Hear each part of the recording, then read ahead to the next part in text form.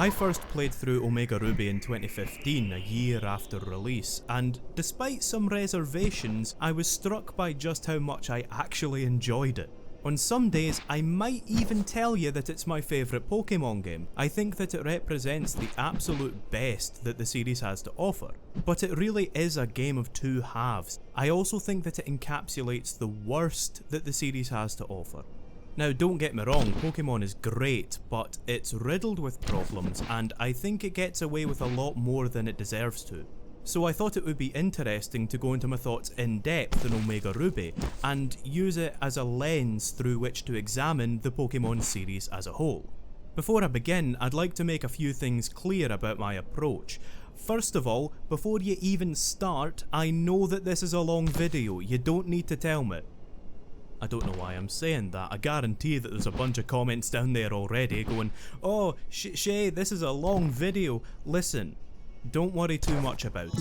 I appreciate that this isn't something you can watch all at once, so for your convenience, I've included timestamps for the different sections in the description. Secondly, I am going to be spoiling the game rotten. I'll be hollowing out not just the story, but the experience itself. If you're interested in playing Omega Ruby or Alpha Sapphire for yourself, you'd better go and do that before you watch this. Speaking of which, I'm playing through Omega Ruby rather than Alpha Sapphire because that's the one that I've got. I don't think that playing through both is warranted anyway. I also won't be comparing or contrasting with the original Ruby. I will be mentioning these other versions from time to time, but I'm not going to be comprehensive. This video is long enough as it is. On a related note, I haven't played Sun and Moon yet, and I know next to nothing about them. Many of my criticisms might well have already been addressed, and if so, that's cool, but I don't want anybody getting uppity with me because I'm not bloody clairvoyant. And finally, if I mispronounce some Pokemon's names, then piss off, really, nobody cares. Besides which, it's pronounced Arceus anyway. It's Arcane and Deus, and if you think otherwise, then I'll call my pal Tam to set about you with a claw hammer. I can't substantiate that. I don't even know anybody called Tam. Just don't correct me in the comments, that's really tiresome. The game opens with the usual formalities that I'll spare you because you probably know what a Pokemon is at this point.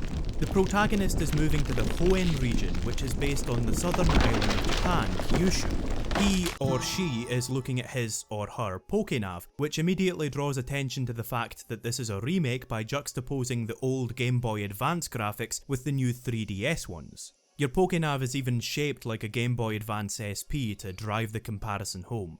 Now, I was one of the ones that owned a Game Boy Advance SP, and the game that I got that for was Ruby, so maybe I'm biased here, but I can't think of a better way to introduce the game. A lot of players will be veterans of the series, and this is a bit of light fan service to start us off. It's not so much breaking the fourth wall as it is leaning on it. The Pokénav is on your lower screen for the whole adventure anyway, and I like that it's contextualised by the character having a game console of their own, because that's the only way I can relate to people nowadays. While the protagonist is just a player avatar, they have a wee bit of backstory of their own. Little Root Town establishes the setting. Your father has just got a job as a gym leader, and he's a good friend of the local scientist, Professor Birch. The Pokemon world is absolutely obsessed with Pokemon. Their schools, their merchandise, and even their moving companies, apparently, are all Pokemon themed. This is a ridiculous proposition, obviously, but it also means that there's at least a cursory reason that nobody will shut up about the game mechanics. Your dad has celebrated the big move by buying you a clock. Right, calm down you madman, there's enough excitement going on as it is, eh? He's not even set at the Bampot, so your first task in this exciting adventure is to go up the stairs and set the time. This is a scene lifted from the original Ruby and Sapphire, but there it served a purpose as the Game Boy Advance didn't have an internal clock. The 3DS does, but I suspect that the scene was retained anyway because the intro cutscene takes place during the daytime. Setting the clock gives the game a chance to turn day into night if it needs to. You're then sent to meet the neighbours, including Professor Birch's daughter, May. May is the game's female avatar, so if you're one of those women that I've heard so much about, then this is what you'll look like. I like how awkward May is at first. She tends to say corny things and then immediately get embarrassed.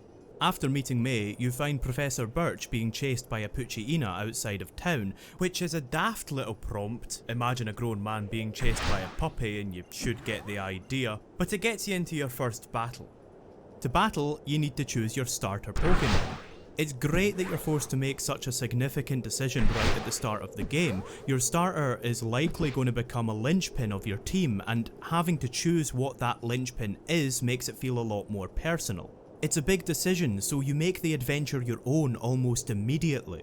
The 3 starters are set up in that classic rock, paper, scissors style. Grass beats water, fire beats grass, and water beats fire. It stresses the importance of type matchups right off the bat. Design-wise, these are a really strong batch. None of them have some of the more outlandish elements that I think sour people on the newer designs. They're all focused with a consistent look and colour scheme throughout. They're also distinct because you have the choice of one of the 3 animal classifications: a reptile, a bird, or an amphibian. Traditionally, I've always chosen Mudkip as it's my favourite design. But unfortunately not all starters are created equal, so I'm going to be choosing Torchic because of just how thoroughly it trounces the other 2. In its final form, Blaziken, Torchic hits harder and faster than the competition, with incredible synergy between the fire and fighting types. There's not much competition in terms of fire types in Hoenn either. The game is saturated with competent water types, and it's not exactly wanting for grass types either. But there are very few other fire types, meaning that Blaziken has a lot more value. Finally, Blaziken has a type advantage against 3 out of 5 members of the Pokemon League. The only downside to using Torchic is the glut of water types in Hoenn, but by the time that becomes a problem you should already have a robust team ready to pick up the slack.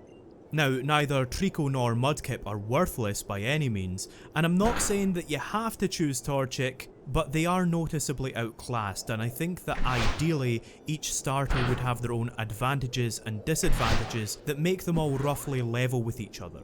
This is the first glimpse that we get of Pokemon's massive balance issues. I'm naming my Torchic Aplomb after a line in the originals. After you beat the Pucciina, Professor Birch would tell you, you pulled it off with aplomb. Like, do you get it? Like, I literally pulled it off with aplomb. Listen, that line isn't in the remakes, but apparently it's not a very funny joke even with context, so whatever. Walking and running are bound to both the analog stick and D-pad. The analog stick moves the player smoothly in 3D, while the D-pad makes you follow the grid as if you were playing the originals. So if you switch between the two, you'll often find yourself snapping to the grid, which looks really awkward. You're also forced to follow the grid indoors, which feels just awful with the analog stick. A feature new to Omega Ruby is the ability to control your speed. Sneaking is a lot slower, but it reduces the chances of you disturbing a wild Pokemon. So it's a nice trade-off. You either sneak and get there slower but reduce the risk of a random encounter, or you run, which will get you there quicker but heighten the chances of being interrupted.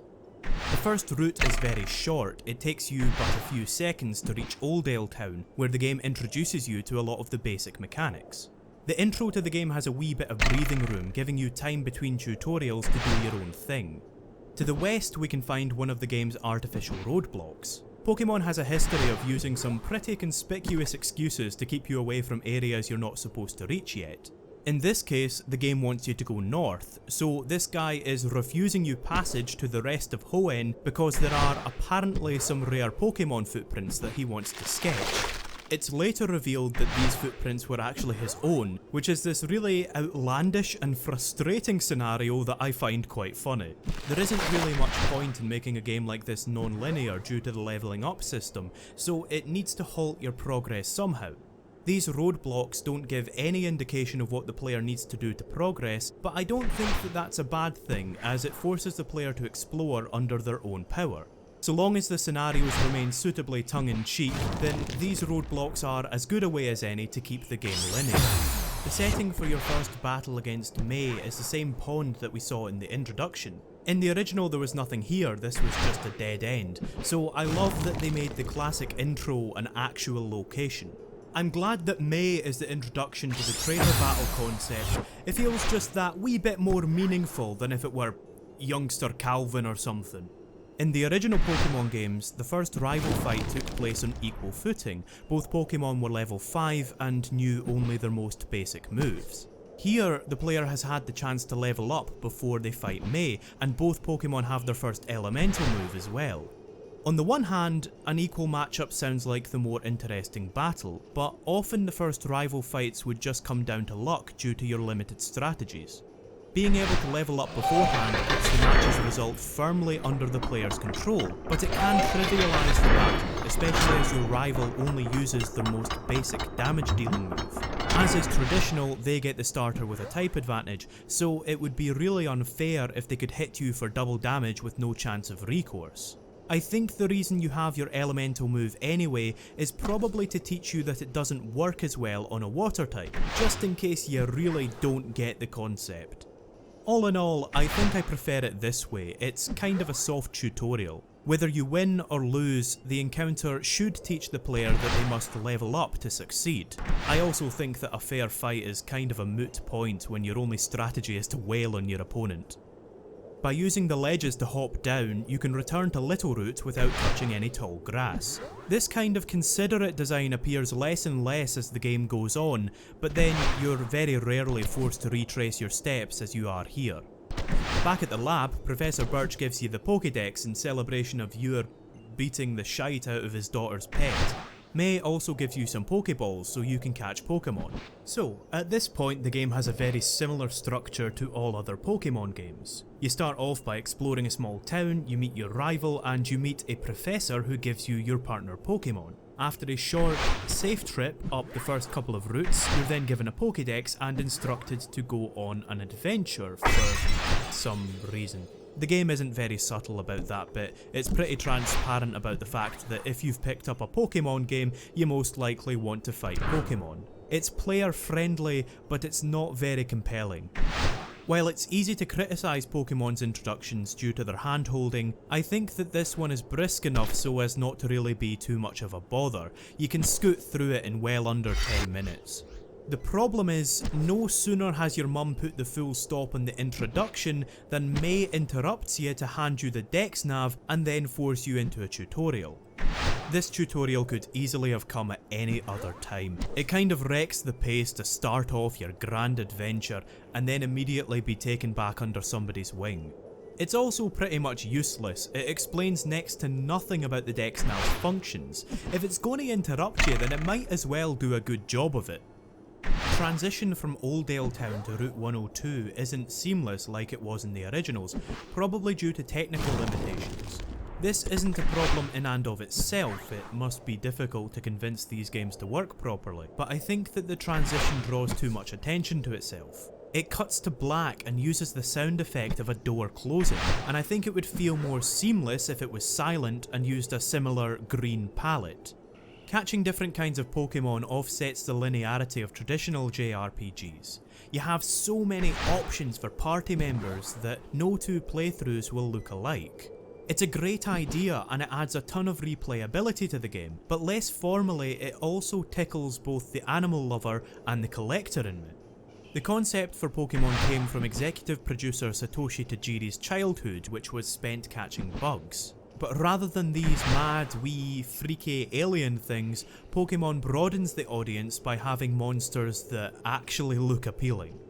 Ideally, every Pokemon would be worth your time to capture and raise, but a lot of these early area monsters are pretty substandard unfortunately. Zigzagoon and Poochyena have underwhelming stats and move pools. They're not train wrecks by any means, but optimally they would be a bit better for those that like them.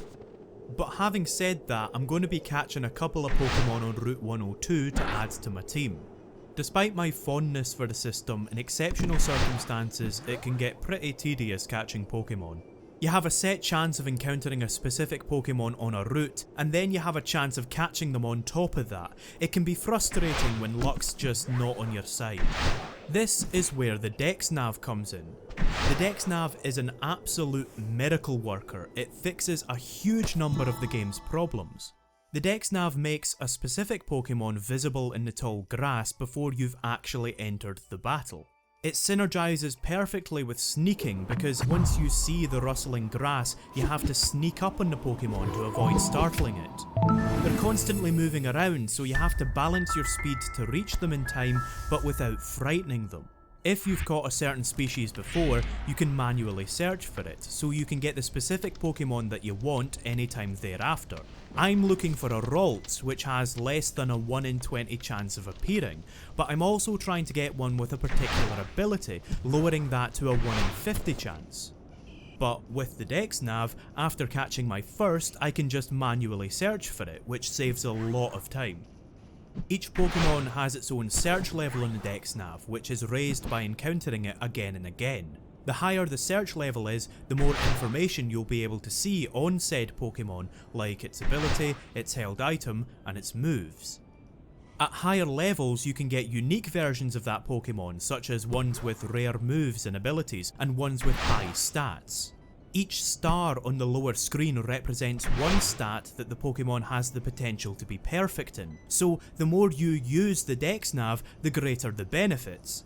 But what I love about this is that randomness can be exciting, and the Dex Nav keeps that element intact while also giving the player a bit more control when catching Pokemon. The Dex Nav also has a feature where if you encounter the same Pokemon multiple times in a row, they get better and better. I could have gone whole hog with this. It's the matter of a few minutes to get a chain large enough where you're encountering level 12 Pokemon. And keep in mind that the longer you chain Pokemon, the more experience your starter's getting as well. Torchic ended up pretty hench by the end of this. Chaining for higher level Pokemon is an interesting proposition. You can either catch the Pokemon immediately at a lower level and then grind, or you can do the grind as you're catching them. But while I could have become completely overpowered with a few minutes extra work, I absolutely won't need the extra firepower for my purposes.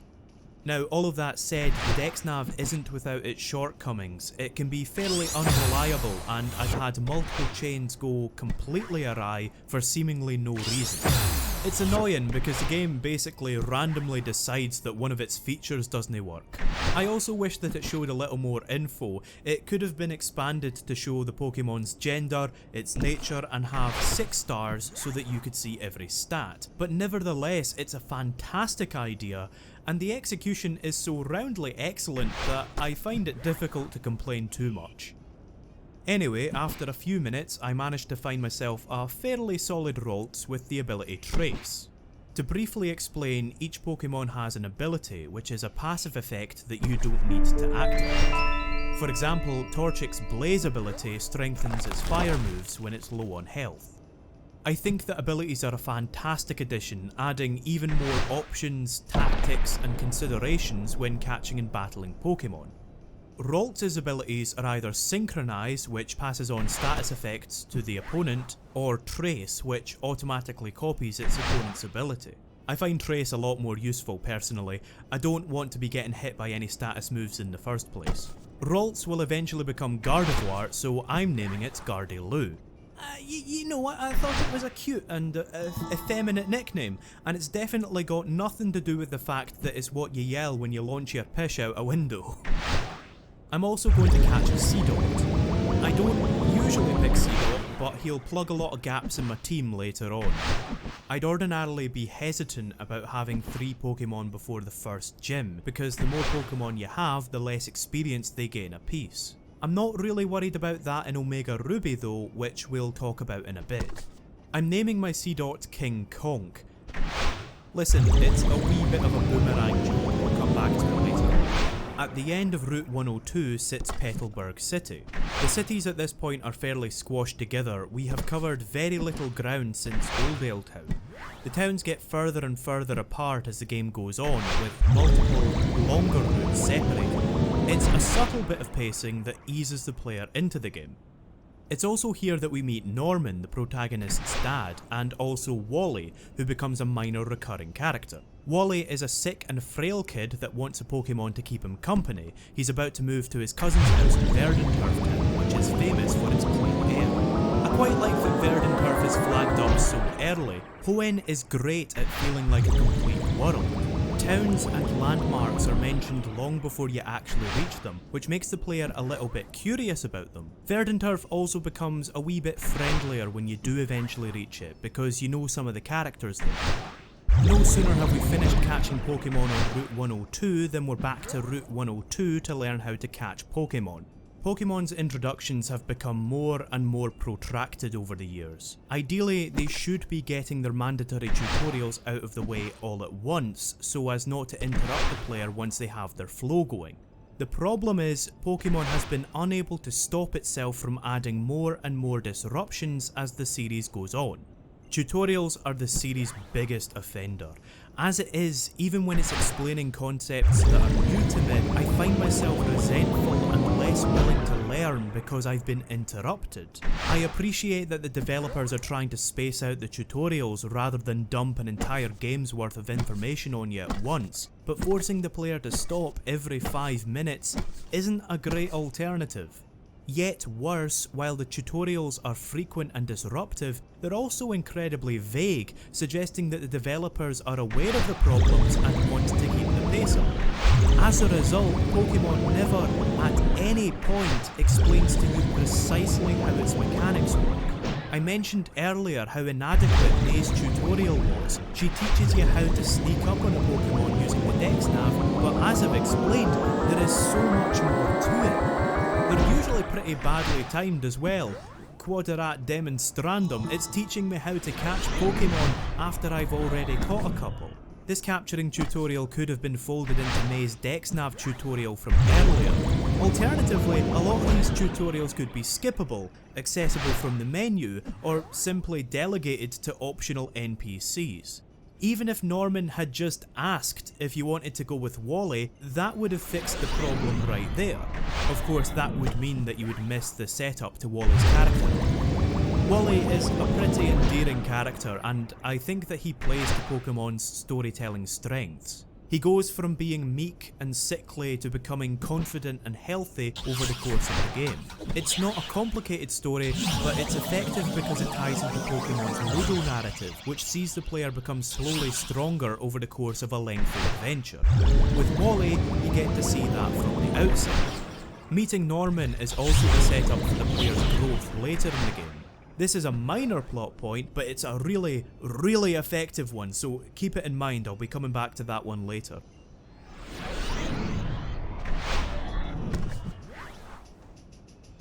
Oh, here we go lads, Route 104 is an absolute banger of a tune. This is what adventure sounds like in my head.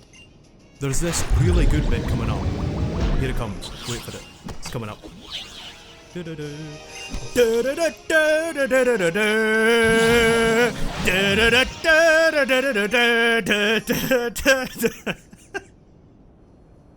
route presents the player with a choice. They can either walk through the grass and risk being ambushed by a wild Pokemon, or they can take the longer beach route and risk being spotted by the trainers. This choice appears a few times throughout the game, and this is the simplest iteration of it. But it's very clear as a result, and it prepares the player to make that choice in more complex scenarios later on. Trainer Pokemon yield slightly greater experience, and they supposedly boast more intelligent AI. Wild Pokemon are running more on instinct, whereas trained Pokemon have their potential realised through more judicious action. It ties into an overarching theme of people and Pokemon mutually benefiting from their close relationship. Of course, you also can't catch trainers' Pokemon. Narratively, it would be a wee bit grim if you could wrench people's beloved companions away from them, and mechanically, there needs to be battles where you're forced to focus on the combat. Route 104 is bisected by Petalburg Woods, which you could consider the game's first dungeon. This sign claims that you have to lead with weaker Pokemon and then switch them out to train them up.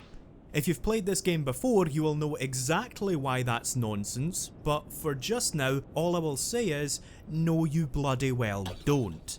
I mentioned earlier that ideally every Pokemon would be worth your time, but that doesn't necessarily mean that every Pokemon should be equal in strength. They can serve a niche purpose. Wurmple is interesting because it evolves into one of two Pokemon at random. It's a wee bit of an embuggerance, as the only way to know which evolution you're getting is to actually evolve it, by which point you've already used up time raising it. It's just luck. But this blow is lessened by the fact that it evolves into its final form by level 10, gaining much better stats than anything else you can get by that point. So Beautifly and Dustox are really effective at the beginning of the game, but their usefulness falls off as the game progresses. The player then has a choice. Do they want to have an easier time at the beginning of the game, but be left with a bit of a dead weight by the end? For me, the answer's no. That's valuable experience that could be going to a Pokemon I want as a permanent fixture, but it's a viable option. Evolution itself is a really cool idea. It acts more as a metamorphosis rather than an impermanent anime transformation. Leveling up in JRPGs is satisfying as you see your team slowly grow over the course of many hours. Evolution makes that progression more tangible than just seeing your numbers increase. Your Pokemon's abilities, power, and even their looks change as well. There's a lot of anticipation in waiting for your Pokemon to evolve, and a lot of satisfaction in seeing it finally happen. You can even choose when you evolve your Pokemon. Evolving Pokemon as soon as they're able makes them stronger, but it often results in them learning moves later, or not at all. Shroomish is a great example. It evolves into Breloom at level 23, but if the player has the patience to not evolve it until level 40, it learns Spore, which is the only 100% accurate sleep move in the entire game. But Shroomish is an extreme and very rare example. It's often only a couple of levels difference between your Pokemon learning moves, so the best option is usually just to evolve them straight away. If unevolved Pokemon learned their strongest moves 20 or so levels earlier, then this choice might be more compelling. We have our first encounter with Team Magma here. If I were playing Alpha Sapphire, I would be facing Team Aqua instead, but either way, we're not sure of their motivations yet, but it's pretty clear that they're the antagonists. After defeating the Magma Grunt's single Poochyena, the scientist gives you the EXP share, at which point, congratulations, you've beaten Omega Ruby. The EXP share trivializes the rest of the game. The item functions similarly to the EXP All from the first generation, which divided EXP equally amongst your team. So if you had 6 Pokemon and had the EXP All turned on, then each Pokemon would gain 1/6 of the experience. But here, the EXP share multiplies the amount of experience gained. It gives your lead Pokemon 100% of the experience that they would normally gain, and an additional 50% to every other Pokemon in your party on top of that. So if your lead Pokemon gains 100 EXP, then every other Pokemon will gain 50 EXP as well. So with a full team, you are getting 350% of the experience points for no extra cost. This would be fine if the game's level curve was adjusted to account for the change, but it's still based on the original games, so it's designed as if the EXP share doesn't exist. The EXP share has a knock-on effect with the way you approach team organisation. If you're making your way through the routes without grinding, then you'll have a relatively consistent amount of EXP to gain in each area. Therefore, the fewer Pokemon you have, the more EXP and thus the more levels they will gain. This helps them stay comfortably above the level curve. With the EXP share multiplying EXP though, you are leaving experience on the table by not catching Pokemon as early as possible. You're gaining more experience the more Pokemon you have. If you have 2 Pokemon, you'll gain 150% experience. If you have 6, you'll gain 350%. This is why I'm fine with having 3 Pokemon at this very early stage. It used to be that you would have to do more management the more Pokemon you had, so management was minimal at the start, but became a focus by the end. But not anymore though, apparently. Different Pokemon also have different EXP requirements. Ralts takes a lot longer to level up than Seedot and Torchic, who, with the EXP share turned on, can keep up with its levels without even having to fight. So basically you're going to be seeing a lot of Ralts and not much of anything else. Even if the game were rebalanced to accommodate the EXP share, I don't think it would be a good inclusion. I mean, I'm not mental, I will gladly take less grinding, but it takes it too far. I no longer have to manage my team or battle as many Pokemon. In other words, I don't have to play the game as much. Managing teams and battling Pokemon is like most of the Pokemon experience. So in conclusion, the EXP share is an astonishingly good reward for absolutely no effort or sacrifice, and it actively reduces the amount that the game's audience has to engage with it. Outside, on the tail end of Route 104, you find the pretty petty flower shop. I can't believe they just made me say that. Which teaches you about berries. Berries are held items that have various effects on the Pokemon. For example, the Oran berry will cause the Pokemon to automatically replenish 10 hit points once they hit half health or lower. Held items can have other effects, such as raising the power of certain moves, giving you a random chance of moving first, or restoring a little bit of HP every turn. One idea that I really like is that if you give your Pokemon a man-made item like a potion, they don't know how to use them. It's a really nice way of thinking your mechanics through in context. Here you also get the Wailmer Pail, which is... okay, look, it's called the Wailmer Pail. If this were just called a watering can, I wouldn't have batted an eyelid, but it's the Wailmer Pail. That's really fun. Planting a berry in soft soil makes a berry tree. After 24 to 36 real-time hours, you can then harvest those berries. Watering them with the Wailmer Pail at set intervals during their growth allows you to increase your berry yield. Suffice it to say that the Wailmer Pail is a really useful tool, but even better, it's completely optional. I like it when a player's forced to find useful and important things for themselves, not necessarily because players can skip it so much as you know that they will. This is maybe a wee bit petty of me, but I think a game should have the guts to resist players who aren't willing to engage with it. If you see this unique house and you don't bother your arse, you should miss out on something. Of course, it also means that you're not interrupting your player or patronising them by having May appear and explain to you the intricacies of a watering can. Route 104 is markedly longer than routes 101 through 103. The reason for this, most likely, is because in the original games the player couldn't run until after routes 101 and 103. Even so, the game slowly ramps up the difficulty. Route 104 is long, but it's not taxing, so it's pretty easy to nip back to a Pokemon Centre if need be. Speaking of which, I like that Pokemon Centres allow you to tackle the routes at your own pace. You can push onwards with an injured Pokemon if you're confident or don't want to backtrack, or you can play it safe if you're less confident and willing to go at a more leisurely rate. It's not anything resembling sophisticated design, as Pokemon Centres are free and rarely too far away, but it's a time waster that I like. You could, theoretically, give yourself the best possible chance by going back to heal after every single battle, but that would be incredibly tedious. It's a very individualised risk-reward system. Rustboro contains the game's first hidden machine, or HM, which are moves that are needed to overcome obstacles on the overworld. Cut isn't mandatory to complete the game, only to reach optional areas, which is why I suspect the game is comfortable not thrusting it at you in a cutscene. The game composes the search for the cut HM excellently through a couple of simple additions. The player's first stop in Rustboro will most likely be the Pokemon Centre, and inside there is a girl who tells the player about the man next door giving her an item that allowed her to cut down trees. Secondly, cuttable trees are in front of the cutter's house, which is a subtle clue by Pokemon standards. I think it's better when a game lets its level design lead the player to key items rather than its story. I wouldn't mind seeing the rest of the HMs be similarly withheld, even if that did run the risk of oblivious players getting stuck for a bit. The Trainer School is a staple of the series. It's an early game area that teaches you some of the mechanics.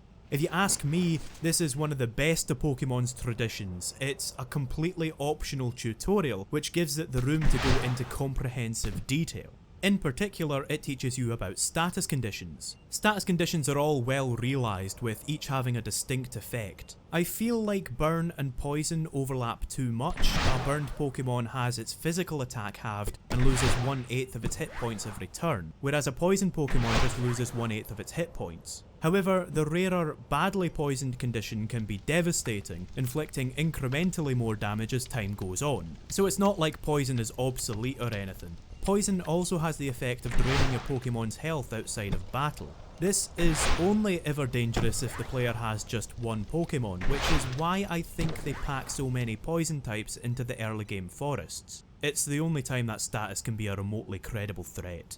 I also want to note this really funny wee joke in this block of flats where an ace trainer transforms into a hiker apropos of nothing. It's such an understated change that I actually did a double take. I'm going to have a lot to say about the script later on, but on the whole I'd say that the jokes are quality. If you're ever playing through the game again, I highly recommend paying attention to the televisions in particular, you won't regret it. Rustboro has another first, the game's first gym.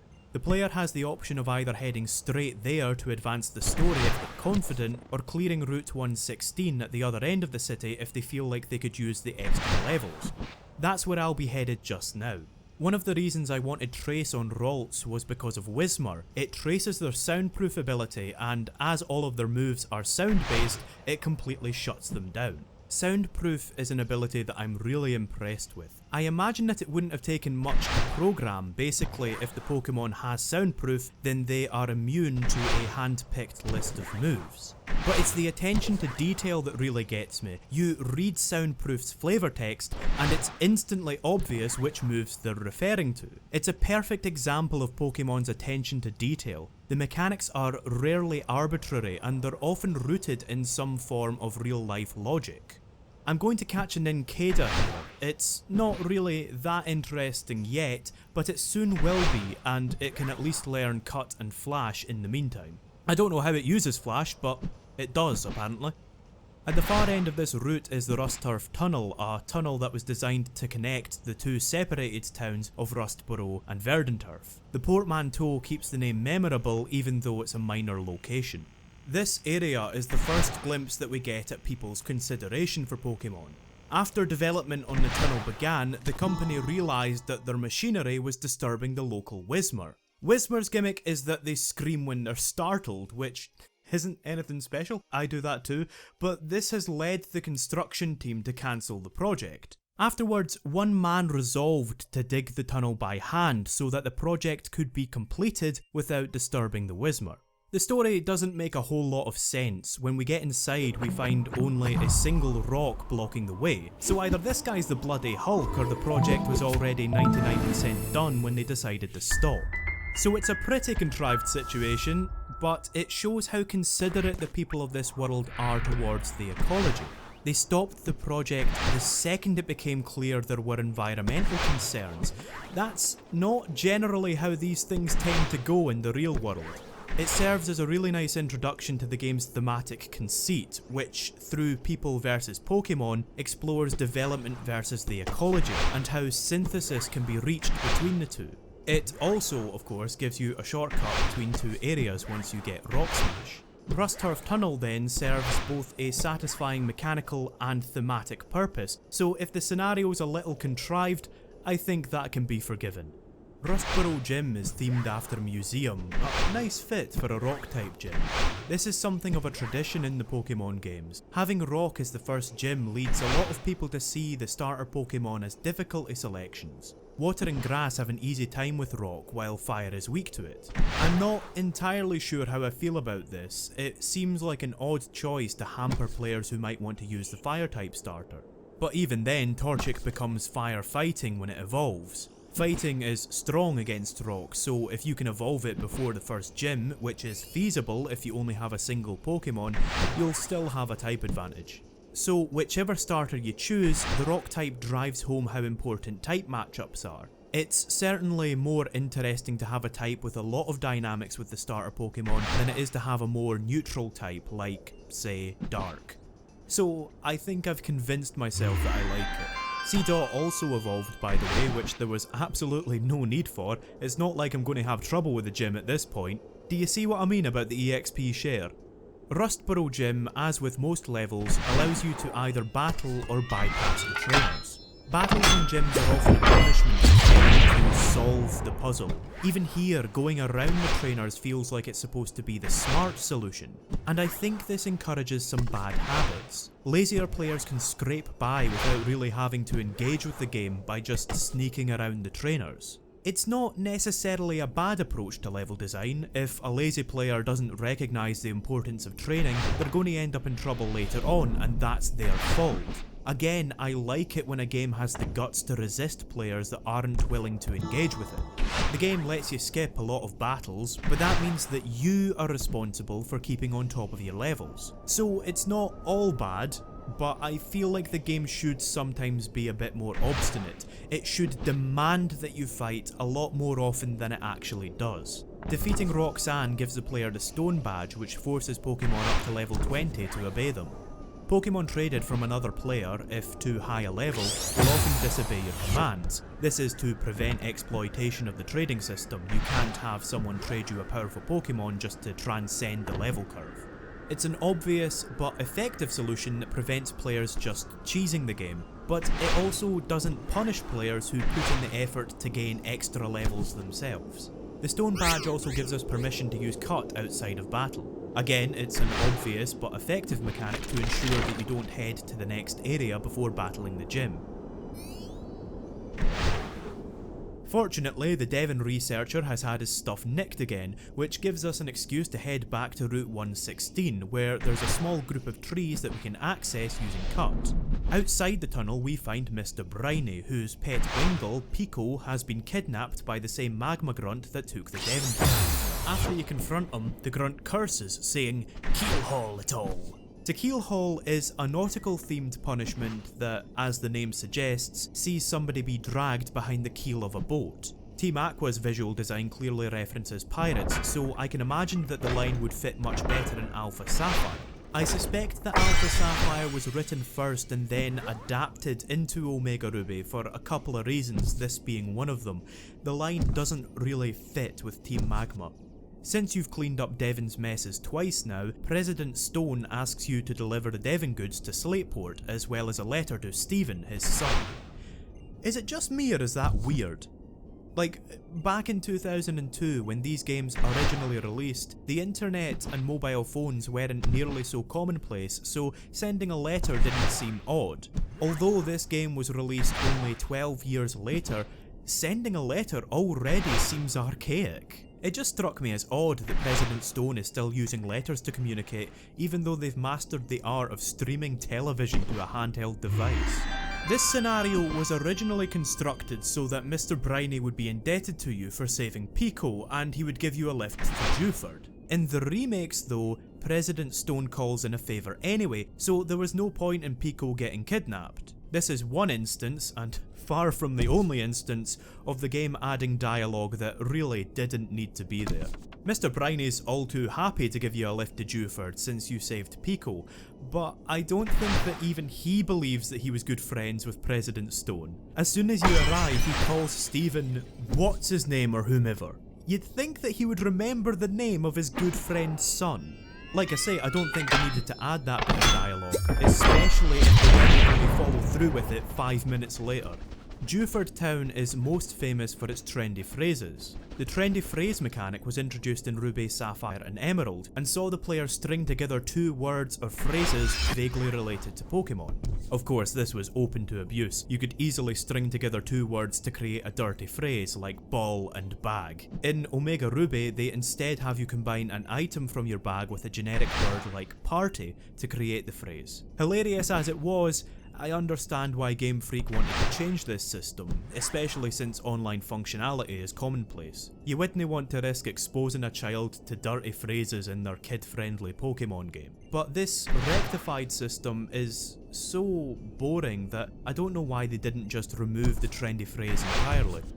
I like that the Dewford gym is actually themed after a gym. The light gimmick is kind of ineffectual. The puzzles get incrementally more complex, but they're still really simple by the end, so there's not a whole lot to say about it.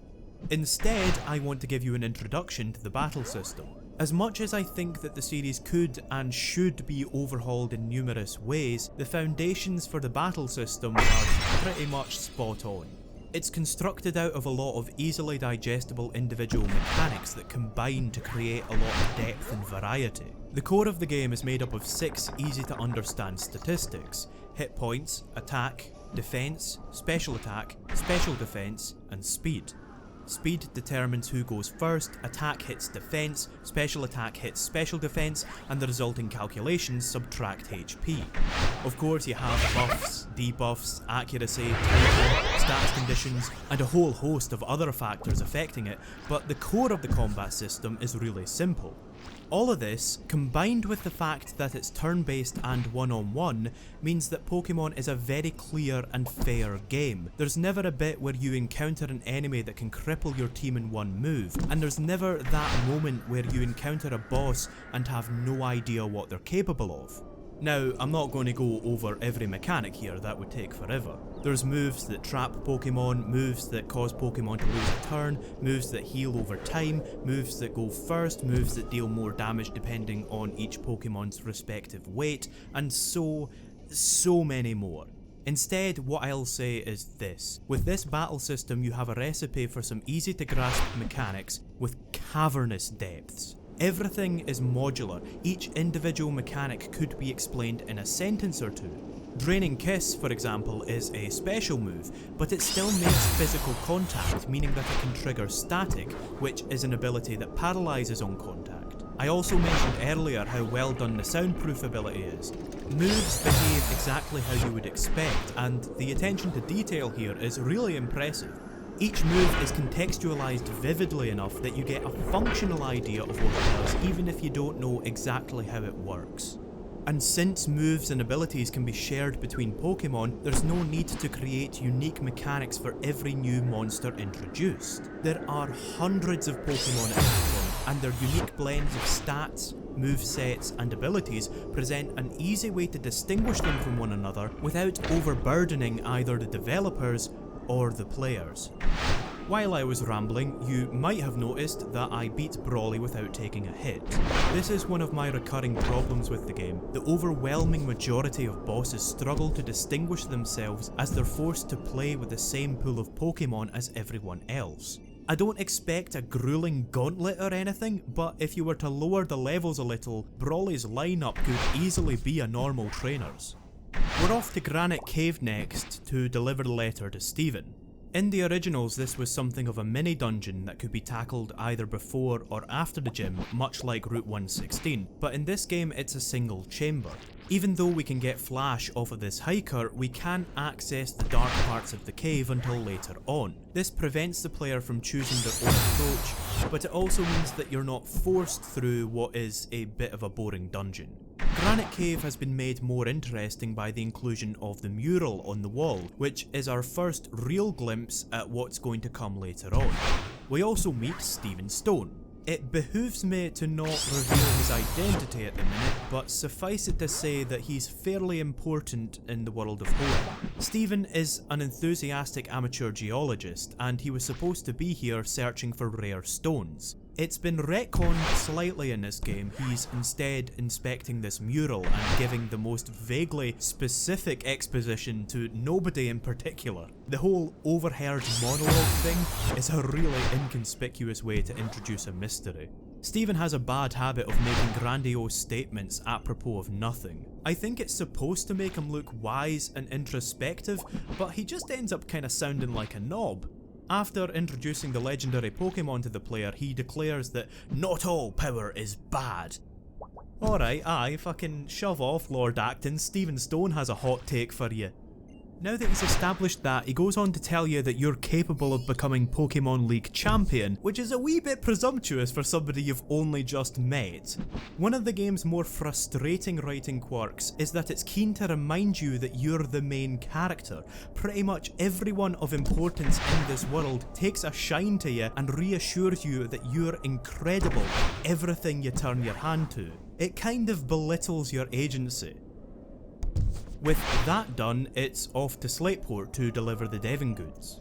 There are still plenty of trainers to fight on Route 109 first though, and a few of them use Azurill, which is an absolute train wreck of a Pokemon. We're going to play a little game. If you were to take a look at Azurill, what type would you guess it was?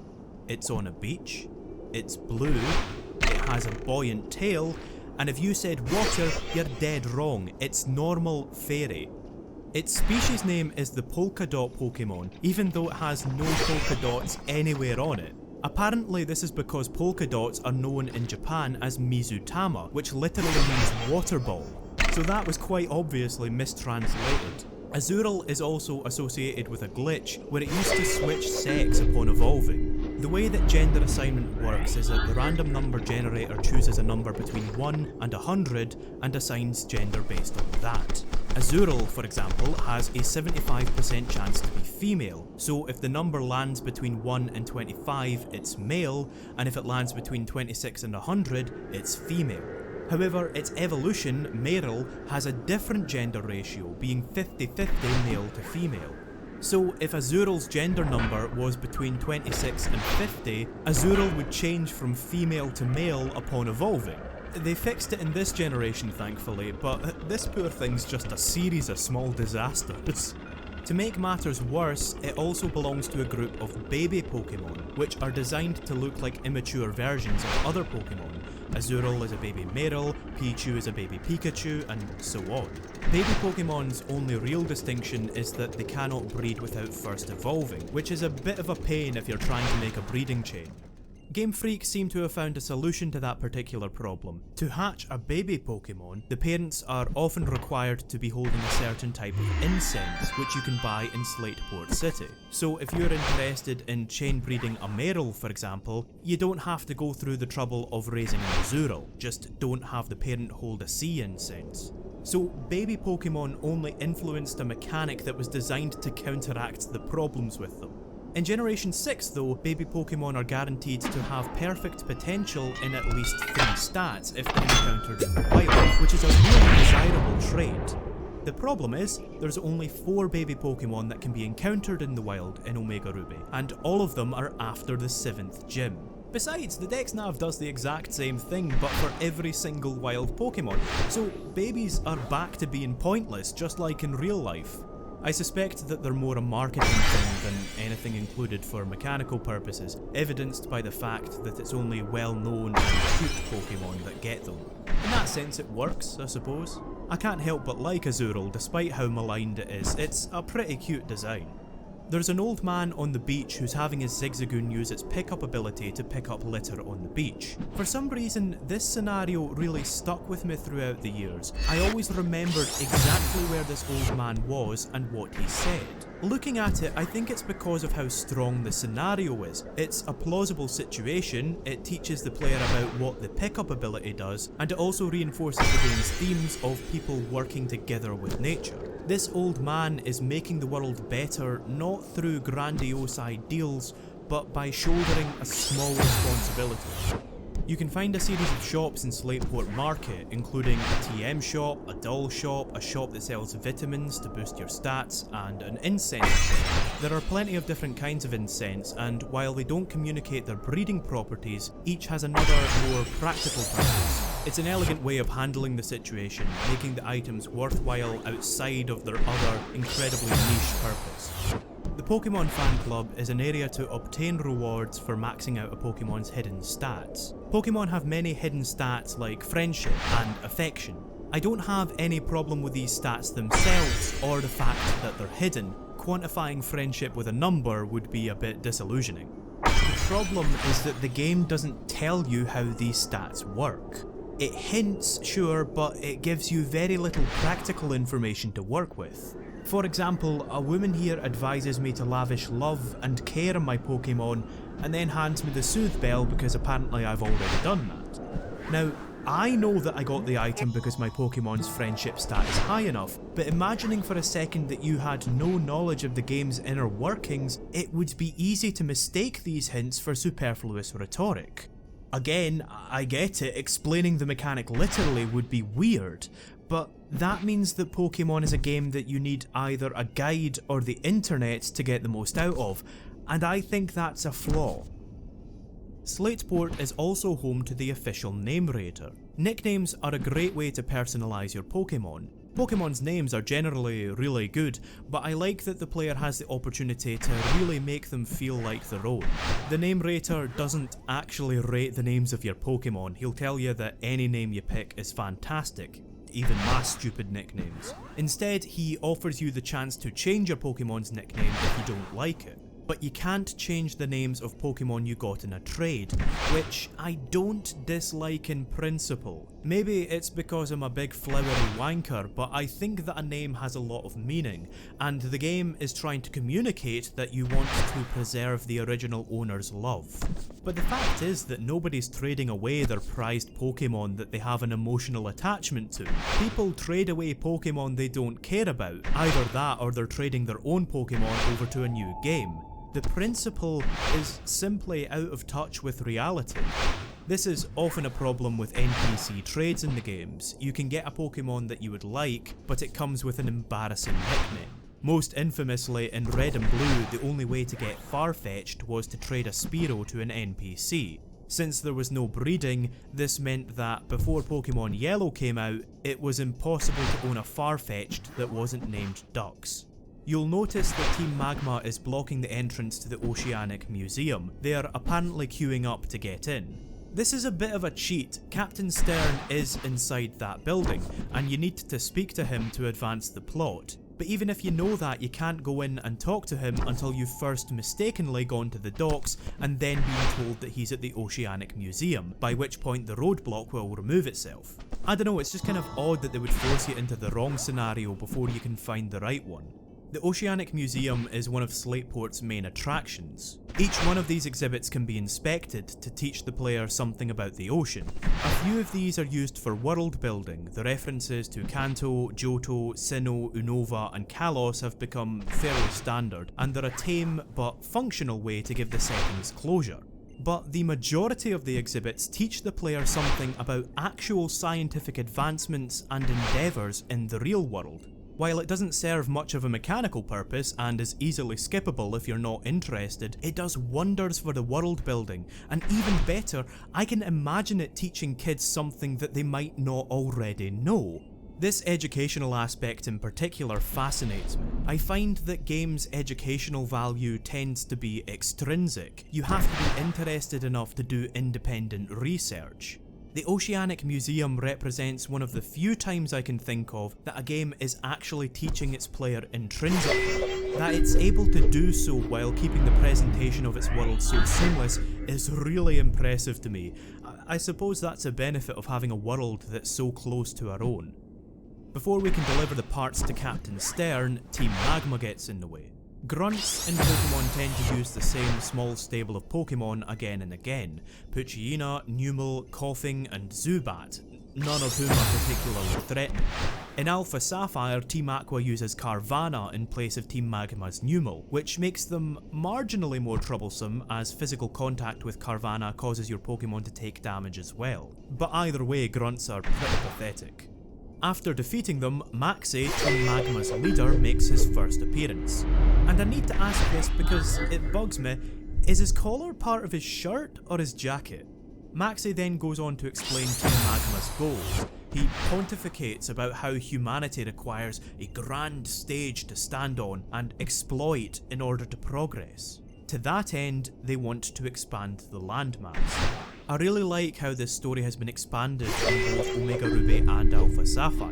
In Alpha Sapphire, Team Aqua is fighting on nature's behalf, enraged by humanity polluting the ocean. So rather than land versus sea and humanity versus nature being two separate themes, here they dovetail perfectly. I love how they've thought through both themes and then tied them together. If his stupid outfit wasn't enough to diminish his impact, he then admits that you intimidate him, he then tells you that his grunts had no chance against you, and then he just leaves. It just seems like a wee bit of a waste of time if I'm being honest. I sympathise with the writer's plight. It's difficult to get all of your characters where they need to be, and this is definitely too early to be fighting the game's major villain. But nonetheless, the character's presence is immediately deflated by sloppy dialogue. He puts all this time, money and effort into seizing the parts, and then he just gives up at the first hint of resistance. Playing Omega Ruby for this video has been a completely different beast to playing it for fun. When playing for fun, I'd never even consider entering the contest Spectacular Hall, which I suppose kind of gives away what I think of it. The game stops the player before they leave Slateport to introduce the contests. By now the game really should be cutting its interruptions down to a minimum. The introduction is well and truly over, and the game should be leaving the player to their own devices. Even if you investigate the contest hall under your own power, you can't actually do anything in here until you've triggered this cutscene. So not only does the game interrupt people that don't care, it takes away the agency of those that do. The first reason I dislike the contests is because of how blatantly artificial they are. No sooner does the most famous idol in the region spot you than she decides that you're definitely contest material, seemingly for no other reason than because you're the protagonist. You're then told that you're the 100th trainer she scouted, and you're then given a free new outfit. No sooner have you participated in your very first contest than you're casually given a Pikachu with almost perfect contest stats, that also happens to be a cosplay enthusiast for the extra points. It might have been at least somewhat interesting to have to work your way up from the bottom, but instead you're immediately shown that you're a numinous star whose innate talents are so demonstrable that the most successful contestant in the region wants you as her protege. It presumes that you won't care enough under your own power to put the effort in, so in that respect I suppose at least it's accurate. An easy way to remedy these problems would be to require the player to win a contest first, before introducing Licia. That way there is the implicit contract that the player is interested. It also makes a lot more sense for Licia to be interested in you, as she would have a concrete reason to believe that you have potential. While I'm on the subject of Licia actually, I hate how artificial she is. I don't know if she accurately reflects Japanese idol culture, but all of these poses and titles that she gives everything are so feigned. There's no character or pathos to her. She's just relentlessly upbeat, and that seems disingenuous to me. She's just there to be cute pretty much. There's the hint of a love triangle developing between you, her, and another contestant called Chaz. And Chaz is a bit of a fanny, but at least those two have something in common? And also they both like contests? Way! While a love triangle seems like it might get her to behave like a human being, the conclusion that she eventually reaches is that we shouldn't be competing. It's the taking part that counts. Which is a fucking odd message for a game that is supposed to win. The gameplay doesn't fare much better. The first round of contests is effectively a beauty contest showing how well groomed your Pokemon are. To quote unquote groom your Pokemon, you need to feed them sweeties called Pokeblocks. Pokeblocks are made by blending berries. Different combinations of berries will yield different results, but the problem is to get the best results you need berries that you can only get further into the game. I tried to beat the Master Rank contest multiple times as I am just now, and I simply couldn't do it. But when I returned at the end of the game with a surplus of berries, I won first time with very little effort.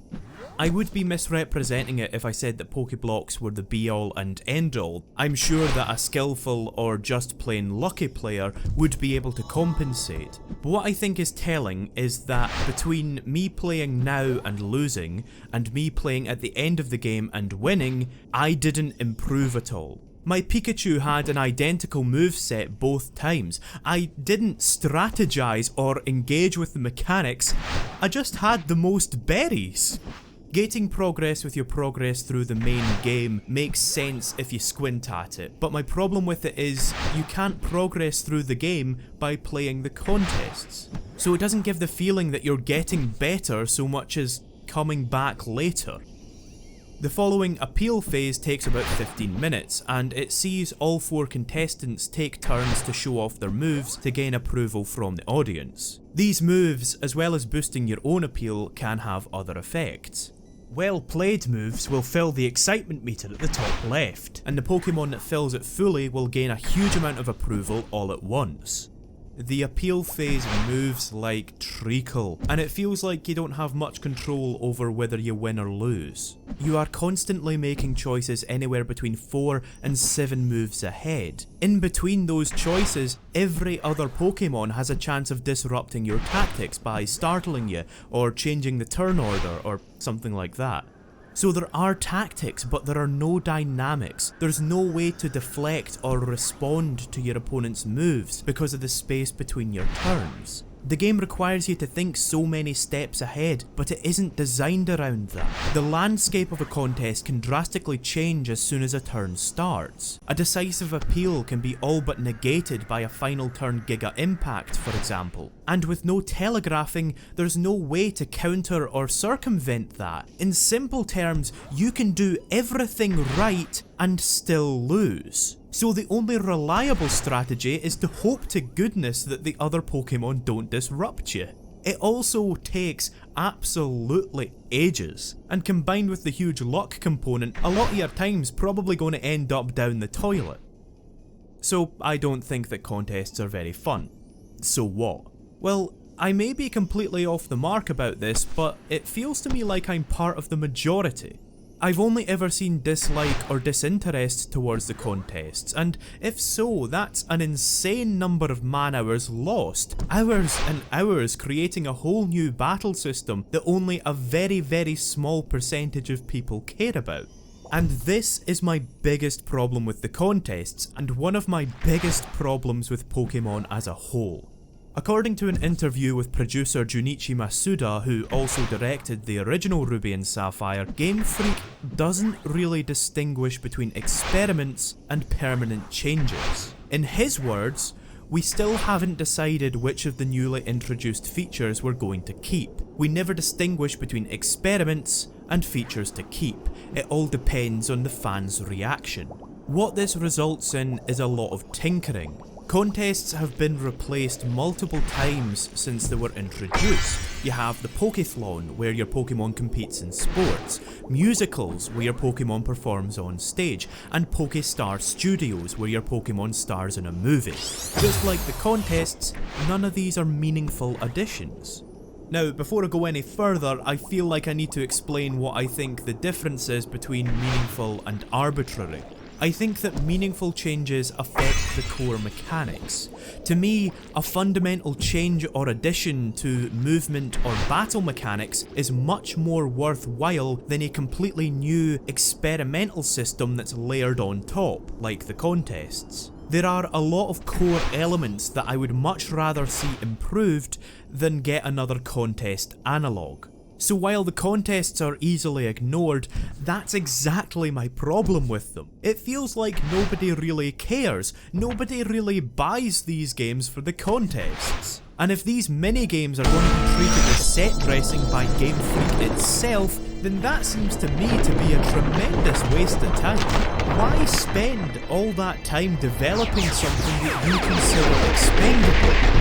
Now, I understand the appeal of giving the player a distraction from battling, and if you want to groom and dress up and interact with your Pokemon outside of battle, I get that too. It is kind of like owning a virtual pet. So what I would suggest as a meaningful addition is some form of minigame that ticked all of these boxes while also giving some benefit in battles. If only they could add something like that. I'm talking about Pokemon Ami. Listen, I was going to do that whole thing and then be all like, oh well, I'm going to pick up on this later, lads. Nah, it's Pokemon Ami. I spoiled it. Route 110 is split into two halves, the cycling road and the lower route, which is a narrow walkway thick with grass. I like what they've done with it in this version. When you enter the route, the camera pulls down to show you the tall and majestic cycling road above you, and then it pulls the rug out from under your feet when it's revealed that you need a bike. It makes the bike that wee bit more desirable. Once you get onto Route 110, the game shows you these Team Magma Grunts, who interrupt you to make absolutely sure that you know that they are headed to Mount Chimney next. While I complimented Wally name-dropping Verdanturf earlier, I dislike it here because it feels like it was more purposeful. They're basically saying to the player, we're going to Mount Chimney, just so you're absolutely sure of where you need to go next. But we have no idea what Mount Chimney is. Now, if this were a more open game, I could maybe understand it, as you would have to figure out which direction you had to head in. But the game's so linear that you're going to encounter Mount Chimney whether or not they tell you about it. I guess what I'm saying is that it's clumsy foreshadowing. It's a scenario that's repeated a few times throughout the game, with you overhearing magma grunts declaring their plans out loud, and I can only guess that it's there to funnel the player through the game. But it feels sort of unnecessary, as the game doesn't advance any of its plots or subplots until you're there to witness them. So it creates an artificial sense of urgency. The narrative and level design are entering a down cycle just now. They're recovering from the tension of meeting Maxie for the first time. It would have worked better if Maxie had mentioned Mount Chimney at the Oceanic Museum, I think, as it would tell you during the climax that this was a momentary reprieve and that Team Magma would be back. As it is now, it feels more like it's hurrying you from scene to scene when you should be enjoying a break. The Pokemon Plusle and Minun have abilities that are designed to capitalise on one another in double battles. They're also this game's blatant Pikachu clone, a group that would be joined by Pachirisu, Emolga, Dedenne and Togedemaru. Since they're so clearly referential, these Pokemon are always going to exist in the shadow of Pikachu. They're never going to become more popular than the Pokemon they're imitating. I'd rather see original ideas than more clones. But then, what do I know? Apparently these Pokemon sell a lorry load of merchandise in Japan. I don't get it, but some things are just beyond my scope, I suppose. Cute is cute. Halfway up Route 110 is the Trick House, a puzzle box that's dedicated largely to mazes and brain teasers. While we can start it now, we need more HMs to beat the later puzzles. I want to talk about it all at once, so I'll be coming back here later on.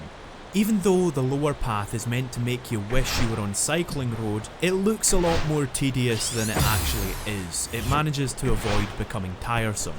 You're given plenty of time to see May before you actually have to battle her, so if you need to go off and prepare, you're given that chance. It's good that you're not thrust into a mini-boss with a weary team, but on the flip side it also means that May can never really be the end of a gauntlet. You can always see her coming and nip back to the Pokemon Center if you need to.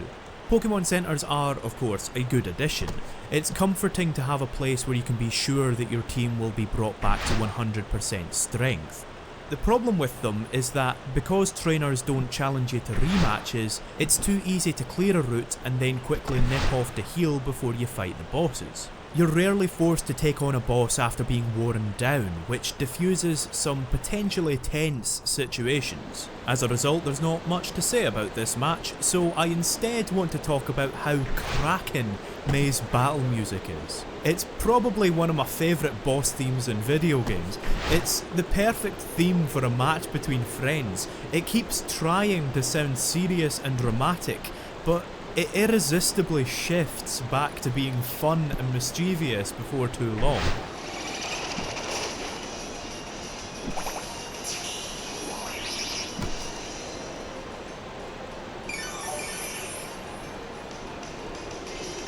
It captures the spirit of friendly rivalry. Both rivals want to win, but neither can bring themselves to take it too seriously. After the battle, May gives you the dowsing machine. The machine is a radar that lets you seek out hidden items, which you will see me do for the rest of the route. This incarnation of the dowsing machine looks absolutely ridiculous, and equipping it locks you to 8 directions as if you were using the D-pad. I suspect that this is because they didn't program it with analog feedback. It's programmed to change by tile. I think they really should have put in the extra effort here, as the clunkiness makes me actively avoid using it a lot. This would be a bigger issue if the hidden items themselves weren't so well handled. Generally, if you see a dead end or a bald spot in a patch of grass, you'll find an item there. I like that it rewards perception, and I think if the game was meticulously consistent with its visual cues, it could have just done away with the dowsing machine altogether. No sooner do we enter Mauville City than we're met with a little bit of character development for Wally. He supposedly came to visit Mauville as a tourist, but in reality he wants to challenge the gym. To prove that he's capable, he decides to challenge you to a match, again with just his rolls. After a sound thrashing, Wally realises that despite how far he's come, he still has a lot more growing to do. He then propositions you to be his rival, which is awkward as hell, but in a way that fits his nervous character. This is the last time we'll fight Wally for a good long while, so I can see why they'd want to make his intentions clear. It's also a wee bit contrived that his uncle just so happens to give you the Rock Smash HM, which you're going to need very soon. Like I say, I preferred the approach to getting the cut HM. It felt less stilted because you needed to look for it. They must have been more nervous about people missing Rock Smash since it's needed to complete the game. Moville has been completely revamped, turned into a shopping centre rather than just a collection of houses. It's a bit random, but I have to admit that the new decor makes it much more memorable, and it gives the designers an excuse to pack the place full of shops and other utilities. Moville has an exit in each cardinal direction, so it's probably indoors to give the game a bit of time to load as well. The first port of call is Rydell Cycles to get a bike. You are given the choice of the Mac bike and the Acro bike, and you can exchange them at any time.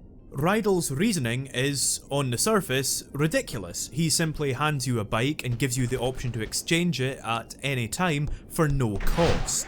It's naive even for the Pokemon series. It seems that they completely gave up on giving an excuse. But with that said, there are a few hints scattered around that Rydell's using you to promote his brand.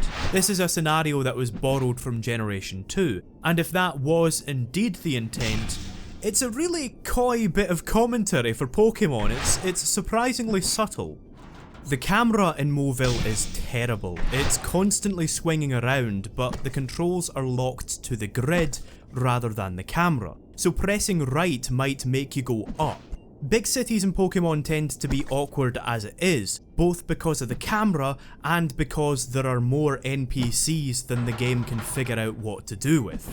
I appreciate the attempt to make a city feel like more than just a small collection of houses, but I feel that a lot of the characters, stalls and features were added to simply fill in the space. It makes Moville feel a bit bloated. Speaking of which, there are all sorts of shops and stalls in the area that fulfill all kinds of purposes. Previously, Moville had a game corner, which was removed alongside all other game corners in the series because of the association with gambling. I don't miss them at all. Snipping out anything that involves grinding is good in my book. I'm not going to go through every stall, but one that I do want to draw attention to is the Poke Mileage Club. It's the Poke everything in this world, eh? I'm off to the Poke toilet to take a Poke pish. This is a really confusing and ill-explained feature. Basically, by walking on the overworld, as well as trading and battling with people from all over the world, you will obtain Poke Miles. The further the distance between you and the person you interact with, the more Poke Miles you gain. Poke Miles can then be sent to an online account using the game sim. You can then play mini-games in your browser, which will then gain you items that you can then send back to Omega Ruby. Having to sync your 3DS to the internet multiple times to play some simplistic mini-games is a complicated chore. Ultimately, it exists to get a few items a wee bit more easily than you could otherwise. But therein lies the rub. To get these items, you can either go through a grind or a chore. Surely it would be better if you just had a fun way of getting these items. My problem, over and above the system being poorly explained and cumbersome, is that it doesn't complement any of Pokemon's strengths. Collecting Pokemiles at least encourages you to trade and battle online, but using them to play browser minigames is so far removed from what I play Pokemon for that I couldn't even muster the effort to include them in this video. Technically they're not part of Omega Ruby anyway, so I don't feel too guilty about that. Besides which, the global link for Generation 6 is down, so you wouldn't be able to play them anymore anyway. In that case, I suppose it's a good thing that this vendor exists to give you at least some use for the Pokemiles nowadays. Throughout my tour of Moville, I've had the BuzzNav running in the background. BuzzNav is an odd and superfluous addition. It's basically a portable television, reminding you about your own exploits. It's clamouring and kind of patronising for a game to tell you that you had an amazing experience. Surely if you had an amazing experience, you would remember it. This becomes laughable when that amazing experience was seeing a Zigzagoon or something. This might seem like a bizarre automation of human interaction, but it makes a wee bit more sense when you realise that it's designed to work with Street Pass, which is a bizarre automation of human interaction. If you pass by others, you will get their news as well. The problem is that this is Nintendo, so Street Pass can't be seen to advocate talking to strangers. If you're anything like me, you don't live in a community thriving with game enthusiasts who all have their 3DSs in their pockets at all times. So you only ever get a rare, random, and very brief glimpse at other people's worlds and achievements, which, as I say, are usually stuff like, this fella over here nicknamed as Pokemon Piddly Shit. But even imagining that you slipped into Bizarro World for a second and got a really interesting story, the chances are you'll never be able to meet that person to talk about it. It's a really half-hearted social stimulant. The game does a much better job of bringing people together in other ways. Before we move on, there are a couple of areas that I want to explore now that I have the bike. The first area is, of course, Cycling Road. I would be willing to compliment this route for the same reasons that I complimented routes 101 through 104. It's made to be travelled through twice. Here though, the effect is a bit worse, as you never have to return to Slateport from Moville at any point in the game. So if you want to do the cycling road, you have to go both ways anyway to continue. Still, it's a nice shortcut, and once you unlock it, it's a much breezier alternative to the lower route. Cycling Road contains the first major piece of evidence that suggests that Omega Ruby was translated very literally from Japanese. There's a character who refers to Moville no Kaze, or the Moville Wind. The fact that the original title was left in suggests to me that they were trying to keep it as faithful as possible to the original script. But if I were a kid, I'd have no idea what the significance of this original text was. I doubt that I would even recognise it as Japanese.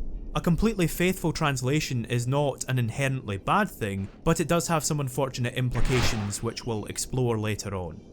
The next stop is Granite Cave. Granite Cave is themed around the sandy slopes that you need the Mac bike to get up. The encounter rate is low so that you're rarely interrupted when trying to build speed. That's considerate, but it leads to a completely different kind of frustration if you're trying to run into different Pokemon to show them off for an overlong YouTube video. Mawile is based on the Japanese legend of the Futakuchi Onna, a woman who grows a second mouth on the back of her head, which uses her hair as appendages to feed itself. For argument's sake, if we pretend that a Western audience was familiar with the legend, a new player would most likely think of Mawile as a ghost or a dark type, when in reality it's Steel Fairy. The fairy type itself is a long overdue bit of balancing. Dragon and fighting used to dominate competitively, whereas types such as steel, poison and fire were underpowered due to their relatively useless advantages. Fairy levels the scale somewhat, being strong against stronger types like dragon and fighting, and weak against weaker types like poison, steel and fire. It's been handled well, with the type being distributed across many existing Pokemon, including Marill, Ralts and Mawile. Granite Cave is also home to Aeron, which evolves into the intimidating looking Aggron. A steel/rock type might sound appealing at the start of the game when a lot of the moves are normal type, but Aggron is also doubly weak to fighting and ground, as well as weak to water, all of which become more common as the game goes on. Being super strong against one specific type doesn't go very far in Pokemon. Some Pokemon are unfortunately cursed by their typing. The biggest example I can think of is anything that's doubly weak to rock. They will have a much more difficult time in competitive play due to the prevalence of a move called Stealth Rock. Stealth Rock is a move that shaves off 1/8 of a Pokemon's health upon switching in, but Pokemon that are weak to rock instead lose 1/4 of their health, and Pokemon with double weaknesses lose half their health every time they switch in. It obsoletes a huge number of Pokemon competitively. Fixing this problem would require an actual revision to the core mechanics. This might be a simple case of removing quadruple damage altogether, and having super effective moves only ever do double damage, even if they're quadruple effective. This would make Pokemon like Aggron a lot more appealing in my eyes. I might actually use it then. Finally, we have Abra. Abra is one of those evergreen Pokemon designs. It's just the right blend of fantasy and reality. Its evolutions are similarly excellently designed. Kadabra feels like an interim evolution. It becomes a lot more complicated, gaining a bushy tail and markings that follow Xenar cards on its body. These markings are then lost for its more complete looking final form. Abra is infamous for only learning Teleport by level up, making it difficult to both catch and train. It's a pretty complicated Pokemon to raise, but I love it for that. It's really satisfying when the effort pays off and it evolves into Kadabra. Before we head to Moville's gym, we also have the Battle Food Court. What a concept. The gimmick here is that people will come up to battle you for your seed. You have to defeat them in a specific number of turns as your food is being prepared in order to receive it perfectly on time. So mechanically, this section challenges you to beat your opponent in a very specific number of turns. That's cool, I like how that plays with the mechanics, but it's over-explained and it doesn't make any sense even with context. Anyway, I think that the allegations of animal abuse are worth talking about. God, that was a wee bit of whiplash there, eh? Another excellent YouTuber, Alex and Crackers, described Pokemon's world as a subtle vision of utopia, which is fantastic. It's a description that I'm really enthusiastic about. The name Hoenn is based on two Japanese characters, Ho meaning abundant and plentiful, and En meaning bond or friendship. So the game is based on a spirit of cooperation. Pokemon's world is very similar to our own. The maps are even based on real world locations. But its utopia is created not through any huge systemic differences, but because the people are simply more predisposed to work together to solve problems. The games are such that I think this is more of a functional concern. It wouldn't be practical to have a complex political climate in the game. But even so, technology, despite its more advanced nature in the Pokemon series, is created without overriding the surrounding ecology. It's very harmonious. I think the world that is presented doesn't stipulate enough to require specifics, but even so, let's go into those specifics for a moment so I can show you what I mean. The question that immediately unravels the Pokemon world is this: what do the people eat? The only reasonable answer to that question is, of course, Pokemon. But to get the truth, we actually need to consider the unreasonable answer. Masuda has heavily implied that the Pokemon world's technology is so advanced that meat is synthesized. I know that the machines are more advanced than ours, but nevertheless, technology in these games is used to deliver people from strife because it's used responsibly and considerately. As for Pokemon battling, the fact is that it's a rhetorical device. It encourages a narrative that revolves around friendship and growth through effort and teamwork, which is a common narrative in shonen manga especially. It complements the gameplay of the JRPG perfectly. You start out as a rookie and you slowly grow over the course of your adventure along with your team. The Pokeball is also worthy of scrutiny, as it seems like a rather questionable thing to do, to trap a wild creature in a tiny, claustrophobic little ball. In reality, of course, the Pokeball is the way it is for convenience's sake. It's a handy explanation to save the game from rendering 6 monsters at once, or else having them all melt nonsensically into your body like in a lot of other RPGs. They probably didn't think the implications through too much. But after the fact, in interviews, it's been consistently stated that Pokeballs simulate an extremely comfortable environment for the Pokemon. It's not supposed to be a prison.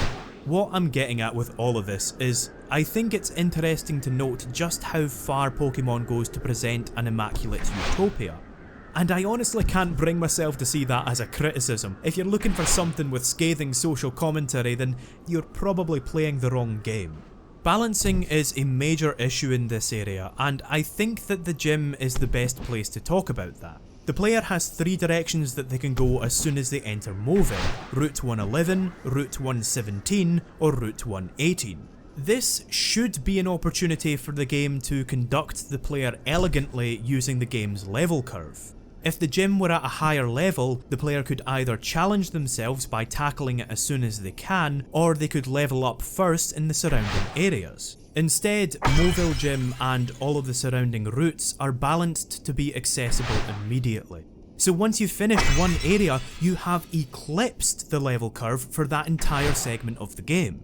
This is the issue with non-linearity in Pokemon. The series is pretty anxious about challenging its players to such a degree that it doesn't allow them to choose to be challenged. You could do really creative things with a more challenging setup. You could put rare Pokemon at the end of a tough segment to encourage people to step up their game, or something like that.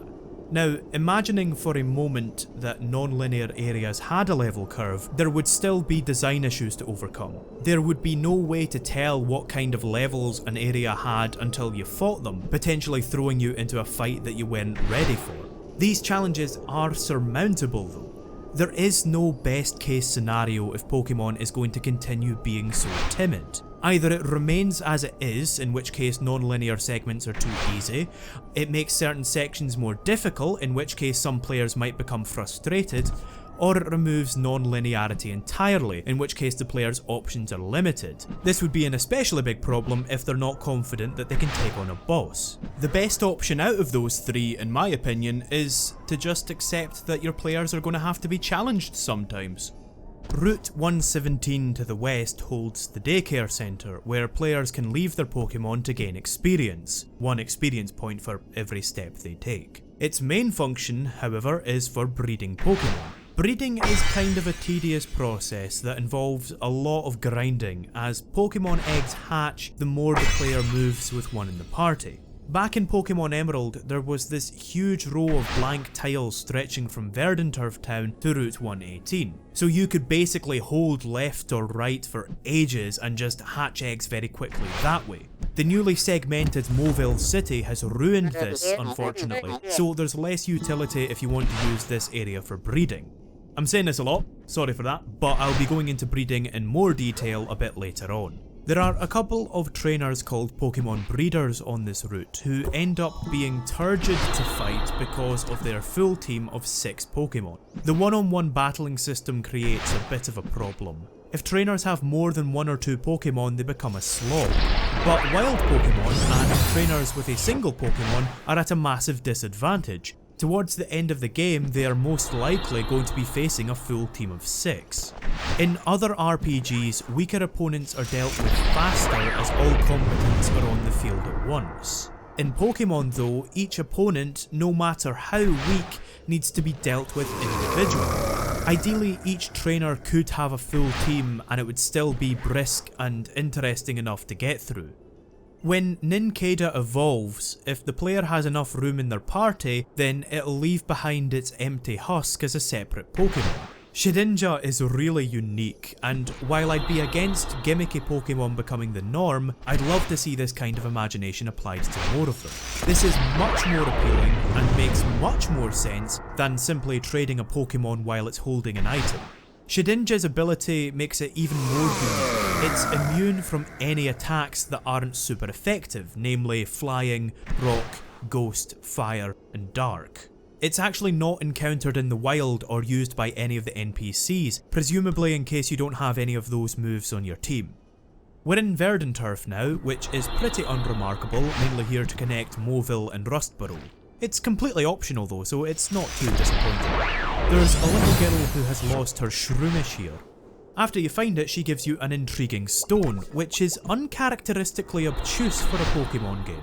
There are no hints about what it does or anything like that. With a little bit of critical thinking though, it's obvious what you're supposed to do. You're supposed to take it to the geology expert, President Stone. The level design even facilitates this by drawing you back towards Rustboro through the Rustturf Tunnel. I wish there were more items like this in the Pokemon games, items that require just a little bit of applied thought to figure out. The context in these games is really good. I wish they would trust it to do the work more often. As I mentioned, you can meet Wally's aunt and uncle here. Coincidentally, it turns out that Wally's cousin is the girlfriend of the fella from earlier that was digging the rust turf tunnel with his bare hands. So you can help out him and Wally's cousin and all these other people by clearing the way back to Rustboro using Rock Smash. This is a really effective bit that reminds you just how far you've come. Chances are you haven't thought about Rustboro in a wee while, and seeing Route 116 and this early game area again reminds you that, oh yeah, this was once new. I like those little moments where everything's put into perspective. Route 111 is north of Moville. This segment is a long northern stretch followed by a long western stretch. The route is split in two by a desert, and if this were an original game, I don't think it would have been designed like this. As it is now, the desert is completely delineated from the rest of the route by loading zones, which makes the route itself feel pretty barren. Part of the way up, you find the Windstrait family. The problem with the gyms is that the player can leave between every single battle, completely defeating the purpose of it being a gauntlet. The Windstraits prevent that, and so they serve as something of a soft tutorial for how the Elite Four work, albeit with the huge caveat that you can use items between matches in the Elite Four. The reason they're called the Windstraits is because you have to win straight against all four of them. If you lose against any of them, you have to retake the gauntlet from scratch. If all of your Pokemon faint, you'll black out and reappear at your most recent Pokemon Center. The only penalty incurred is that a small percentage of your money gets taken away. I'm going to talk about this part at length, not because it's really relevant, but because I'm never going to get the chance to talk about it again. And besides which, it's interesting to me. Nobody else though, it's just me. Up until Generation 3, the games would take away half of the cash you were holding when you lost. I suspect that this was an element lifted directly from Earthbound, which Creatures Inc. worked on back when they were known as Ape Inc. But it's a penalty that's kind of lost in translation. In Earthbound, the money penalty made a lot of sense as you could use ATMs to manage your cash. The system was designed to discourage you from carrying too much money on your person at once. When you died, you would lose half of the cash you had on you, but since that was likely to be a fraction of your entire worth, it wasn't that big a deal. If you did run out of money, you could then easily drum up some more by grinding, as each enemy fought would deposit some money back into your bank account. In Pokemon, there is no way to deposit your money. You always have your entire savings on you at all times. Additionally, you can only get more money from either fighting trainers or selling items, both of which were finite in red and blue. Of course, this is more problematic in theory than it is in practice. Every time you battle, you'll be gaining more experience anyway, and besides, I can't imagine anybody being so incompetent at the game that they lose all of their money. But nevertheless, nowadays, the system is much better. There's a formula that means you only lose a proportional fraction of your money upon blacking out, and you can refight trainers, so you can never completely run out of money. So, I guess what I really wanted to say with all this was, if you're ever playing Pokemon and you're familiar with Earthbound, keep an eye out for the similarities. As for the Windstraits, despite the gauntlet, they're still not difficult since they only use a couple of Pokemon each. They reveal that their son is currently challenging the Pokemon League. I expected that this subplot would be picked up later on, but there's only an ace trainer on Victory Road that is likely to be their son because his name starts with VI. He doesn't even mention them or anything, so it's a bit of an anticlimax. The next leg of your journey is dominated by Mount Chimney, which sits in the centre of the routes you'll be taking. The little cutscene that happens at the end of the route puts that into context. It's good to get some perspective on the world like this. I'm pretty chuffed that the scene happened during sundown for me. It made the scene more striking in my opinion. Just up this ledge is Lava Ridge Town, where we can find the next gym. Unfortunately, we're going to have to take an absolutely enormous detour just to get up this tiny little ledge. It's not bad level design at all, it's a simple wee one-way system to ensure that you can't get to Lava Ridge before you're meant to. But it's pretty daft. You would think that somebody at some point would have spent an afternoon flattening the ground, or even just laying a 2x4 over it so people could get to and from town. So what if an old lady needs to get to Moville, she needs to either scale a mountain or launch herself off an edge? It's conspicuous level design. It's blatantly mechanical in a way that makes no sense. We never actually scale Mount Chimney itself. Instead, we have to take a gondola. It's currently being blocked by Team Magma, so we instead have to head through the fiery path. I love the theming here. Sometimes you'll get an area that can only really host a single type of Pokemon. The fiery path is pretty much the only place that you'll find wild fire Pokemon. But it's also home to poison types like Coughing, which live off the thick fumes. It prevents this cave from just being focused on a single type. Implicit in this though is the problem that Pokemon populations are limited by map design. There are only 5 fire-type families in Hoenn, including Blaziken, because there aren't that many areas for them to live. Compare with the oversaturation of water types because of all the water in the game. Outside we meet Arun, I think that's how it's pronounced, who introduces you to secret bases. Arun is pretty solid, if only because he does his job and then gets out of your face with no fuss. It's a relief that the entrance to a secret base stays open after using secret power only once. Once you've chosen your location, you don't need to keep around a secret power HM slave or anything like that. I'll be going over secret bases in more detail later when I have the tools to really take advantage of them. Further up this route is the old lady's rest stop, which has a creepy little joke where she keeps telling you that you need to rest until you refuse. She's not malicious or anything, she's just overbearing. It's a silly little non sequitur, but I remember it fondly because when I was younger I thought there was some kind of trick to it, or that she'd turn out to be a ghost or something if you rested enough. Sometimes it pays to make bits of a game obtuse, even if it means nothing mechanically. May interrupts us at the end of the route and patronises us by fully restoring our team before Route 113. Let me show you how many trainers we've had to battle through since the old lady's rest stop.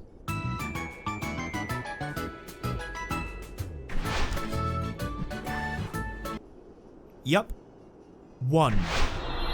To be clear, this isn't the rest stop's fault. If it weren't there, the player would have to backtrack all the way to Moville if they were low on health. My problem is May's placement. She charges in, oblivious to the work that the original designers had put in, and leaves her muddy footprints all over the game design. If this were the only time it happened, I would dismiss it as a curiosity, but it happens a few times, and it suggests that the new designers weren't really paying attention to why the levels were built the way they were. Like I say, it's also just kind of patronising. We don't need that much hand-holding, surely. Route 113's music is smashing. The horns are more subdued as the volcanic ash spreads. Instead, these synth sounds take over, which kind of slide into one another, just as the ash makes everything monotone. The synths oscillate along to the beat to give this relaxed, wavy effect, like the ash blowing back and forth as it settles. In the background there's a descending glissando on the harp, the dancing cinders giving the landscape a surreal, magical effect. It then ties itself into the rest of the soundtrack by punctuating its phrases with a rumble on the drums and a blast from the brass, subdued and smothered by the descending cloud.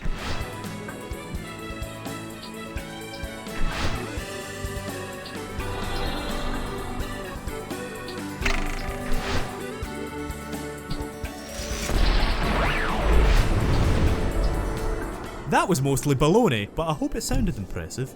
The colour scheme makes the route feel colder than anything we've seen so far, a fact that is corroborated by one of the NPCs. It's a refreshing change of pace, it's a unique, evocative location that's distinct to this game. It manages to avoid those tired computer game volcano cliches by actually thinking through how a volcano acts, and not just having it spew magma and fire all the time. It's strange how rare that is considering how common volcanoes are in games. Further along the route, the player can find a glacier who offers to turn volcanic ash into glass goods. Before I talk about that though, first I need to talk a wee bit about the Plink Plink versus the Huffpuff. In Ruby and Sapphire, the glazier would say Huffpuff at the end of his sentences. He was a glass blower, a person who literally uses a blowpipe to blow into glass to inflate it. He instead says Plink Plink now, and I have no idea what he's supposed to be doing. Is he pinging the glass? Anyway, to get these items you need to collect enough ash, but the method isn't as satisfying as it was in Ruby and Sapphire. In those games, every tile of grass had ash on it, and wading through would clear that tile and give you a small amount. You could kind of make your own game of Snake with it, and it was really satisfying clearing all of the ash off of all of the grass on the route. A lot more satisfying than seeing inconspicuous piles of ash disappear out of existence. The items that I want are the blue and the yellow flutes, which cure sleep and confusion respectively. All they do is save you a wee bit of money on awakenings or full restores, but for 5 minutes extra work they're worth getting. I'm using repels to speed up this process. I tend not to use repels personally, but I can see why they're useful and their implementation is fantastic. The menu prompt that shows up when your repel runs out really streamlines their usage, and they don't actually keep all wild encounters away. If your leading Pokemon is at a lower level than the wild Pokemon, they won't work, so you can't just use them to cheese your way through the game. They just prevent interruptions basically. The bit that I like the most though is that they don't disable the Dex Nav, so they can be used to keep away wild encounters when you're looking for a specific Pokemon. If you weren't convinced about the Dex Nav before now, hopefully you're beginning to see why I love it so much. It synergizes so perfectly with many of the game's mechanics that it often actively improves them. Choosing to use a repel is a richer choice thanks to the Dex Nav. No sooner do you enter Fall Arbor Town than you're ambushed again by May. Apparently, a local professor, Professor Cosmo, has gone off with Team Magma. I want to be clear, he's not been kidnapped, he decided to go with them because they actively engaged with him about his interests. Fall Arbor is a pretty lean town overall with not much going on. The only real place of interest is the Move Reminder, who teaches your Pokemon previous level up moves that have since been overwritten. Prior to Ruby and Sapphire, there was no way to relearn a move if it had been deleted, but the Move Relearner fixed this. I don't understand why some Pokemon have a really powerful high level move programmed in at level 1. Gardevoir learns Moonblast, her most powerful move, at level 62, but I can also learn it right now even though I don't feel like I'm supposed to have it yet. This must have been deliberate, but I don't know what it was supposed to accomplish. Anyway, before we head to Route 114 to rescue a rational adult who accompanied someone of his own volition, I'm heading back to Route 113 to catch the next member of my party, Skarmory. Skarmory can be a bit tough to catch, so I'm filling up my bag with supplies. The bag has gone from being one of the series' worst aspects, with only 20 spaces in Generation 1, to a very easy and convenient tool. Your bag is effectively bottomless, one of the few times Game Freak forsakes their dedication to context. Before, your bag would have limited capacity, so you'd have to keep making trips to the PC to exchange items. Micromanaging your goods wasn't fun, and finding a new item only to find that your bag was full was frustrating, so I can see why Game Freak opted to change this. This does have the unintentional side effect of making your bag sometimes difficult to navigate due to the sheer number of items in it. This problem is mitigated substantially by the excellent sorting system, which allows you to sort items in various ways to get exactly what you need when you need it. You also have pockets for each kind of item. The bag still gets pretty cluttered like, but it's nowhere near as bad as it could have been. While you can hypothetically stock up and tank healing items to completely break the game, that isn't as unbalanced as it might seem at first. Keep in mind that healing your Pokemon takes up a turn, so if you're getting trounced then all the healing items in the world won't help. Your inventory is also limited by money. All the same, being able to carry 99 of every item in the game seems like a bit too much.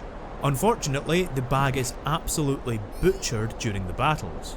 The last item used menu is a great idea since you're likely to be using the same item over and over, especially when you're trying to catch Pokemon. But otherwise, this is a really ugly replacement. You can only see 6 items per page, and they're all separated into these arbitrary categories. I don't see why HP, PP Restore and Status Cures are separated into their own menus, especially when stuff like the Full Restore does both. As I catch Skarmory, I want to talk for a bit about Natures. I kind of wish I didn't know so much about Natures, as it makes catching Pokemon a bit of a pain in the arse. So there you go, there's yet another reason not to watch this video if you needed it. Natures are chosen at random when a Pokemon is generated. Natures raise a single stat by 10%, but they also lower a stat by 10%. There are 25 natures total, one for every possible combination of stats. The intent here is to make each Pokemon feel unique and to have its own individual characteristics. Individual Pokemon will be better or worse at different things. Unfortunately, your Pokemon's abilities are quantified by number, so the mechanics can't be quite that saccharine. All natures do in reality is make some Pokemon objectively better or worse. The Skarmory that I first caught has a modest nature, which raises its special attack, but lowers its attack. This is one of the worst natures I could have gotten. Skarmory has a passable physical attack and an abysmal special attack. Plus, most of its moves are physical anyway. So basically, if I were to use this Skarmory, I would be taking a 10% drop in attack and getting nothing in return. I haven't been vetting my Pokemon's natures so far, so to use another example, Nuzleaf has a speed reducing nature and I'd really rather it didn't. It can't take hits well, so I could be doing without the 10% drop in speed. It doesn't sound like much, but if you've ever used a Pokemon that feels just a wee bit worse than it should, then that might be the reason why. While it's not a huge problem, what annoys me about the system is that basically it's completely down to luck how effective your Pokemon is. You have a random chance of getting a Pokemon that struggles or a Pokemon that excels. Another way to look at my complaint is to contrast the system's benefits and detriments. The benefits are that each Pokemon feels a wee bit more unique and is a wee bit more customizable.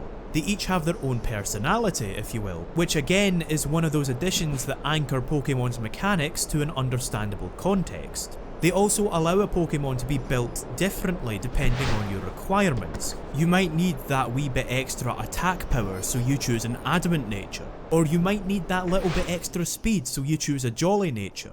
But the detriment is that if you're trying to get a competent Pokemon, natures massively lessen your chances. You have to keep catching or hatching Pokemon to get the nature that maximises its potential while also minimising the impact of the detrimental effect. There are ways to lessen this grind. You can use an Everstone to pass down natures from parent to child, or use a Pokemon with Synchronize, which increases the chance of wild Pokemon having the same nature. I like the way that these mechanics give a wee bit of extra utility to certain items and abilities. But nevertheless, there's a grind associated with natures, a lot of resetting and restarting, which is the antithesis of fun. It's a lot of effort to circumvent this one random chance. If natures didn't exist, there would be less tedium in the game. Or, to put it another way, if natures didn't exist, then I wouldn't be out here looking for another bloody Skarmory. To be clear, I'm not saying that they need to get rid of natures, just that natures have problems.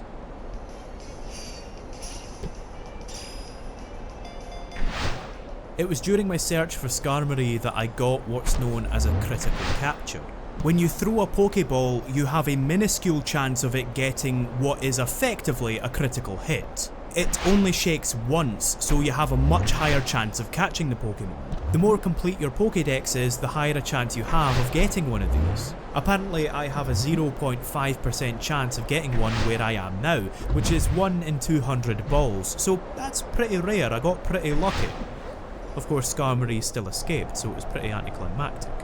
I don't mind critical captures, but I don't think that I would miss them if they were gone. They happen so rarely that I often forget they exist. I could have used an Ultra Ball to make life easier on myself, but, and I feel a bit embarrassed admitting this, but honestly, I want my team to be consistent. Your Pokemon retain the markings of the ball they were caught in, which is great attention to detail, but it looks inconsistent if you've got 5 red balls and 1 black and yellow one.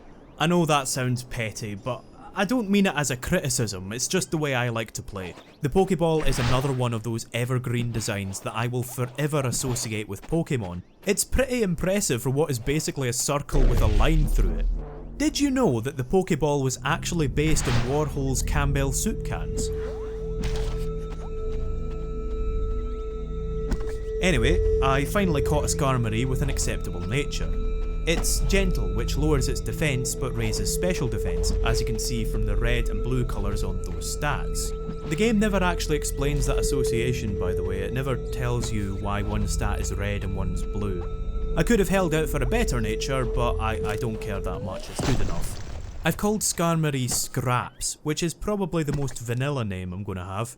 It seems to be based on vultures, which are known for eating carrion, it fits with its species name, and it put up a bit of a scrap getting into that ball, so there you go, that's the reason. Moving on to Route 114, I'm going to teach Skarmory some TMs, as its moveset is pretty lackluster. TMs are an impressive feat. Deciding what each Pokemon can and cannot learn based on context would be a lot of work, I think. There are some oversights. Nuzleaf, for example, doesn't learn Night Slash, which seems weird to me, but it would be impossible to account for every person's train of logic. I don't know what TMs are supposed to be though. Are they instructional DVDs, or do you just load them into the computer when your Pokemon's in there? TMs are multi-use nowadays, which is one of the best decisions the series has made. Previously, TMs were a one-use item, but teaching a move only once led to a lot of trepidation. If you ever changed your mind, then the TM would be wasted. But now you can experiment with movesets a lot more easily. I would normally be the first to protest that inconveniences lead to decision making, but I think that the ability to experiment so easily to find out what works silences any qualms I might have had. It's a lot less stressful to customise Skarmory's moveset exactly how I want, because I don't need to worry about needing a particular move later on. You can find Lynette's cottage here, Lynette being a cookie cutter replacement for Bill from Generation 1.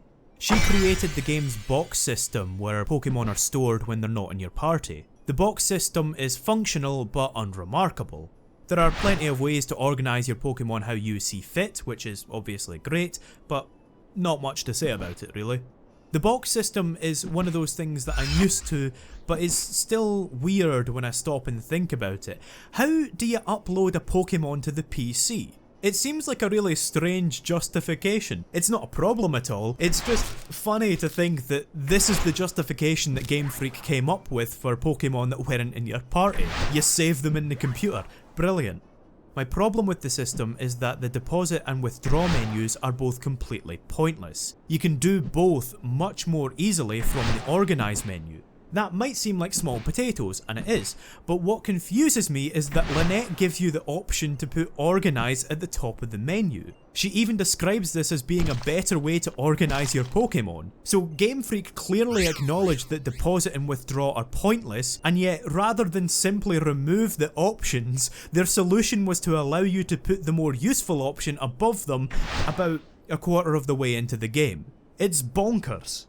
Some Pokemon, like Skarmory, Zangoose and Seviper, don't evolve. This isn't for balancing or mechanical purposes, I don't think, but it seems to be a byproduct of the fact that the team can't think of compelling evolutions for every single Pokemon.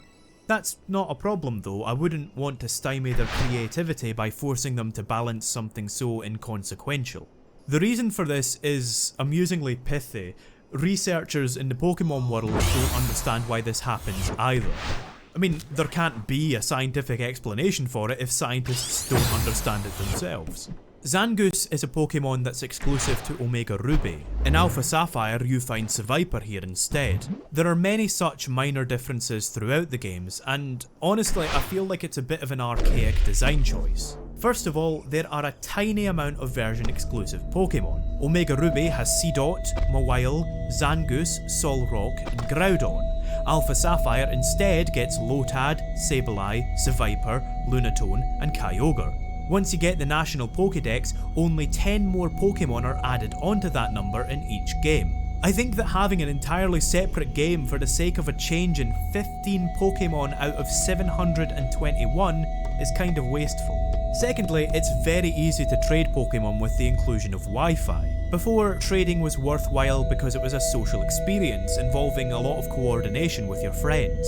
The two-version system justified itself because it was a lot of fun getting together and organising worthwhile trades. But with breeding and Wi-Fi, you'll usually find a surplus of the Pokemon that you want, unless of course it's a legendary. So it's a lot more impersonal now. Don't get me wrong, it's great that it never feels like they're withholding content to force you to buy two versions. You can always get the complete Pokemon experience by buying just one. But that means that, on the other hand, the changes between the two are so negligible that making two separate games for it feels a bit redundant. Meteor Falls and the surrounding area really benefited from the remake. Sometimes the routes can be a wee bit indistinct visually, but the craters and metallic yellow soil really separate this place from just being another cave. Team Magma is trying to get their hands on Professor Cosmo's meteorite. May is casually throwing around the kind of language that could destroy a man, like bozo. Next time you're locked in an altercation with a criminal mastermind, call them a bozo. I guarantee that'll work out for you. May joins forces with us to take down Magma admin Tabitha, who has a girl's name despite being male. If this was a translation error, that's fair enough, but I don't know why it was retained in the remake. Fighting alongside an NPC is a cumbersome affair that the game repeats a couple of times. You're unable to direct them at all, meaning that synergy is really limited. For example, if you have a Pokemon that knows Earthquake, there's no way to communicate to your partner that they need to switch to a flying type. But in its defence, this is here more for narrative reasons than mechanical ones. Trying to endear me to May by having her take action alongside me seems like a good approach. Either way, she comes out of it looking better than her opponents, who use self-destruct in a Skarmory. I can't comment on the quality of the programming or anything, but the AI is really moronic at times. Team Aqua, the villains of Alpha Sapphire, show up afterwards. They don't ever become allies or even major characters, but they are trying to stop Team Magma as well. It seems like a weird coincidence having two evil teams with such consistent theming, and I didn't expect them to actually address that, but apparently Archie and Maxie used to work together on a team beforehand, so there you go. Tabitha here is about to take the meteorite, and watch what they do with the models to represent this action.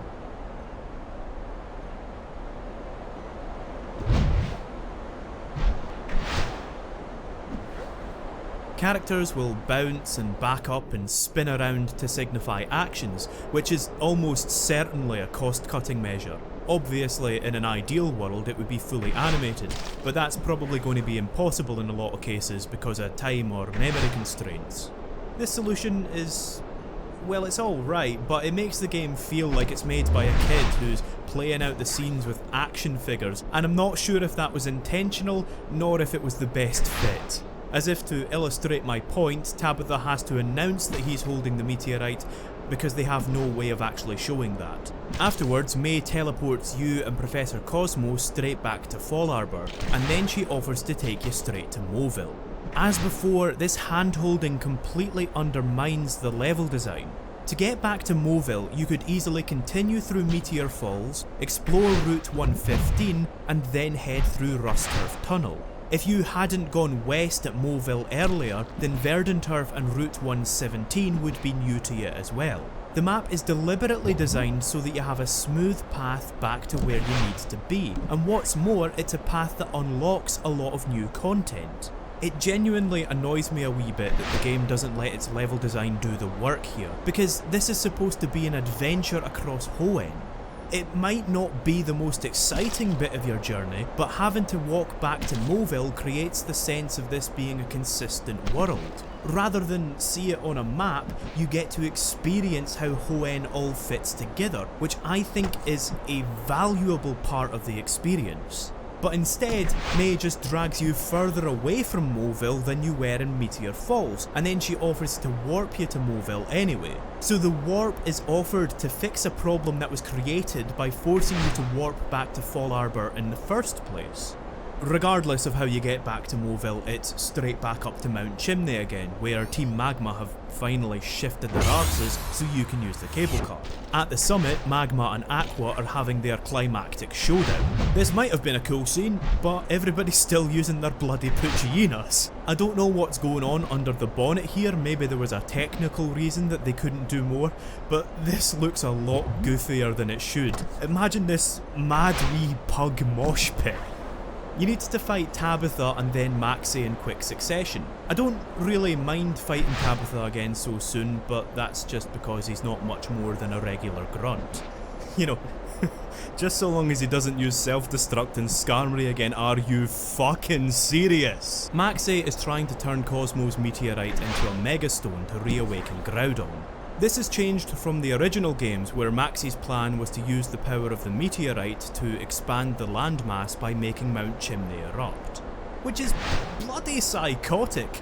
I much prefer this new version. It's established that Megastones come from meteorites anyway, so this is a tidy rewrite. Maxi challenges you with a team of level 25s, with his Mighty Ina being the biggest threat because it's obnoxious. It keeps using Roar to force your Pokemon to switch, and in my case it kept dragging out Lanoon, who's not supposed to be battling. Maxi's defeat so early in the game is completely belittling. He claims that he was taking it easy and still hasn't unleashed his full power, but in storytelling what is said doesn't make as much of an impression as what is done. And what Maxi does is take a very easy defeat and then gets clearly flustered when you beat him. So despite being the main villain, all of your future encounters are now sapped of all of their weight. This is one of the narrative problems with the levelling up system. You have a clear numerical indication of how strong Maxi is. And to be honest with you, level 25 just isn't that impressive. I can't really see a solution to that problem though, other than, obviously, to not have him fight you until the end. But even then you'd have to make up a bunch of excuses as to why he doesn't just trounce you, so whatever, I'll just leave it. To get back down Mount Chimney, you need to head south to Jagged Pass, an area that's distinct in both visuals and design. It's not as breezy or open as most routes in the game, it's quite claustrophobic with a lot of starting and stopping because of the ledges. You need the Acro bike to completely clear this area. In principle, both bikes are designed to change the way you interact with the level geometry. The problem is that if you want to see everything, you often have to play the level, recognise that you've missed some stuff, return to Moville, change your bike, come back, and then play the level again. And if you were using your preferred bike in the first place, like I was, you then have to go and do all of that again afterwards. If you're not fussed about being thorough, then this isn't such a big problem. You would just have to decide whether or not it's worth wasting your time for one item. But I don't think that you should have to ask yourself if you can be arsed collecting an item. Having to do a route twice just isn't an appealing proposition no matter how you slice it. So all of that work was to get up this tiny wee ledge. Do you remember when I said that routes 101 through 104 were designed for navigation in both directions? I also said that that kind of level design disappears as the game goes on. This is the most egregious example that I can think of. Even once you've gained access to the gondola, it's a pain to get to Laveridge. You have to go up the gondola and down the Jagged Pass. It is a massive level design contrivance for your first time through the story. This is one instance where I would rather have had one of those artificial roadblocks here rather than a ledge. The herb shop in Laveridge is a good excuse to talk about friendship. Friendship is a mechanic wherein your Pokemon grow to like you more or less depending on how well you meet their needs, just like friends in real life. But unlike in real life, these conditions aren't exactly difficult to fulfill. They involve walking with the Pokemon, leveling them up, and using certain items on them. High friendship has a few benefits. It largely affects the evolution of certain Pokemon like Golbat and Azurill, both of whom can only evolve with high friendship. It also affects the power of two moves, Return and Frustration. Lowering your Pokemon's friendship is actually a lot more difficult than it is to raise it. If they faint, it lowers by a minuscule amount, and the only other way to lower their friendship is to use herbs that can be bought from this shop. So the choice is this: do you spend less money but have your Pokemon dislike you, or do you spend more money to keep your Pokemon happy? For me, money is really easy to come by in these games, so I never bother using them.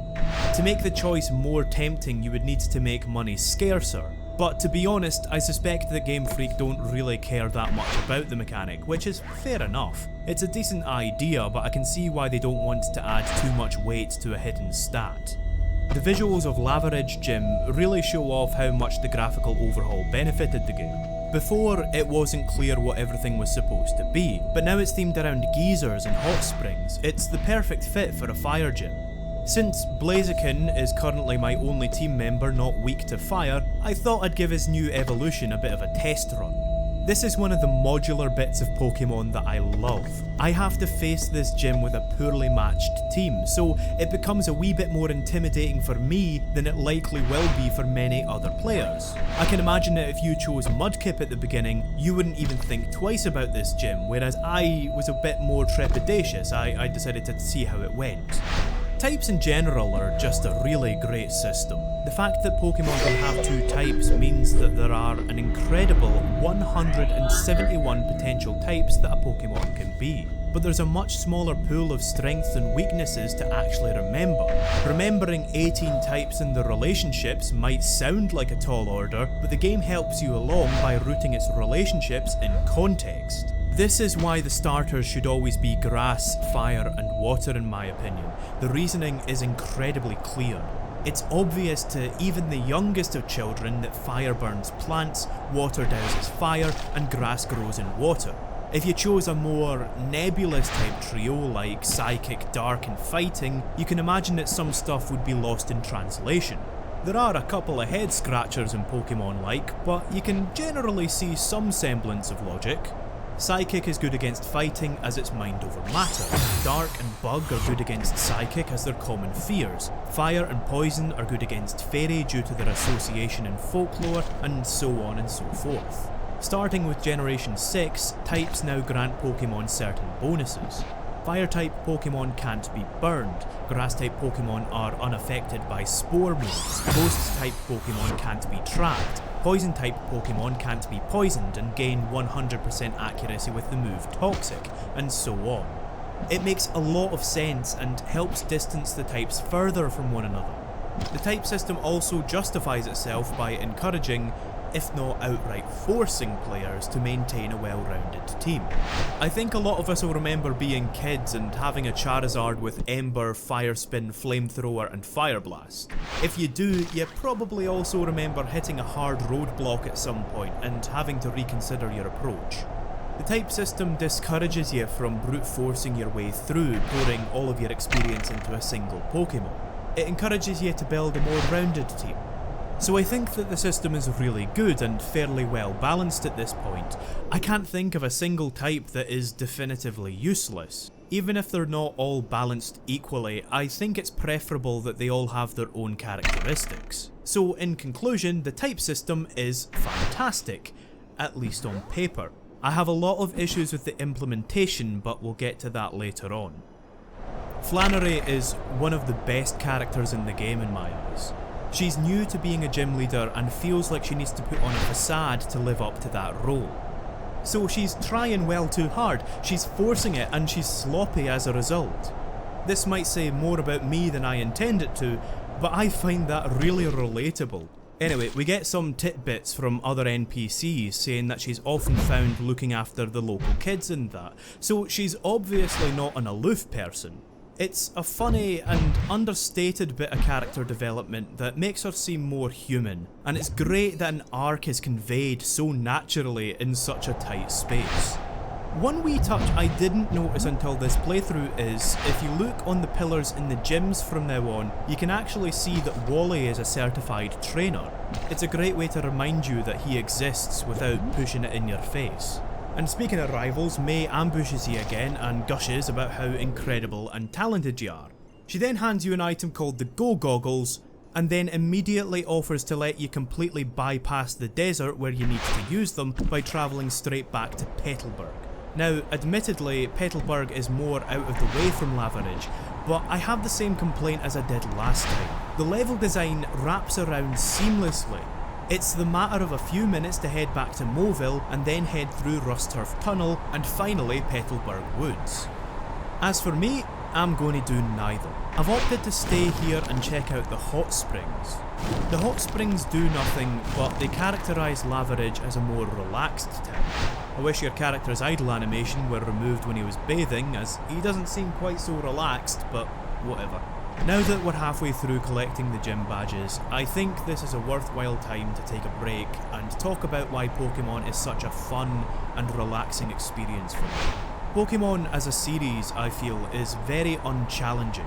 Omega Ruby specifically has a relaxed, tropical feel, but also a gentle feeling of adventure, which reminds me very much of going on holiday. In fact, Masuda actually based Hoenn on his childhood holidays to Kyushu, which he has fond, vivid memories of. To add to this holiday vibe, you play as a character who doesn't need to go to school, and whose only responsibility is to go on an adventure across an unfamiliar land with his magical pets. And this illusion is never broken either. It's a perpetual adventure with your friends, day and night. I think this is what makes the series so appealing to children. I used to daydream about going on a Pokemon adventure of my very own rather than going to school.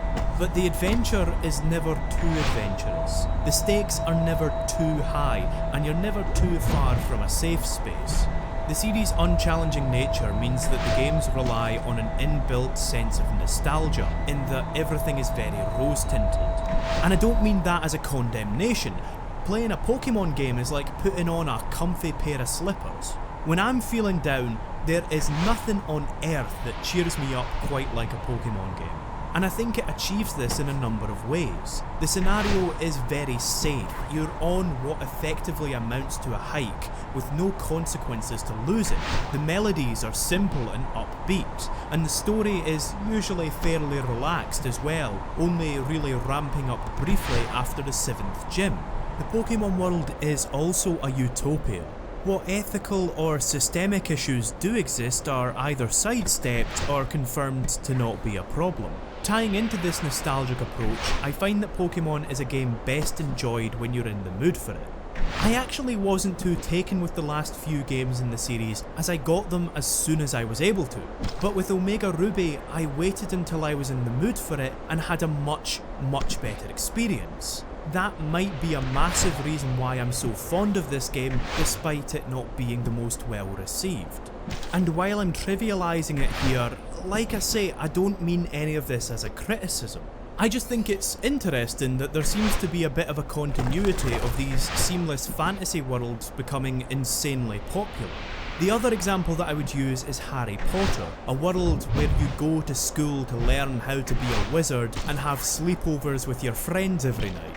Harry's adventures, well, the early ones anyway, have a sense of security to them. They mostly take place within spitting distance of his bed, and all of the potentially problematic elements have been either shaved off or aren't addressed. My point is that we all love a bit of escapism.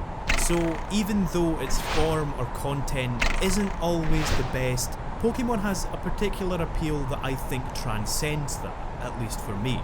That's why I find it so fun and relaxing. It's my go-to escapist fantasy.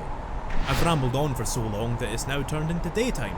That poor lad probably looks like a prune at this point. The day-night cycle is largely aesthetic in this game. Unlike in previous generations, it doesn't affect the encounter rate of the Pokemon, or anything else for that matter. Hoenn was never designed for a day-night cycle. For some reason, Game Freak removed it from Generation 3, maybe to better fit the game's tropical feel. And to be honest with you, I kind of prefer that kind of decision making, where they're like, right, this feature is superfluous, so let's get rid of it. The feature was really impressive and innovative in Generation 2, but it's an afterthought here. It feels like more of a holdover. All in all though, I'd probably say that it's better to include it. There's a certain atmosphere to seeing things during the day and night. Like the Jagged Pass, the desert on Route 111 doesn't just look different, it feels slightly different to play. A sandstorm is constantly raging, which chips off 1/16 of your Pokemon's health at the end of each turn, unless they're rock, ground or steel type. So you have to choose for yourself how you play around it. Do you just tank the damage and heal it off? Do you exclusively use rock, ground or steel types? Or do you overwrite it with another weather effect? I wouldn't want all of the routes to be like this, of course, but I do think it's a refreshing change of pace. Weather is generally well thought through, benefiting multiple types and thus making it a more viable option in different situations. Sun aids fire and certain grass Pokemon, rain aids water and certain grass Pokemon, and sandstorm aids rock, ground and steel type Pokemon. The only exception to this is hail, which only seems to ever really benefit ice type Pokemon. It's got very little synergy and I think maybe something could be done with that. Speaking of weather actually, I also want to thank the good Lord above that they finally changed how it was displayed. Previously, the game would interrupt you every single turn to describe the weather effect that you already know is happening. Now there's simply a prompt when the weather begins and ends, and the game just keeps the relevant graphic on the bottom screen. It's a lot less intrusive. This is exactly the kind of streamlining effort that Pokemon needs more of. I caught the next member of my team here, Trapinch. Trapinch's final evolution, Flygon, was originally going to have Mega Evolved in Omega Ruby, but apparently Ken Sugimori, who's the lead artist and one of the driving forces behind Pokemon, got artist's block. I love that bit of trivia, it's really humanising. That man has designed hundreds upon hundreds of monsters by this point, but even he still has trouble with it. I've gone ahead and named my Trapinch Specky because hiding in the ground and then bursting out at folk sounds a wee bit like the behaviour of an unsound Specky Napals. Route 111 must, at one point, have been a C, as stated by one of the NPCs in a nice example of intrinsic learning. I don't know how much sense any of this makes geographically, but it suggests that the desert was once a bay, evoking the game's major theme of land versus water. The sea dried up to create more land, which is exactly what Team Magma's trying to do. This suggests then, without using words, that if Team Magma do succeed, it might not be the paradise that they're expecting. Somebody go and give one of those big YouTubers a call, there's a really fucking boring theory video in there somewhere. You can also pick up the root or claw fossil in the desert, which can be resurrected to become prehistoric Pokemon. I've chosen the claw fossil as personally I prefer Armaldo, but I don't intend to use either of them. It's a great idea to scatter optional Pokemon throughout the game, rather than have the starters be the only example of this. But the setup here is terrible. Somehow you know for a fact that once you lift one fossil, the other will sink. With that in mind, you've got two hands, why not just grab them both? The level design for this, on the other hand, is spot on. Our next destination after this is of course Petalburg, and the easiest way to get there is of course to cut through Rust Turf Tunnel, which takes us to Rustboro, where we can resurrect the fossil at the Devon Corporation. Do you see why I'm so indignant at the game constantly trying to teleport me? The Petalburg gym comes very soon after the last one. It uses the normal type, but its gimmick is that each trainer prioritises a different stat. Each one will start the match by using a particular stat boosting item on their Pokemon, but the execution is rough. Each trainer uses only a single Pokemon and they will always use their first turn on a stat buff. So you've got plenty of room to manoeuvre, especially as you likely have a good few Pokemon on your side at this point. It's a real shame because if this was implemented better, this could have been a really good tutorial for how effective buffs and debuffs could be. But as it stands, since they're so ineffective, the player isn't likely to learn, and in a worst case scenario they might reach the conclusion that buffs are worthless. I mentioned in Lava Ridge Gym how I thought that Pokemon's otherwise excellent type mechanics were poorly implemented. The biggest problem is the monotype design of the trainers and bosses. Gyms almost exclusively use a single type, making it extremely easy to beat them by choosing a super effective Pokemon. This might have been a decent wee teaching tool, teaching the player about different type matchups, but the doorman actually explains which Pokemon you should be using as soon as you walk in. I also think it's a flawed idea to have the boss of each area function as a teaching tool. Gym leaders are supposed to be a moment of heightened difficulty, but they're incredibly easy. You just have to select one super effective Pokemon to win. You've seen throughout this playthrough how I've basically picked a Pokemon with a type advantage and then swept each gym. The game also prompts you to switch every single time a trainer sends in another Pokemon, making it impossible to be taken by surprise. As if that weren't easy enough, gyms are always located in a town, or in other words, right outside of a Pokemon Center. And again, the trainers won't re-challenge you, so even if you're struggling, you are always a few seconds away from a complete recharge. Regular trainers suffer from some of these problems as well. They're often categorised into classes like swimmers, who use water types, and hikers, who use rock and fighting types. Like gym trainers, they also prompt you to switch every time you defeat a Pokemon, and they don't re-challenge you if you head back to a Pokemon Center. They are slightly better all round though, as you will encounter different trainer classes along the same route, and the Pokemon Center is often much further away. There are also classes like Ace Trainers who don't specialise in any one type.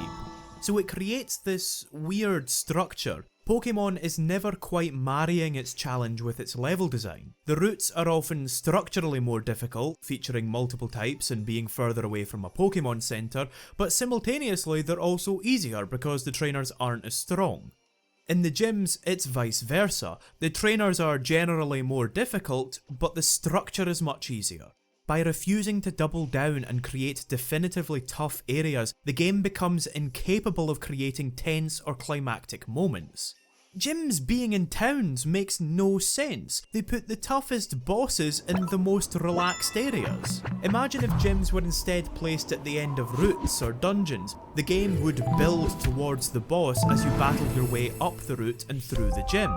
You would also be completely out of your comfort zone. There wouldn't be a Pokemon Center right outside that you could use as a crutch, and you couldn't rely on a single Pokemon to dish out super effective moves to get you through the routes. That would still be a problem in the gyms themselves, mind you, but I'm here to moan, not design a game. Coincidentally, Wally and his father happen to be right outside the gym, ready to give you surf as soon as you need it. If they had spread it out a wee bit so you got surf before coming back to Petalburg, this might have been less conspicuous, but of all the complaints in this video, that's really low priority. I like the way that the parents interact in these games. I like that there's a bit of characterization with them reminiscing about their child getting older. It makes a lot of sense for a game about growth. I promise this is the last time this complaint will be cropping up, but I was furious to find that Wally forces you back to Moville with him. This annoys me even more than the other times for a few reasons. Most obviously, I'm not even given the option to refuse. The game decides for you that there is absolutely no reason that anybody would want to stick around Petalburg, but there are loads of reasons.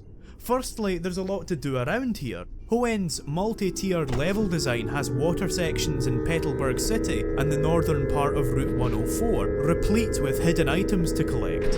Secondly, there are the 5 sea routes and Sea Moville that can be explored right now from the southern part of Route 104. Doing so will deposit you neatly at Slateport City, which puts Moville a short trip up Cycling Road. And lastly, if you just want to carry on with the story, the level design neatly winds itself back around to keep backtracking to a minimum. Simply cross the body of water on Route 103 and you'll be deposited at the bottom of Route 110. On your way you'll even pass the trick house in case you want to polish that off while you're at it. This is great level design, giving the player loads of options and tying itself seamlessly back together. But it is completely spoiled by the designer's utter horror at the thought that their players might have to think a tiny bit. Game Freak is so paranoid about their players' willingness to play the game that they ushered you away from 5 entire routes worth of content. It's ridiculous. And that this happens 3 times suggests that either the designers didn't appreciate how well crafted the map is, or they did but chose to ignore it because they're terrified that their audience are morons. Man, sometimes it's just nice to be able to find your own way back rather than being funneled through a story. I stubbornly trekked straight back to Petalburg so I could show you the content. HMs in general make very little sense, and Surf is a prime example of this. Your Pokemon battling in the surface of the water is one thing, but moreover, how does Trapinch use Dig on the water? I know that this is a really overused joke, but how does a tiny bird fly a human to another location? How does a tiny fish allow you to ride on its back? How do your Pokemon breathe underwater when you use Dive? How does your Pokemon cut down a tree when it's already fainted? This might well be an inevitable concession that has to be made for them to work, but for me it's just one of the many reasons that I dislike HMs. You wouldn't be able to put this in recklessly, and certainly not in Hoenn, but it might be interesting if the HMs restricted your options in some way. If you couldn't use ground type moves while surfing, for example, it would at least justify the environmental shift mechanically. But as it is, you just press A in front of water and then it's just like playing the game normally. I've had to cut out a substantial amount of routes 105 through 109. They're all but featureless straight lines with a few trainers dotted around. The remake is faithful to the original games to a fault. This can be considered a very good thing. The original games did get a lot right first time. But, for example, the game is still designed on a grid despite the fact that the player can move in full 360. The grid is a rigid and unnatural choice, presumably used to accommodate the Game Boy's limited memory. To see it retained like this in full 3D with an analog stick is slow progress to say the least. A more pertinent example though is that even though the C routes were lambasted by almost everybody that played the games, they're still in the remakes virtually unchanged. This strikes me as a prime opportunity to fix the biggest complaint with the originals, but for whatever reason they didn't. I'm having a wee bit of difficulty training Trapinch here because of its typing. Now normally I'd be ready to praise this as it speaks volumes about Pokemon's customizable nature. I can either forego training Trapinch, forego clearing these routes, or I can push through while at a disadvantage. It says a lot about the game's customization that I'm being forced to make decisions about how I approach a fairly standard route, decisions that I reckon a majority of people won't even think about. And vice versa too, I might breeze through certain areas that give other people trouble. It's these kind of dynamics that make it a lot of fun to plan out a new Pokemon playthrough. The problem is though, that this game takes it well too far. All I encounter here are water types, which gets boring and discourages the use of certain Pokemon for huge scores of the game. Happily, Trapinch survives the gauntlet and comes out of Ibrava. It's a much more useful Pokemon. It gets a Dragon type and the ability Levitate, which grants it a host of useful resistances and an immunity to ground moves. However, its attack is now lower than it was. Interestingly, Trapinch has the same attack stat as its final evolution. It's based on the antlion, an insect whose larvae burrow into the sand until they're old enough to undergo metamorphosis. It's also, obviously, a play on Dragonfly, hence the dragon typing. But like I was saying with Azurill and Mawile, it's not bug type and you would think that it would be. If you take Route 103 directly from Petalburg City, you're deposited in front of the Trick House. I reckon that a lot of players will have forgotten all about it, so I like how the level design reminds you about it like this, especially as you can just go ahead and finish it right now if you're so inclined.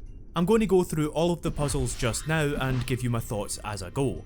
The structure of the puzzles is the same throughout. You want to find a scroll which teaches you a special password, and then inscribe that password on the door to exit. It's a silly little idea, but unlike a lot of the game's silly little ideas, it revels in that fact. The Trick Master keeps disappearing with no explanation. He completely renovates the back of his house every time he makes a puzzle. He makes all of these seemingly sentient mechanical dolls, and what's more, he seems to just be doing it for a laugh. Everybody inside seems just as baffled as the player is about him. It's like a mad Japanese game show, an angle that's played up perfectly. The quote-unquote puzzle in the first two mazes is just cut the trees and smash the rocks. These mazes might have been a wee bit more difficult if the camera weren't overhead. As it is, they're not so much puzzles as checks that you have the appropriate HM.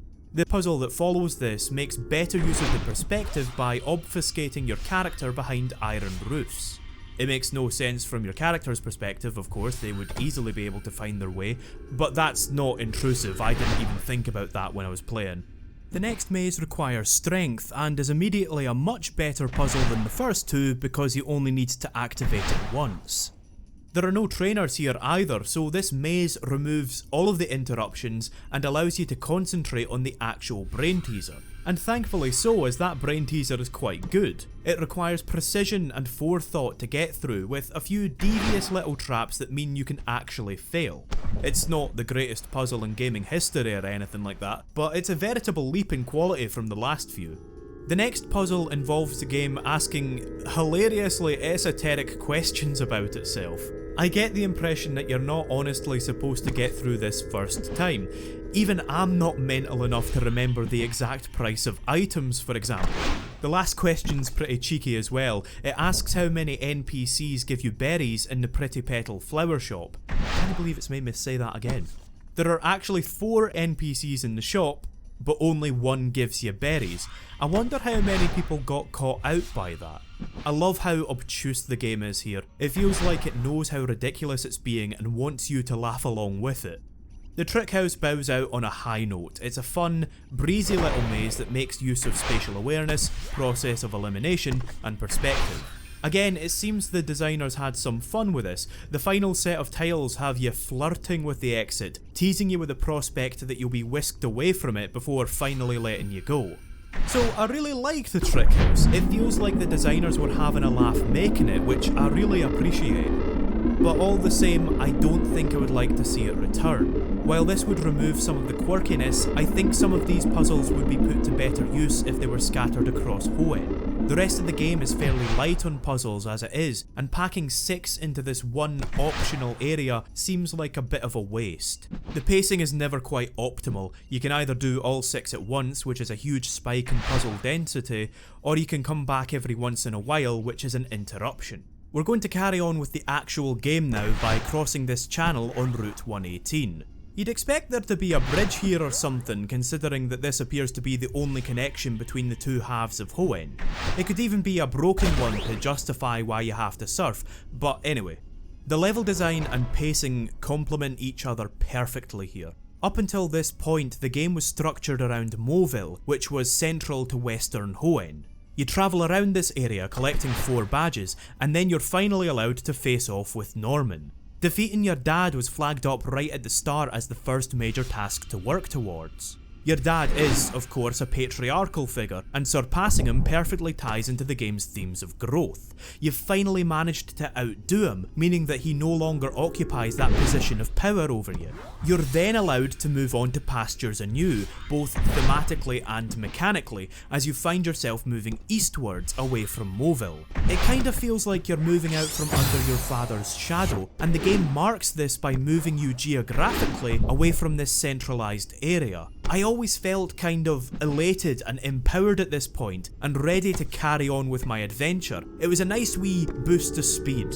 I think it's important that the game gives you this boost. I can imagine that some more casual players might get fatigued upon realising that, despite all their work, they're still only at the halfway mark. Giving them the 5th badge immediately after the 4th is a nice wee boost, and it encourages people to carry on until the story picks up again. After surfing across the body of water, you find Stephen Stone. He asks you whether you prefer to use your favourite types, or whether you prefer to keep a variety of Pokemon. The game glorifies the player's choice a lot, telling them that they can use their favourites. This is almost essential narratively, but the game's mechanics don't respond well to it. It's never a good idea to keep a monotype team. Latias then appears before us. This is our first hint that we get that Stephen might have more going on than meets the eye. A legendary beast appears specifically to him seeking help, and he seems to know it. Southern Island has been completely redesigned from the originals, and I think this gave the designers an opportunity to make something wonderful. Don't get me wrong, the rest of the game looks good, but it's difficult not to wish that the backgrounds were more like this. The waterfalls make this feel more mystical and give the route a lot of depth, making it feel a lot more 3-dimensional than the rest of the routes. Latias came to fetch Stephen because Team Magma are being bampots again, quelle surprise. This time they're after Latios, as it's said to hold the secrets to Mega Evolution. We're introduced to the other Magma admin, Courtney, who winds me up something awful because she never talks like a human being. She is the most egregious example of a tiresome anime cliche. She's the robotic waifu type, being all reserved and mechanical, but crucially, she's also designed to be cute. She wears a figure-hugging hoodie cum miniskirt with a hood that's too big for her bonds. So while you're getting a good look at her figure, she can curry into her hood, making her look more shy and innocent. To complete the image, she takes a special interest in you, one that's implicitly sexual. She even slurps at you after you beat her, which I think is supposed to be her licking her lips. There's a musical note there as well, so, like, what, you beat her and then she goes... Anyway, basically, you beat her at Pokemon and that turns her on, the dirty cradle robber. You're supposed to be like 10. I guarantee there's at least one hentai doujin out there where commencing experiment is used as a sexual innuendo, which is fine, send me the link, but I don't think it's the kind of thing you should be putting into the game. I hate being pandered to, and that's what this is, it's just pandering. After defeating Team Magma, you're then handed Latios, as well as the means to Mega Evolve it. You don't have to try, you don't have to capture it, you don't have to complete any challenges except for defeating a couple of magma grunts. The game just forces a powerful, mega evolving Pokemon on you and sends you on your way. And when I say forces, I mean it. You're unable to refuse to take Latios or even send it back to the PC. The trade-off with legendaries used to be that they were incredibly powerful but difficult to catch and train, often appearing just before the Pokemon League. But here, just after the halfway mark, the player has both a legendary Pokemon as well as the EXP share handed to them as mandatory parts of the game's story, and any illusions of difficulty are firmly snapped over one knee. Now, before I make that statement, I think that the alternative needs to be considered. Pokemon being too easy is a difficult statement to prove as it has so many variables, and I'm tending towards effective ones. I'm particular about my Pokemon choices, I'm leaving the EXP share on, and I'm thorough in fighting trainers. The fact is, I've been playing these games for ages, and I'm putting more thought into it than a child would. You could probably make a convincing case that the game isn't too easy, and that I'm just too much of a sad sack. And I mean, you're not wrong, I am a sad sack, but I think my complaint is legitimate nonetheless. It's just that I might choose to rephrase it. It's too easy to make the game too easy. The game is far too willing to hand you the tools to break it. This was apparently a deliberate choice. The games have been made easier as players have less time to play them and more games to play, which I begrudgingly have to admit makes sense from a designer's perspective. But I feel like game designers shouldn't be accommodating apathy. I don't understand why you would take into account the attitude of people that don't care. I don't feel like I'm being elitist with that. I'm not trying to be anyway. I'm not saying that Pokemon needs to be hardcore. But if your player can't be bothered playing, then there's no point bending over backwards for them. Latios and the EXP share aside, the player has even more options available to make the game easier. On Route 103 for example, you can use the Dex Nav to farm lucky eggs from the Pelipers. So you can search around for a Pelipper, find one with a lucky egg, catch it or use Thief, and then receive an item that gives the Pokemon holding it 150% experience. I'm not using the lucky eggs myself, but if I were to grind for 6 of them, which is easily doable, I would be gaining 525% experience with the EXP share on. Of course, the lucky eggs aren't that obvious, so it'd be a bit unfair to count it towards the game's difficulty problems. But the EXP share, Latios, optional routes, and the clearly flagged weaknesses for most of the bosses are not exploits or hidden tricks, and they are more than enough to trivialise the game on their own. Of course, the great thing about Pokemon is its customization. If I'm having too easy a time, I could restrict which Pokemon I caught, or turn the EXP share off, or even do a challenge run like a Nuzlocke. But there isn't the incentive to do this. There's no benefit to turning the EXP share off. There's no decision to be made there unless you deliberately want to handicap yourself. Basically, I think there ought to be a limit to how easy a player can make the game for themselves. Choosing weaker or stronger Pokemon is a good influence in the game's difficulty and should be enough. Clearly marking a boss's weakness, giving the player a mega evolving legendary Pokemon for free, and giving the player the chance to quintuple their EXP intake is taking it too far. And this isn't a small problem, because if you're playing the game without handicaps, i.e. if you're playing the game normally, it becomes so trivial that it becomes unengaging. We can only access a small bit of Route 123 at the minute. The rest of the route is blocked off by a complicated jigsaw puzzle of ledges. It's impossible to see the entirety of the route in one pass. You have to keep flying back to the other end of the route and then taking a different route down the ledges. It's a fairly tedious setup. It feels like they just went with the idea because they didn't have anything else to put here.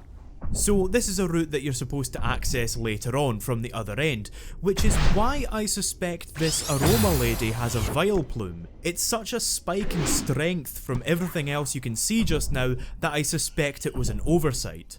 If the game weren't so bloody easy, then it might have even been a problem.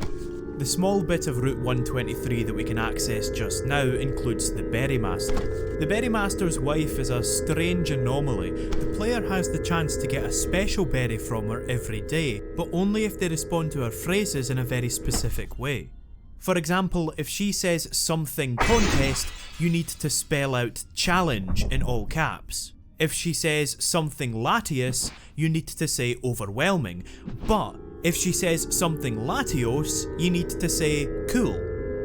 There's no way to work this out, there are no clues or anything, you just have to know. It's a hidden thing, sure, but that's pretty shoddy. I'm all for hidden tricks, but this is designed for you to just have to look it up. The Berrymaster's house has the largest field of soft soil in the game. It's clearly designed for the player to have a dedicated space to plant and grow berries. In Generation 3 this wasn't the best location for it because it was pretty far away from all of the nearest cities, but in Generation 6 you can now fly to any route. I really appreciate Game Freak's dedication to maintaining a consistent world, so it's fantastic that they've managed to keep plants growing in the same place while also making it easy and convenient to reach them at any time. Berries have been simplified in this game, thankfully. In X and Y you had different kinds of mulch that had different effects on the soil. You were also able to crossbreed berries for different effects. Instead, it's nice and simple in Omega Ruby. You have soft soil, a watering can, and the more you water your plant, the more berries the plant will yield. It is a much easier system to get to grips with, and for that I'm thankful.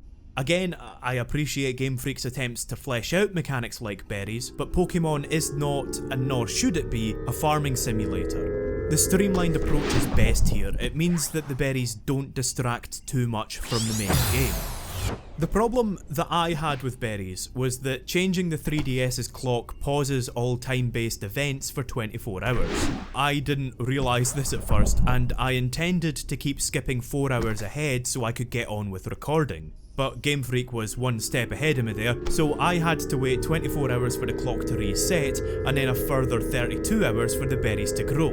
Which was inconvenient for me, but they're not making these games for recording, so I'm not allowed to be mad about that.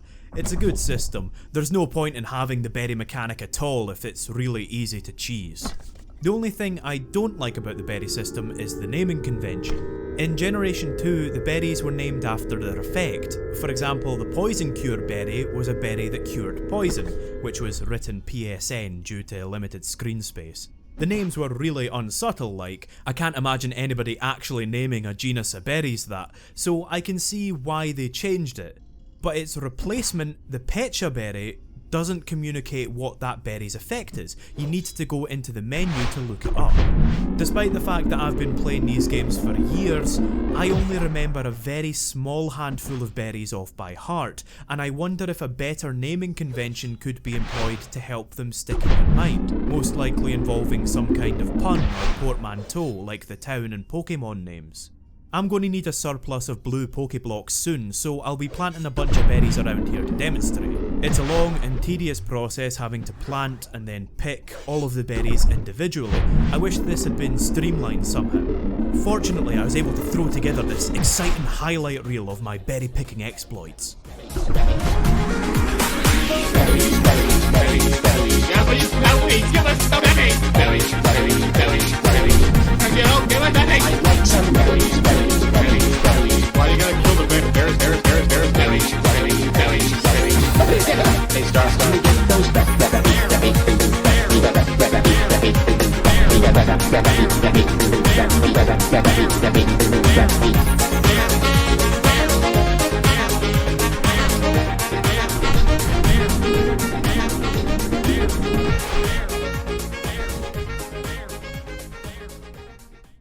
The tall grass on Route 119 is home to the Mimic Circle.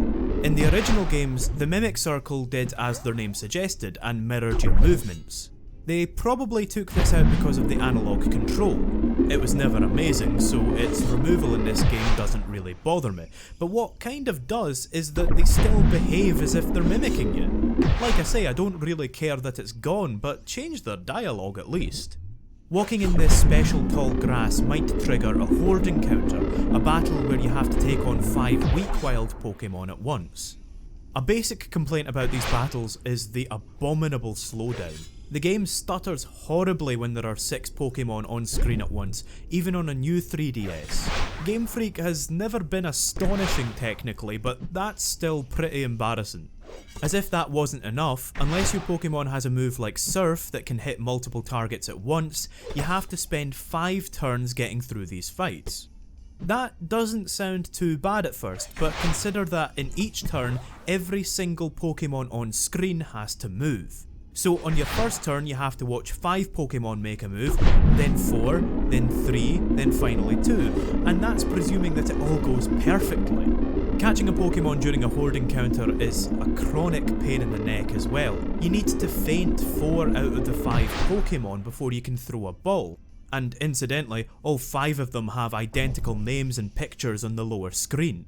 The reason for this, I suspect, is because they didn't program the ability to choose a target after selecting a Pokeball. And if that is the reason, that feels like a huge oversight. That should have been included by default the second that multiple wild Pokemon were in.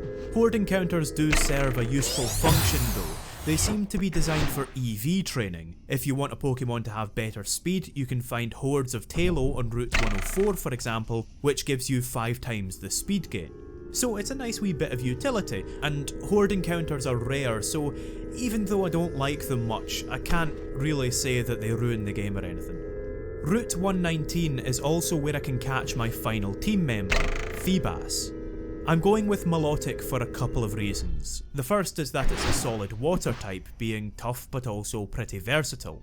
The other is that it gives me the opportunity to talk about a lot of the game's mechanics. You have to use a fishing rod to find Feebas, at least at first. Fishing is simple but handled well because of it. Pulling up the Pokemon requires you to pass a simple little reaction test. The Pokemon selection also makes sense. You can run into Pokemon near the surface by just moving around, but deep sea Pokemon require fishing to catch. There are 3 rods available throughout the game, the Old Rod, the Good Rod and the Super Rod. Each has a different chance of catching different Pokemon depending on where you are. But 3 rods clutter up the bag more than necessary, and once you get a new rod there's almost no point in having the older models. In Generation 3, Feebas could only be caught in 5 tiles throughout the entirety of Route 119. So to catch Feebas, you needed to comb every single tile on this entire route, fishing on each one multiple times to make sure that Feebas wasn't there. It was incredibly boring, and it meant that only a tiny handful of players would encounter Feebas on their own. Most players wouldn't even be aware that it existed without a guide. The only modicum of control that you were afforded over this process came by changing the hip phrase in Dewford, which would shuffle the tiles. There's no kind of context connecting the two or anything like that, that's just what the mechanic's for apparently. In Omega Ruby though, Feebas has a 5% chance of appearing anywhere on this route, but it will appear much more frequently under the northern bridge during the day, or next to this rock during the night. I do not miss the grind of having to scour every tile, so I'm glad they thought of a way to keep it unique without being so mind-bendingly boring. One of the reasons I picked Milotic was because I wanted to explain how breeding and chains work. I want Milotic to learn the moves Hypnosis and Dragon Pulse, both of which are egg moves, which means they can only be learned by breeding. You can get either one of these moves using the Dex Nav, but you can't get both. To get both, I need to breed my Feebas. So what I need is a male Feebas with Hypnosis and a female Feebas with Dragon Pulse, or vice versa. Putting them in the daycare will then produce an egg containing a Feebas with both moves. Now, if I didn't have the Dex Nav, this process would become a lot more involved. Normally, what I would need to do is get a Spinda and a Psyduck before I could begin this chain. I would need to breed a male Spinda with Hypnosis with a female Psyduck to get a male Psyduck with Hypnosis. Subsequently, I would need to breed that Psyduck with a female Feebas to get a Feebas with Hypnosis. This is because of the game's egg groups. Each Pokemon... Did you get all that? No? Well, don't worry about it, because once again the Dex Nav saves the day by synergizing perfectly with pre-existing systems. It saves time without diminishing the complexity. Breeding doesn't make much biological sense. God, that's a weird complaint. The NPCs claim that nobody has any idea where a Pokemon egg comes from, when it's pretty obvious. There's also the fact that a newborn is able to breed immediately after being born, and can be forced to breed even with its own parent.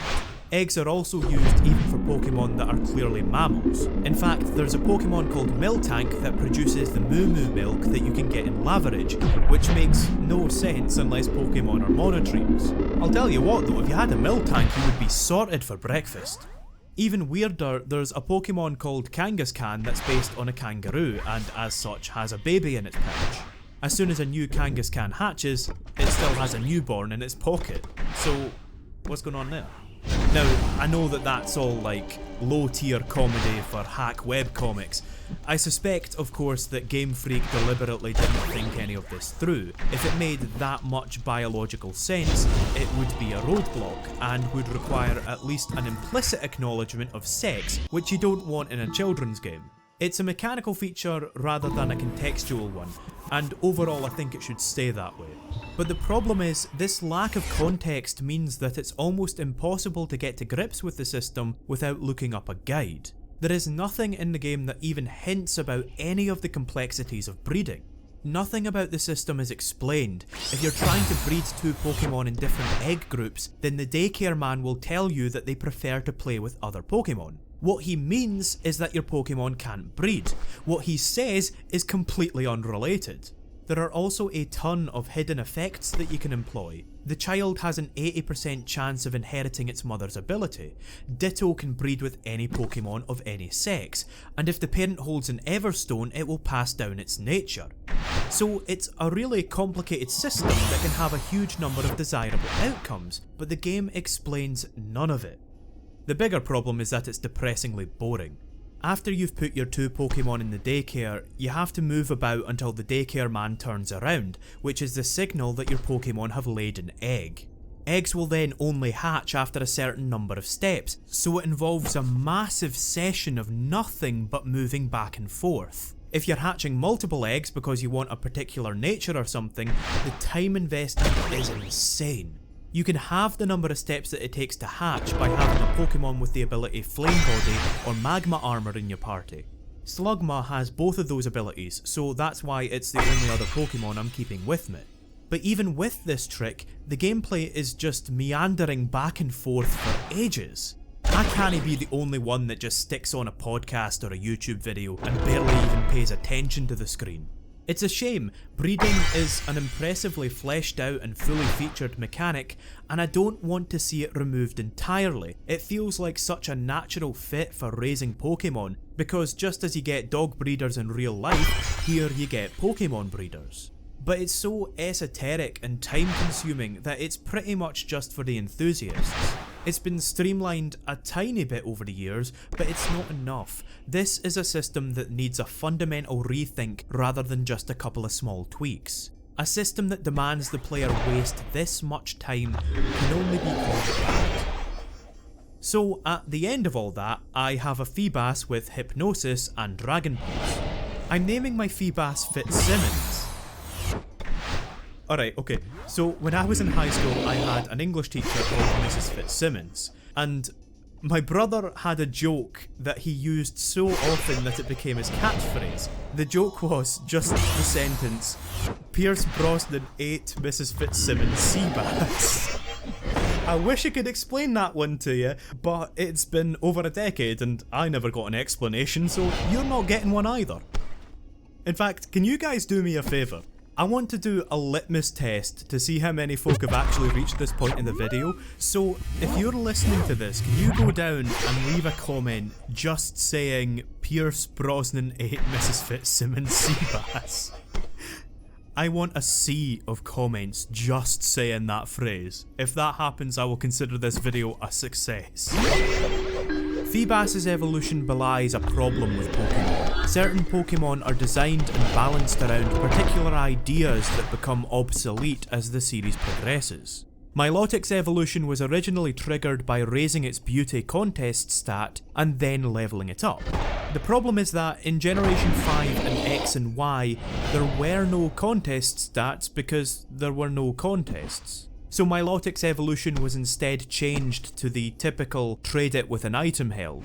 Like nicknames, trading Pokemon to evolve them is pretty arbitrary, as in almost every case the player will raise the Pokemon themselves, get a friend to trade with them, and then immediately trade back. The interaction that it forces is really artificial. It's not cooperation based on mutual benefit, but a hurdle that you need to recruit a friend to overcome.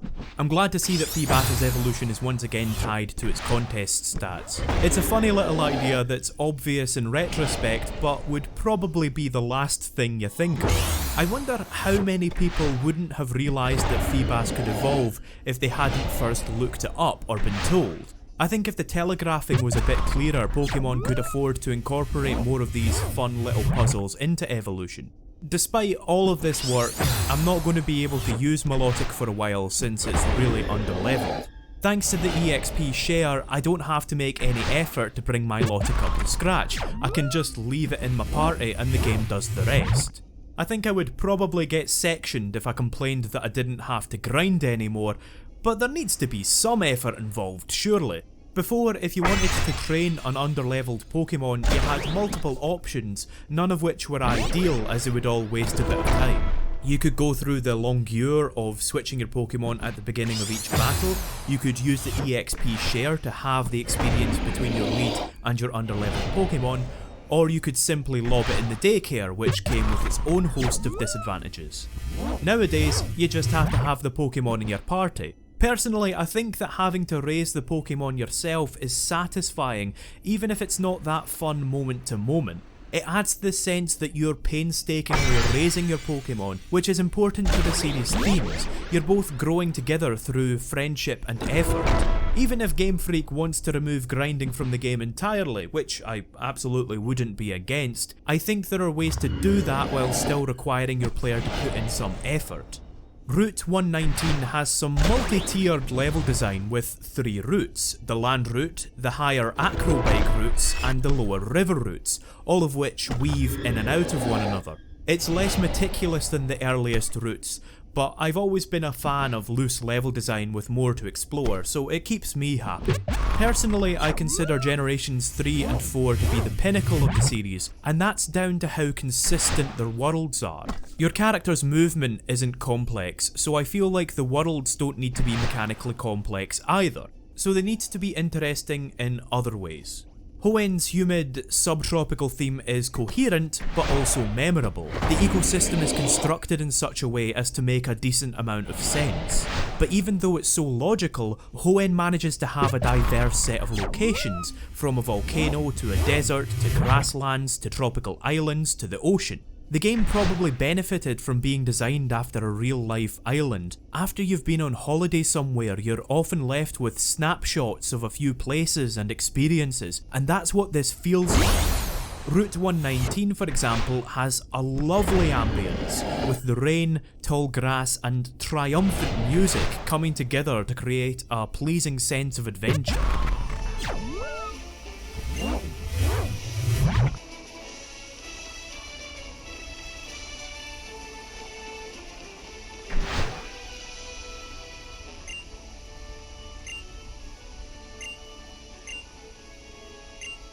If you've ever been outside during the rain on a warm day, you'll recognise the atmosphere.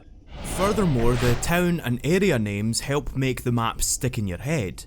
Like a lot of Pokemon, the town and area names in Hoenn lightly disguise words that we already know to make them more memorable. Poochyena is Pooch and Hyena, Sableye is Sable and Eye, you get the idea. Similarly, Slateport is a port town that's made largely of stone. Oldale is old and dale. Verdanturf is a portmanteau of verdant, meaning rich with vegetation, and turf. Before you've even reached it, and before you've even been told, you kind of get the picture that it's a very lush, green town.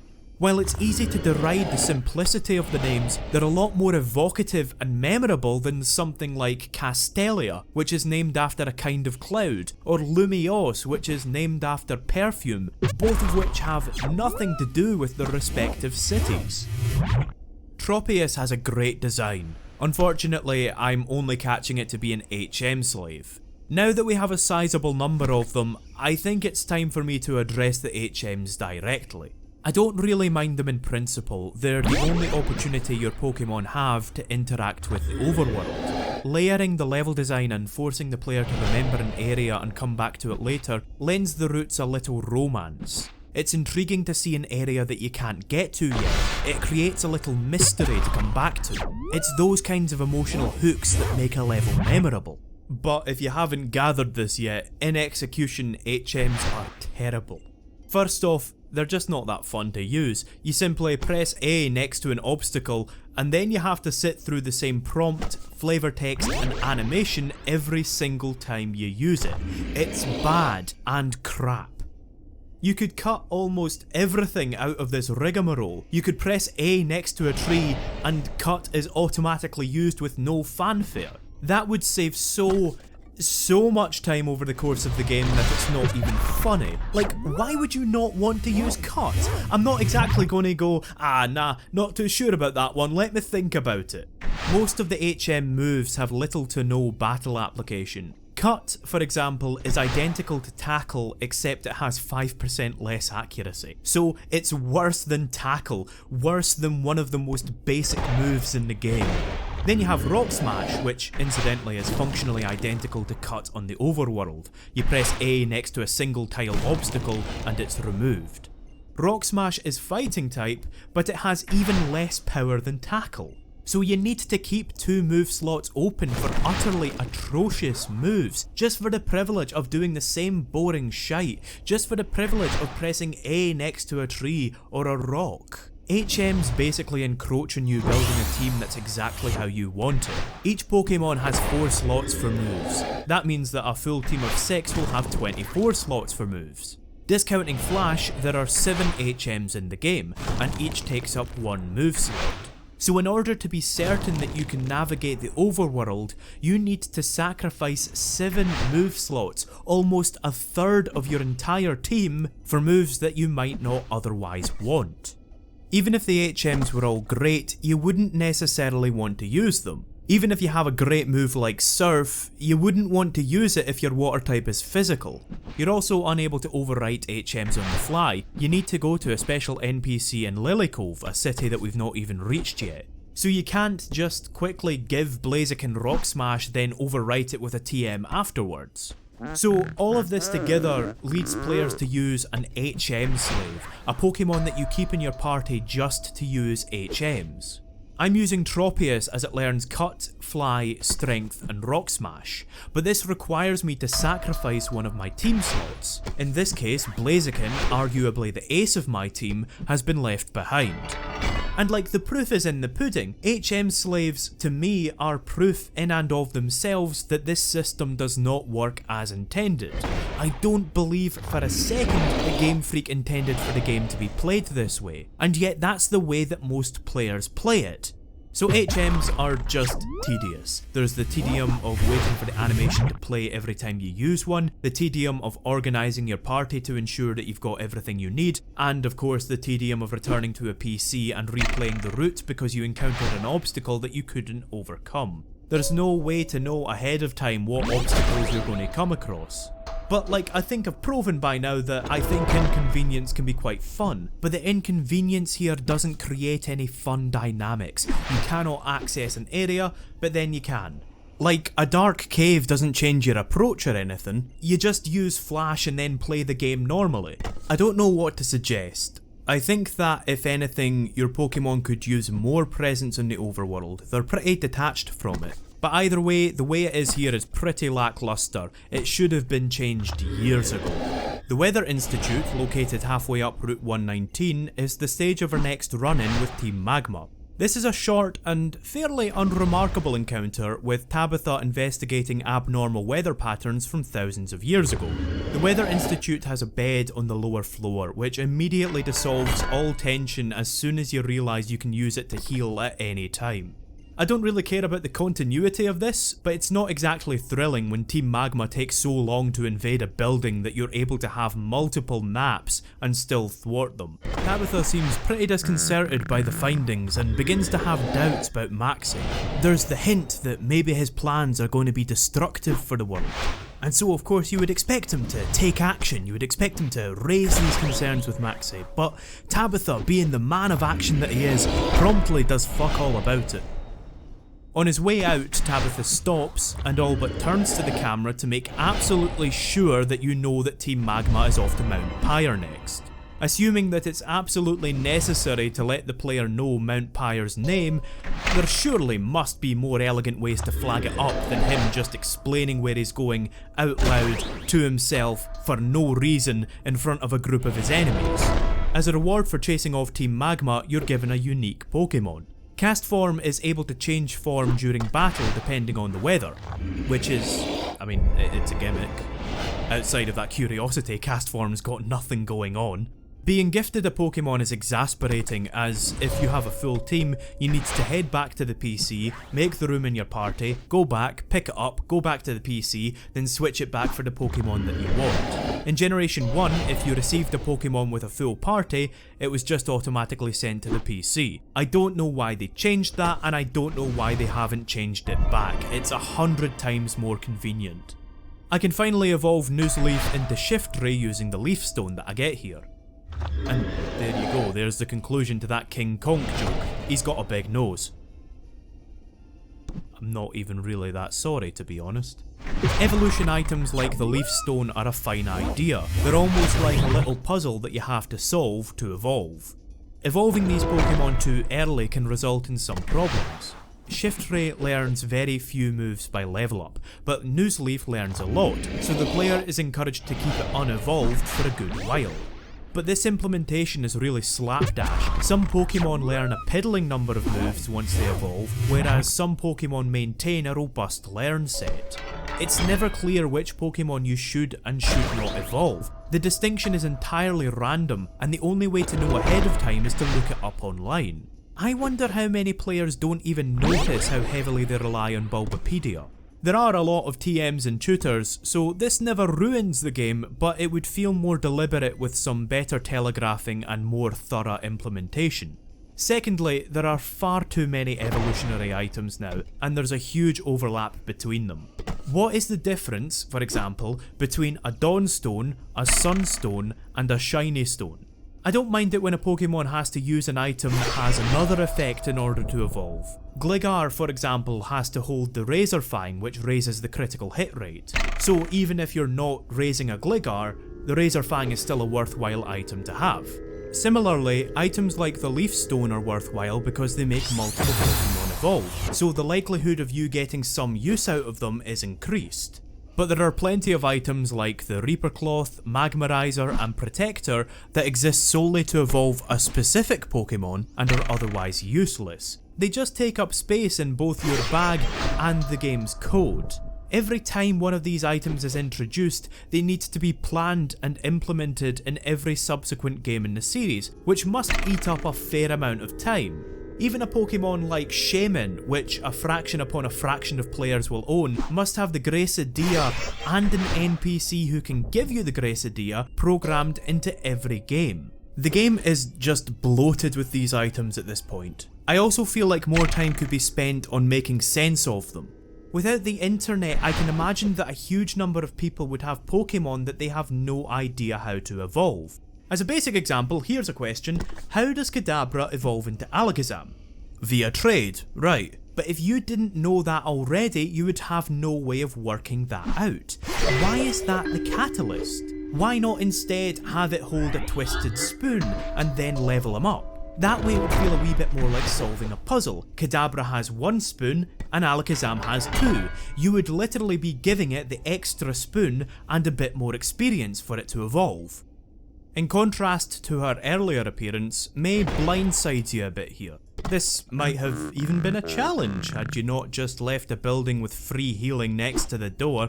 As it is, it's unlikely that anybody will be in a weakened state for this match. It's yet less of a challenge because May still only has 3 not fully evolved Pokemon. Meanwhile, I have almost a full team of final evolutions. Your rival is supposed to be a bit of a dipstick. Let me try that again. Your rival is supposed to be a bit of a gauge to show you how you match up to the level curve. They're supposed to always be one step ahead and show you what level you should ideally be in order to tackle the upcoming area. If you lose to your rival, you might want to grind for a bit to catch up. And look, I know that I'm kind of soaring above the level curve, but I don't feel that I should be capable of getting this far ahead of her without grinding. After that long route, it's nice to be able to relax. I love the pacing of segments like this, long routes that evoke adventure, punctuated by moments of respite in the next town. It helps that Fortree is one of the coolest towns in the entire series. A whole town of tree houses is straight out of a kid's imagination. So while we're in this relaxed environment, this seems like the perfect time to take a break and take a look at some of the PlayNav features. The PSS, or Player Search System, is a massive leap in online functionality. The system allows you to battle and trade with friends and strangers anywhere in the world, with just a couple of taps on the touchscreen. Ease of use has clearly been prioritised, to the point that you no longer need to go to a PC to trade Pokemon not in your party. It saves everyone a lot of tiresome menu navigation. Furthermore, everyone that you interact with is added to a handy list for further interactions. This is surprisingly intuitive for a Nintendo game, which usually bogs itself down with friend codes and parental controls. But at the same time, there's no real way to be abusive, so it's the best of both worlds. The premise of the GTS, or Global Trade Station, is simple enough. People deposit a Pokemon and make an offer on it, and then others can initiate an automatic trade if the terms seem fair. That's fine on the surface, but you can ask for literally anything, so it is filled to the brim with hackers and people asking for illegitimate Pokemon. For example, you can put up a Poochyena and demand a level 1 to 10 Latios in exchange, when it's impossible to get a Latios at that level. The GTS also depersonalises trading. While trading with strangers retains a semblance of human interaction, this process is completely automated. I appreciate what they were going for, a huge database dedicated to trades, but it's so open to abuse and so frequently abused that it's all but useless, to the point that I think it needs to be completely retooled. You can also do random online trades through Wonder Trade. The unfettered randomness of the system is a lot of fun. Sure, you get a lot of tat, but I sent off a few Pokemon on my old save file before I restarted, and I like to imagine the other person's reaction when they received a Blaziken in exchange for a Zigzagoon. It synergises incredibly with breeding too. If you're breeding for a specific nature or something, it's a better idea to trade off your excess rather than release them. One man's trash is another man's treasure. Your surplus might help others out, and maybe you could get some Pokemon that you don't have in exchange. It kicks you out of the system after every trade though. Removing that would really speed things up, but that's housekeeping rather than anything major. Here I traded my Skitty away and I got a Ditto in exchange. That's not a Ditto! That is demonstrably not a That could be a Ditto. Actually, that might well be a Ditto. Okay, I'll accept it. Finally, we have O-Powers, so called because you keep going, oh, these exist. They're temporary buffs. You can use them on yourself or use them on someone else for a smaller cost. The intent is to encourage selflessness, to make people help one another out rather than help themselves out. I appreciate it, but I'm not sure how effective it is considering that in my whole time playing Omega Ruby and Y, I have never had any O-Powers passed on to me. That being said, the powers themselves are pretty handy. I would recommend trying to remember that they exist the next time you're training or breeding. Pokemon Ami, a great name, allows you to pet and play with your Pokemon on a one-to-one basis. Your Pokemon has 3 stats: affection, fullness and enjoyment. You ideally want to have affection and enjoyment as high as possible, but fullness as low as possible. Clapping, feeding and playing with your Pokemon raises and lowers different stats. So it's a balancing act. You have to pet it for a while and then feed it and then play with it until its affection stat is maxed out. With enough affection, a Pokemon is granted benefits in battle. It'll gain extra experience, endure attacks that would have otherwise killed it, shake off status conditions and get a higher evasion and critical hit chance. It also comes with some extra animations and flavour text, all of which are adorable. I actually had no idea that Pokemon Ami had these benefits until I tried it out for myself. That's kind of rare in Pokemon. I didn't have to look up a guide or anything. The visual language is very clear, so you can make the most of the feature without having to look up any hidden stats.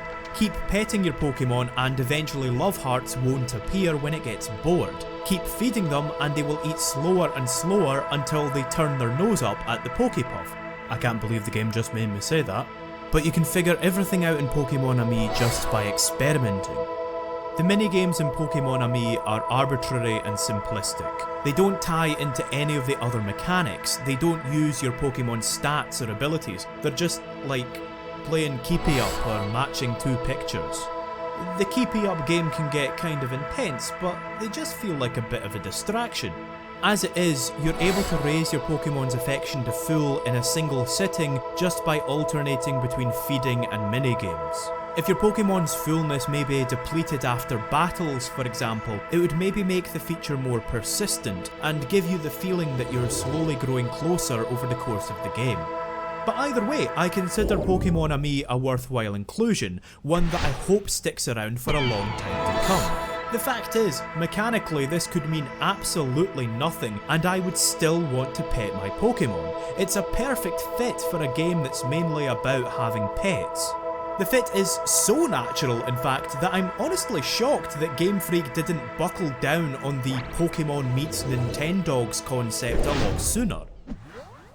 To explain super training, I first need to offer you a short explanation of EVs. EVs, or effort values, are hidden values that dictate how much an individual Pokemon will grow in certain stats.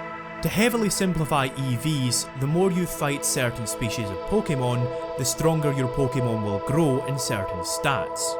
For example, fighting a Gyarados will raise your Pokemon's attack stat, while fighting a Ninjask will raise your Pokemon's speed. This is because Gyarados is really strong in physical attack and Ninjask is really fast.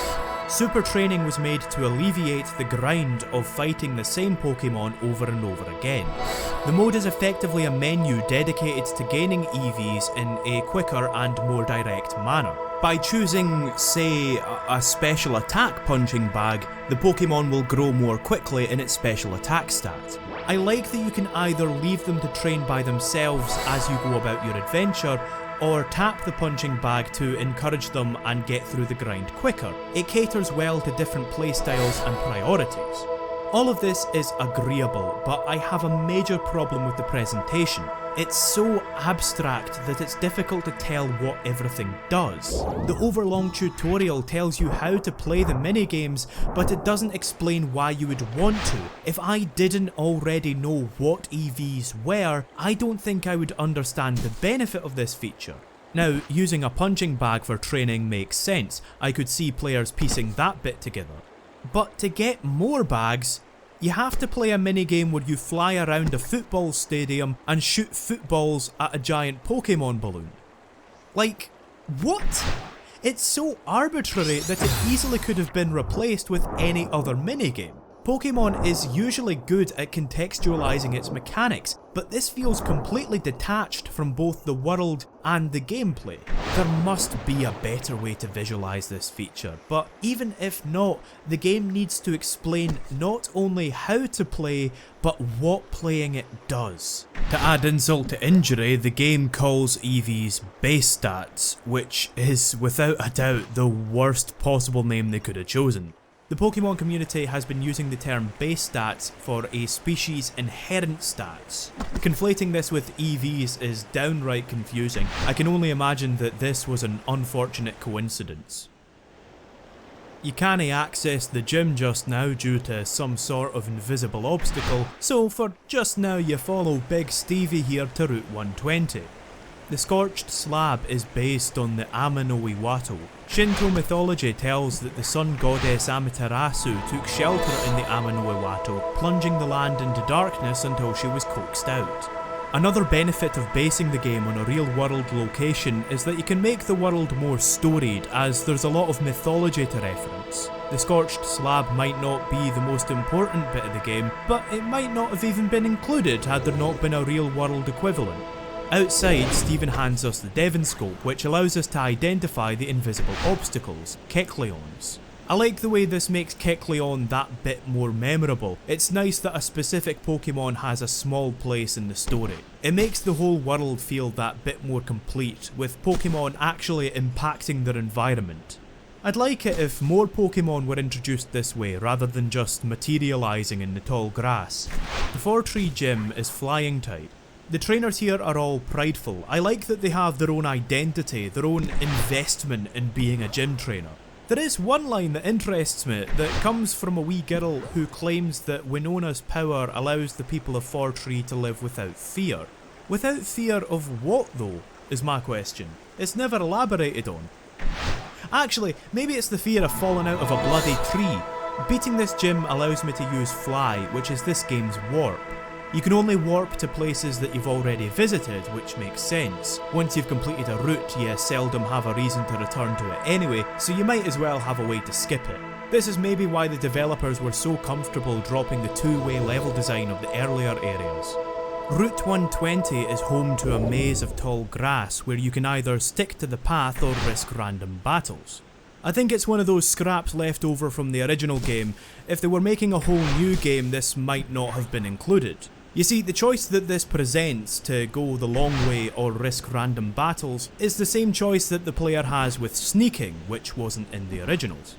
It's not really a criticism, it's fine, calm down, let's not lower that 7.8 to a 7.7 just yet. As I've said, Hoenn does an excellent job keeping its locations fresh, and I remember this route just as vividly thanks to its unique aspects. Route 120 for some reason always feels a lot more relaxed than Route 119's slog upwards. Maybe it's because you're heading down instead of up. You can find Absol here, which is one of those amazing little bits of storytelling that often goes unappreciated. Absol's Pokédex entries tell that it's a bad omen, often appearing before disaster. In fact, many people dislike Absol due to this association. Its Alpha Sapphire Pokédex entry also reads as follows. Absol has the ability to foretell the coming of natural disasters. It lives in a harsh, rugged mountain environment. This Pokemon very rarely ventures down from the mountains. Do you see any mountains around here? Like, come on, that is genius storytelling. The Team Magma saga really starts coming to a head on the next route. If you catch Absol and read its entry now, you're going to get a little bit of a clue about what's coming up next. I love that, that is brilliant.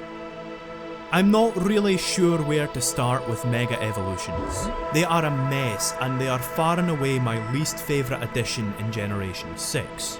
I want to start by explaining why I like evolutions but dislike Mega Evolutions. Superpowered transformations are a staple of every anime in existence, but what set Pokemon apart for me was that the change was permanent. Evolution feels a bit more grounded because the Pokemon can't suddenly change back as soon as they're no longer in combat. It's a permanent transformation, almost like a metamorphosis. Look at a caterpillar changing into a butterfly, or the difference between a newborn Joey and a kangaroo, and you'll get the idea. Evolutions also undergo marked shifts in concept. Combuskin has a different idea behind it than Blaziken, being a chick that's shedding its down as opposed to a humanoid, raptor-like fighter. Mega Evolutions, on the other hand, feel more like remixes of the original design. Mega Blaziken is just a slight tweak to Blaziken's design. Mega Absol is just Absol but with longer fur and wings. Mega Aggron is just Aggron with extra plating. Mega Houndoom is just Houndoom with a chest plate and longer horns.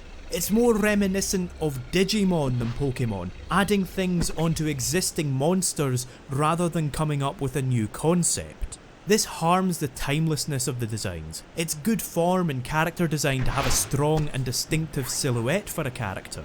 This means having a unique shape, unique defining features, a unique pose that displays the character's personality. But by simply adding things onto an existing design, they complicate the silhouette and make it more difficult to read. I'd hesitate to say that most Mega Evolutions are outright bad looking. They are generally recognisable even with the added fluff. But the design is just less focused and so the silhouette is weaker. I think that alternate evolutions are a more appropriate avenue for exploring different Pokemon designs. Gloom, for example, could only evolve into Vileplume in Generation 1, but it got an alternate evolution called Blossom in Generation 2. Both of these Pokemon are distinct with completely different designs. Blossom is not Vileplume but cooler, but instead an exploration of a new idea using an old Pokemon. I'm also not a fan of the dramatic anime poses that everybody strikes before Mega Evolving. It's really corny and it makes everything feel a lot more like magic. Here I know that Pokemon is pretty fantastical, but channeling your energy into your magical friendship bracelets and then performing a transformation dance feels like a bridge too far. It feels like somebody was trying to emulate their favourite anime rather than figure out something that would work with this series. Despite all of this pomp and circumstance, Mega Evolutions are really unremarkable mechanically. Pokemon have been able to change their shape during battle for absolutely ages. It was a curiosity when Castform introduced the concept, but it's long since become routine and, in this case, doesn't constitute a fun or interesting gameplay scenario. Note how Mega Evolution doesn't change my approach to battles at all. Now, that said, some Mega Evolutions do allow Pokemon to change type during battle. I got this great comment on my last video explaining that they were able to play some cool mind games by using Mega Evolution as bait. That's a really smart idea and I hadn't actually considered that, but nonetheless I think you could have that as a really interesting form change mechanic without including all of Mega Evolution's problems. Mega Evolution is justified narratively by some kind of bond between the player and their Pokemon, which sounds like it's hiding some sort of friendship or affection mechanic. But nah, it doesn't mean anything. You can Mega Evolve a freshly caught Pokemon no bother, so I don't know why they bothered explaining it. But the biggest problem with Mega Evolutions for me is the power creep. More specifically, which Pokemon were chosen to receive them. Mostly it was popular and already competent Pokemon that got Megas: Gengar, Mewtwo and, of course, Blaziken. It might have been cool if they gave weaker or less popular Pokemon the edge, but instead they obliterated the already flimsy balance, all for a marketing gimmick. Now, in fairness, Game Freak is more concerned with designing Pokemon than balancing them all properly. I appreciate that creating 721 monsters would be incredibly difficult even before you take balancing into account. I also appreciate that stats and moves are probably chosen to fit the Pokemon's design. It's regrettable, but I get it. But there is no such excuse for Mega Evolutions. These issues would have been blatant and avoidable as soon as the concept was presented. We bounce off of Route 121 as soon as we hit it. As Tabitha told us, Team Magma is off to Mount Pyre, so we need to follow them onto Route 122 to the south. Route 122 is just an entrance to Mount Pyre. Seriously, that's it. It's not a problem, Mount Pyre has more than enough going on to make up for it, but this'll be important later. Okay, it won't be that important. Interesting? Maybe not. It'll be mentioned later. Yeah, that's better.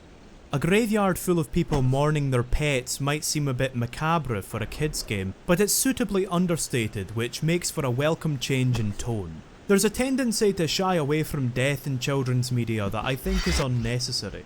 And that's not me trying to be like a hardcore edge master, it's just that death is one of those few universal inevitabilities in everybody's life, and I think that it can be sad, poignant, funny, or anything in between. Mount Pyre exhumes a lot of Japanese cultural mythology. Vulpix is based on a kitsune, and Shubbit's evolution is based on a Tsukumogami. Chimecho is also based on Furin wind chimes, which have a history in fortune telling. Concentrating on Japanese myths makes Mount Pyre more distinct from other games' graveyard areas.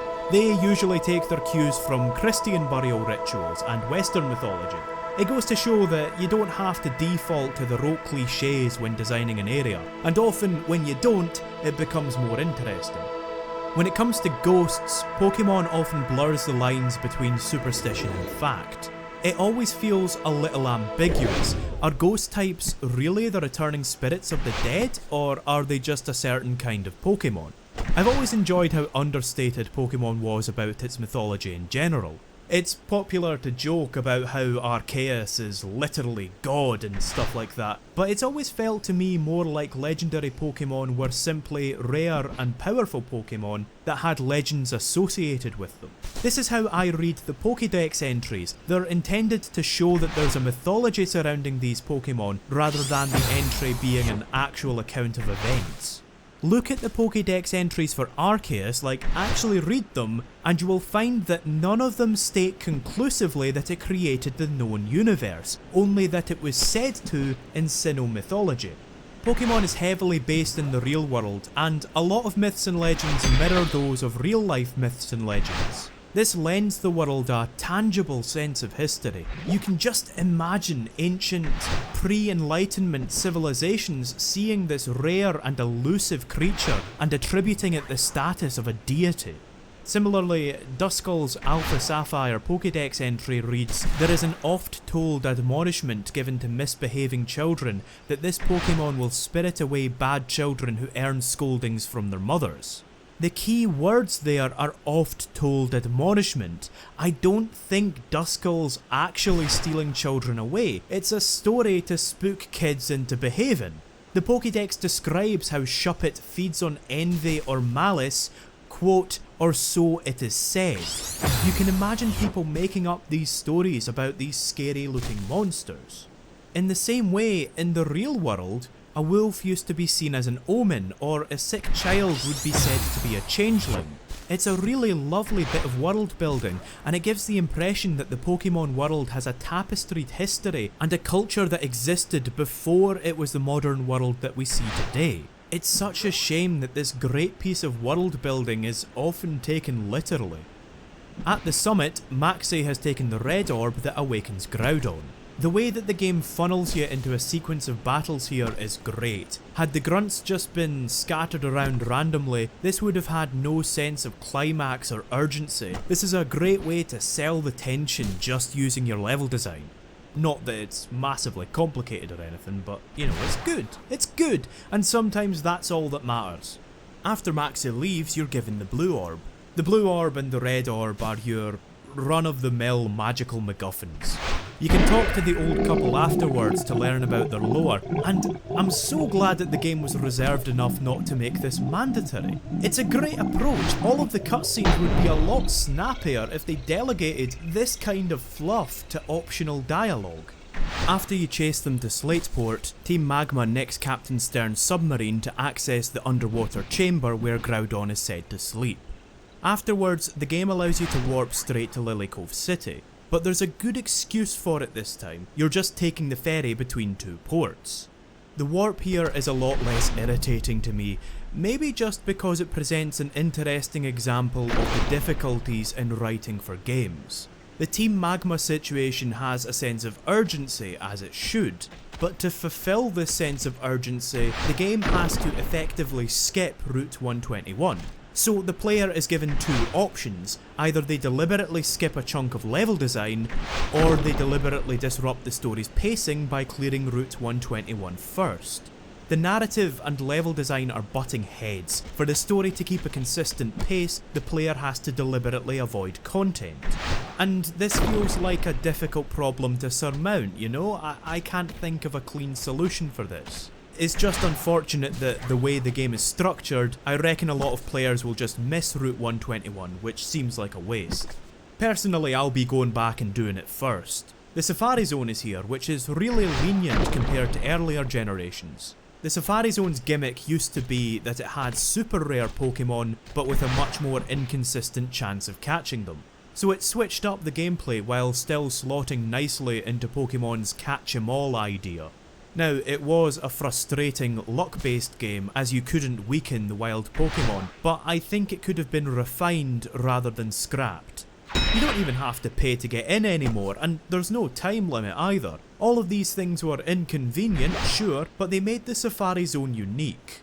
I don't think that removing everything that distinguished the area is an improvement so much as it is a tacit admittance of defeat. Removing a feature is not fixing a problem. Still, it is nice to have a bit of consistency. It's never fun being at the mercy of sheer luck. I have limited access to the Safari Zone at the minute. You need to have both bikes at the same time to see it all, so you need to wait until the post game. I don't mind this too much. It's a more elegant solution than in the original game, where the post game areas were simply blocked by NPCs. Using the Mac bike gives you access to areas where you can catch Pincer, whereas the Acro bike gets you to Heracross. It's a subtle use of the two bike system. Rather than hide items behind your choice of bike, they hide Pokemon. As many game mechanics as possible should be tied back into Pokemon's core ideas of capturing and battling. This is a perfect way to make even the bike have an influence. It's made a little bit frustrating by the fact that you can't just duck under these struts. If your character dipped his head a little bit, he would easily fit under the acro paths, but of course he doesn't, and there's no button to make him. It's one of those game logic excuses that should be ideally avoided, as it relies on the inherent artifice of the medium to work. The game shouldn't be drawing attention to itself like this. The NPCs here are emphatic about the fact that this is a nature reserve. Pokemon are free to come and go as they please. They also mention some of the practical concerns involved with keeping a nature reserve, stuff like the spread of disease in the wild. It's a really caring bit of attention to detail that feels believable. You get the feeling that somebody on the development team actually visited a nature reserve at some point to get this information. In this game, Pikachu is voiced by Ikue Otani, its voice actress from the anime, so it will say its own name rather than the indistinct cry featured in most Pokemon. While I would love to criticise this for being incongruous, cause I'm a big miserable git, it's one of those situations where the simple answer is the best one. Pikachu is iconic, its voice is iconic, and its voice is cute. I can see why they did it. Pokemon as a JRPG simulates progression with experience and levels. Your Pokemon's stats are represented by numbers that incrementally increase as they level up. The concept of growing ever stronger runs through a lot of Japanese media, particularly games and shonen manga. It's a bit of a contrivance. Logically, if you encountered a single gym out of order, you would get utterly wasted, and your adventure would end there. But corny as they may seem, I have a lot of time and respect for these kind of narratives. They're often characterised by strong expressions of friendship and self-betterment. According to Hector Garcia, author of Geek in Japan, these values originated in Bushido and were adopted in manga to help the country emerge from the recession following World War II. And these themes of growth are woven into Pokemon's mechanics. There's an undeniable satisfaction to becoming quantifiably stronger over a long period of time, but nevertheless this can make the system seem pretty artificial. Rather than become more skillful yourself, the game assigns you numbers that grow the more you play. But it's not as manipulative as it might first appear. As the numbers increase, so too do your options. You unlock more moves, abilities, and evolutions the higher the numbers are. Using these options is the gateway to skillful play, and these options are especially important in Pokemon. The type system means that levels aren't the be-all and end-all. It's common to win against a quote-unquote stronger opponent because of a type advantage. Pokemon prioritises tactics over numbers.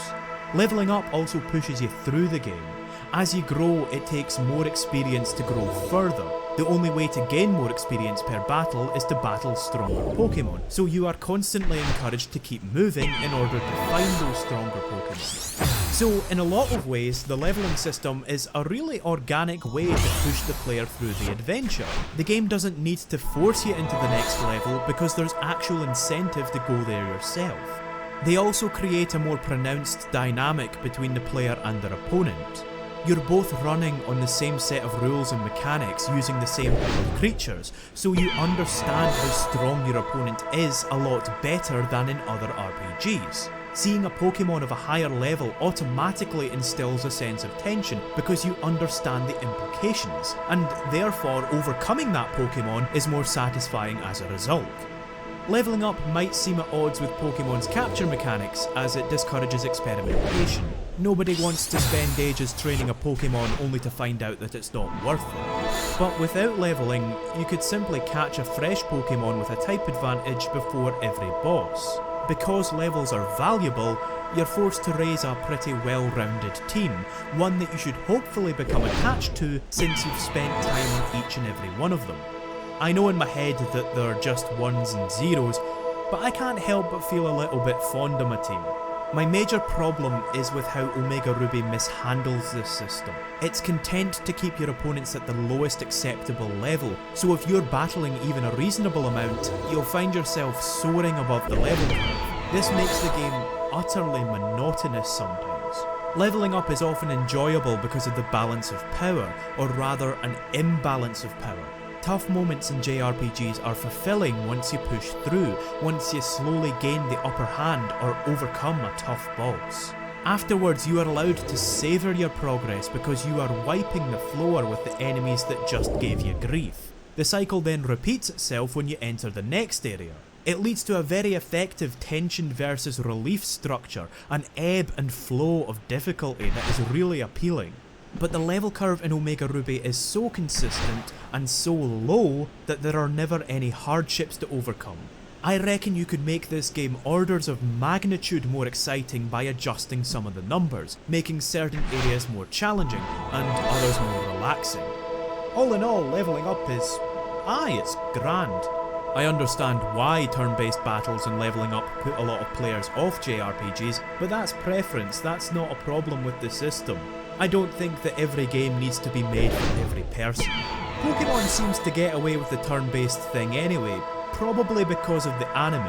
Trainers would take turns commanding their Pokemon even in the show because those were the rules. I distinctly remember having an easier time with the games because I watched the show first. Implicit in my comments about leveling up though is grinding as punishment. This is a fascinating bit of design inherent to the JRPG. If you're too weak for a particular area, you're expected to grind easier opponents until you're strong enough to tackle the next obstacle. So even though it's supposed to be the core gameplay, even though it's supposed to be the reason you're playing, oftentimes battling is a punishment that you want to avoid. I deliberately said that in a way that made it sound weird. It makes sense. Leveling up is satisfying because of the sense of progression. Hypothetically, the player could become powerful enough to beat the final boss by sticking around Route 101 and beating Zigzagoons ad nauseum. It would take forever, but it is possible. There are no systems in place to prevent this. But while it would make the game easier, it would also be really boring because you're not making progress. You're not getting that satisfaction of seeing new places and winning new battles by leveling up. But what is weirder and more interesting, to me anyway, is that people seem to end up underleveled in the first place. I understand the reason for this. The fact is I can't think of a single JRPG where the random encounters didn't become disruptive at some point. Even though battling is Pokemon's main draw, after a while it feels kind of like the random battles are interrupting your adventure. So players often find themselves skipping battles as a result, which, ironically, puts them in danger of having to grind to catch up. That is the reason that I force myself to fight every trainer, to avoid this grind. Of course, ironically, it can be just as much of a grind when every opponent is stupidly easy, but I've just gone over my problems with that, so I'll shut up about it. It creates this odd dynamic between leveling up and the battle system. If you fall too far behind, the battles are no fun since you can't win, so you have to grind. But if you pull too far ahead, battles are no fun as you win too easily, which Omega Ruby really suffers from. I can see why Game Freak is so terrified of difficulty. The more you have to grind, the more you risk alienating your player, but they've gone too far in the other direction. To cut a long story short though, battling is not consistently interesting. It's often routine, and it's often an arseache. A lot of JRPGs mitigate this by closely controlling the levels. This way, battles are closer and thus more interesting, and the act of transcending one area immediately prepares you to tackle the next. Omega Ruby, on the other hand, leans into the problem by positioning many battles as a disruption. You've seen throughout the game, especially in the gyms, how the level design encourages you to skip trainers. You can also buy items to repel wild Pokemon, and you can run if you do ever encounter one. You can also just sneak to avoid everything. Grinding might just be an immutable part of the JRPG structure, and I don't think that that's inherently bad. it can be really relaxing to switch your brain off and watch numbers go up if you're in that kind of mood. But Omega Ruby's level design highlights the system's shortcomings. If the game feels like it has to let players skip so many battles, that's a tacit admission that battles aren't always fun, and I think that's something that needs to be examined. I think part of the reason that random battles are so disruptive is that they're completely separate from the overworld. It feels like an interruption when you're exploring a cave only to be stopped in your tracks and then transported to the battle screen. In a worst case scenario, it can even disorient you or disrupt your train of thought. There have been a few times when I've forgotten where I've been and where I was going after being stopped for a random battle.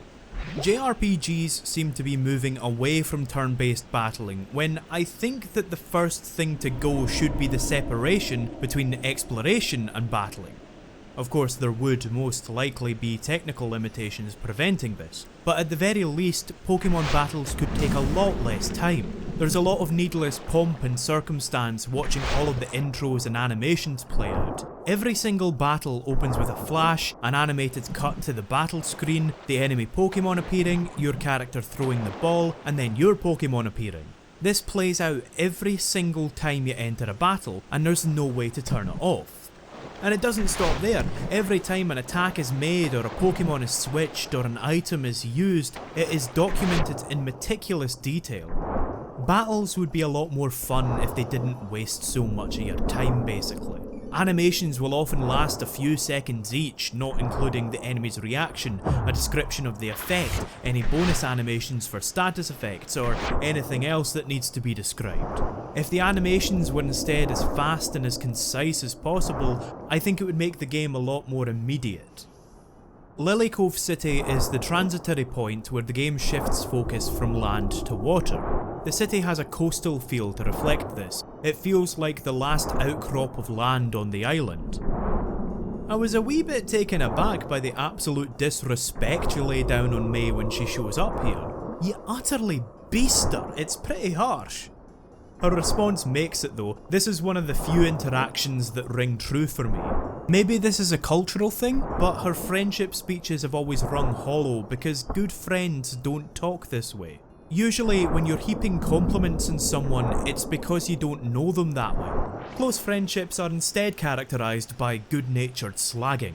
I find that banter is a much more accurate barometer of your relationship than a sappy friendship speech.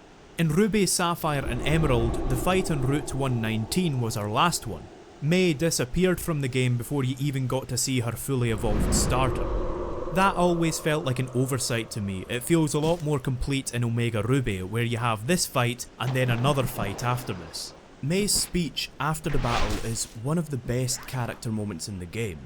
It's got a wee bit of a melancholy note. May almost desperately wants to have played a part in your journey and progression, but she's evidently beginning to realise that she just doesn't measure up. I mean, how could she? You're a numinous star.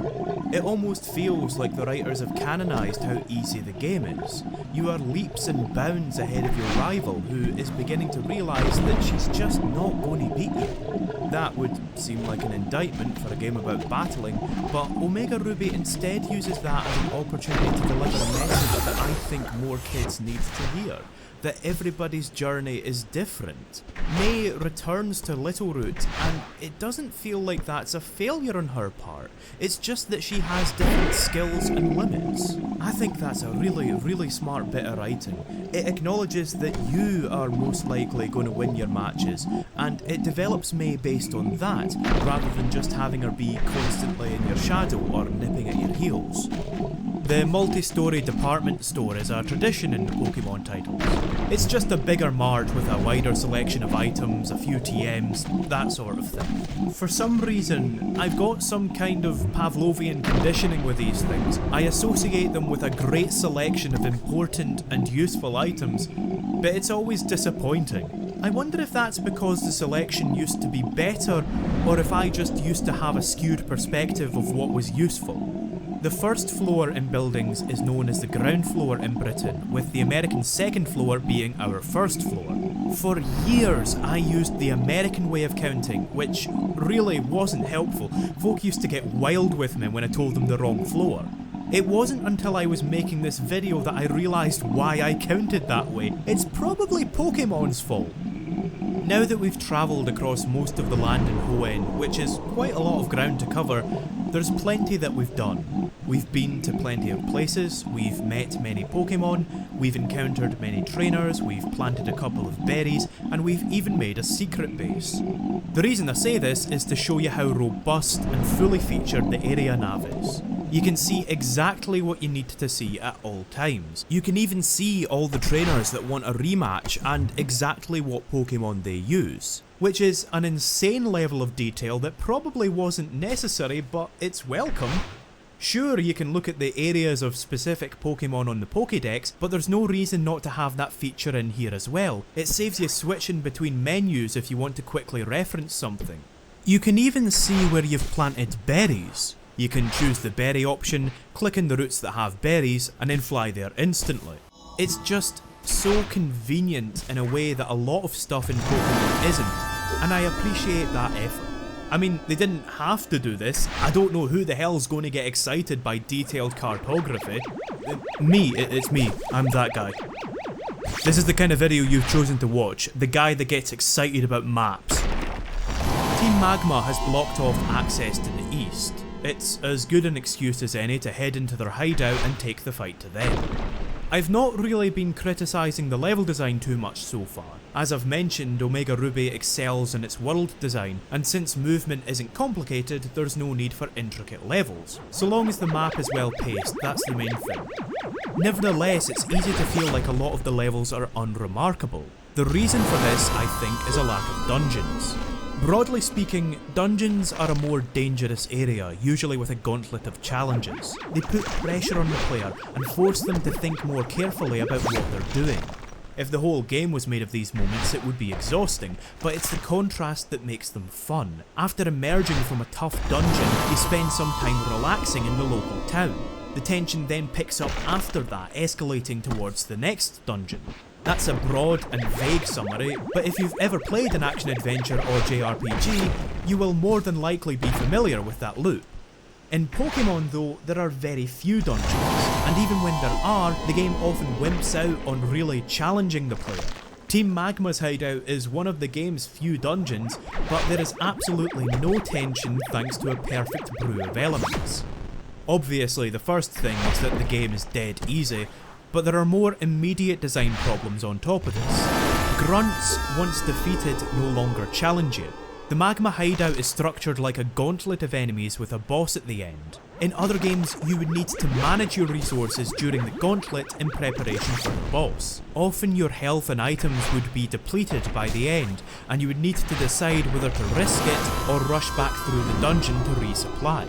But here, since the enemies don't respawn as it were, you don't need to worry about any of that. You can heal or lose at any time without sacrificing any progress.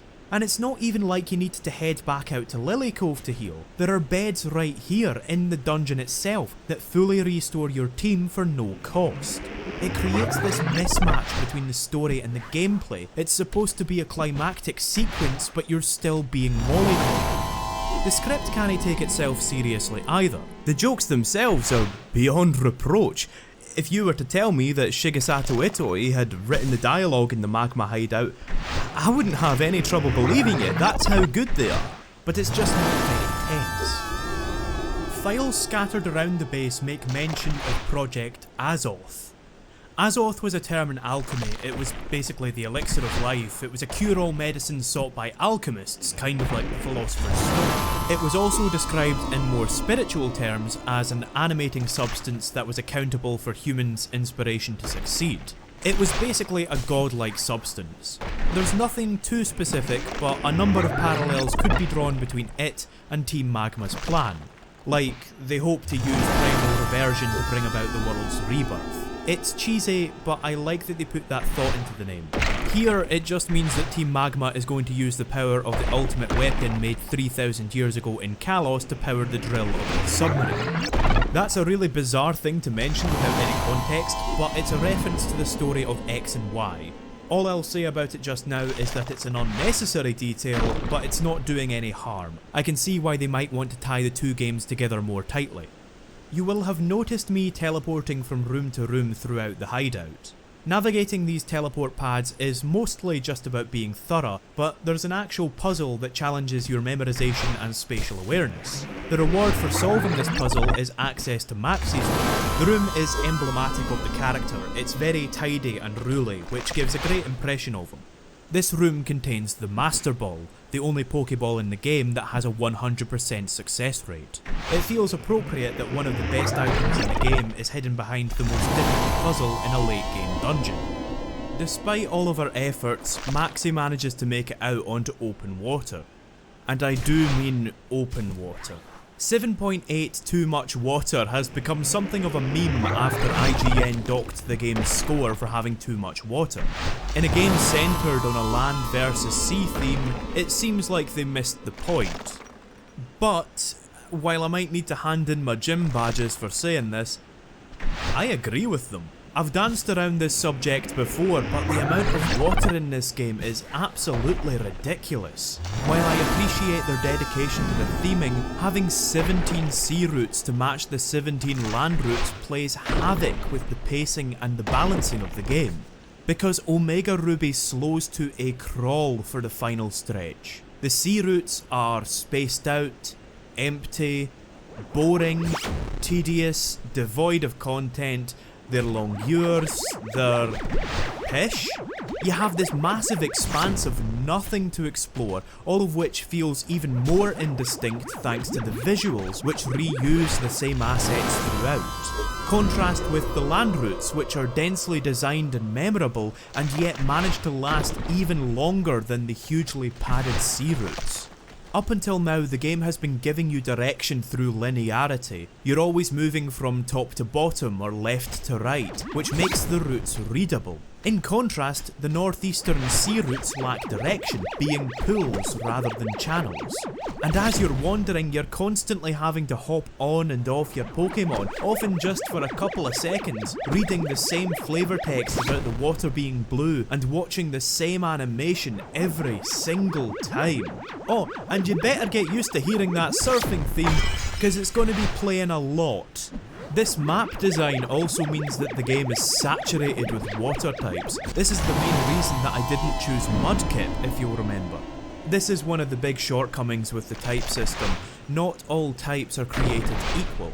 For the games to make geographical sense, there needs to be more water, and thus more water types, than any other type in the series. Lo and behold, water is the most populous of all the types, taking up 16.6% of the Pokédex. This is unavoidable to an extent. I think that a consistent world is worth the imbalance, but Omega Ruby enables the problem rather than restricts it. To be fair, the remakes did fix one glaring issue. The encounter rate is now much lower on the water. This would have created problems of its own, but Pokemon are still in abundance thanks to the Dex Nav. It reduces the encounter rate so you don't want to top yourself when another bloody tentacle shows up, but still gives the player the chance to catch wild Pokemon. Once again, the Dex Nav, well, it doesn't quite save the day this time, but man, it makes the sea routes more bearable. Do you see why I love this thing so much? The first thing you see when you enter Moss Deep City is a beach with mangroves to the east. Mangroves help to control erosion. They protect shorelines from wind and rain with their roots and branches. The roots also provide a solid surface for sediment to settle, making beaches more stable.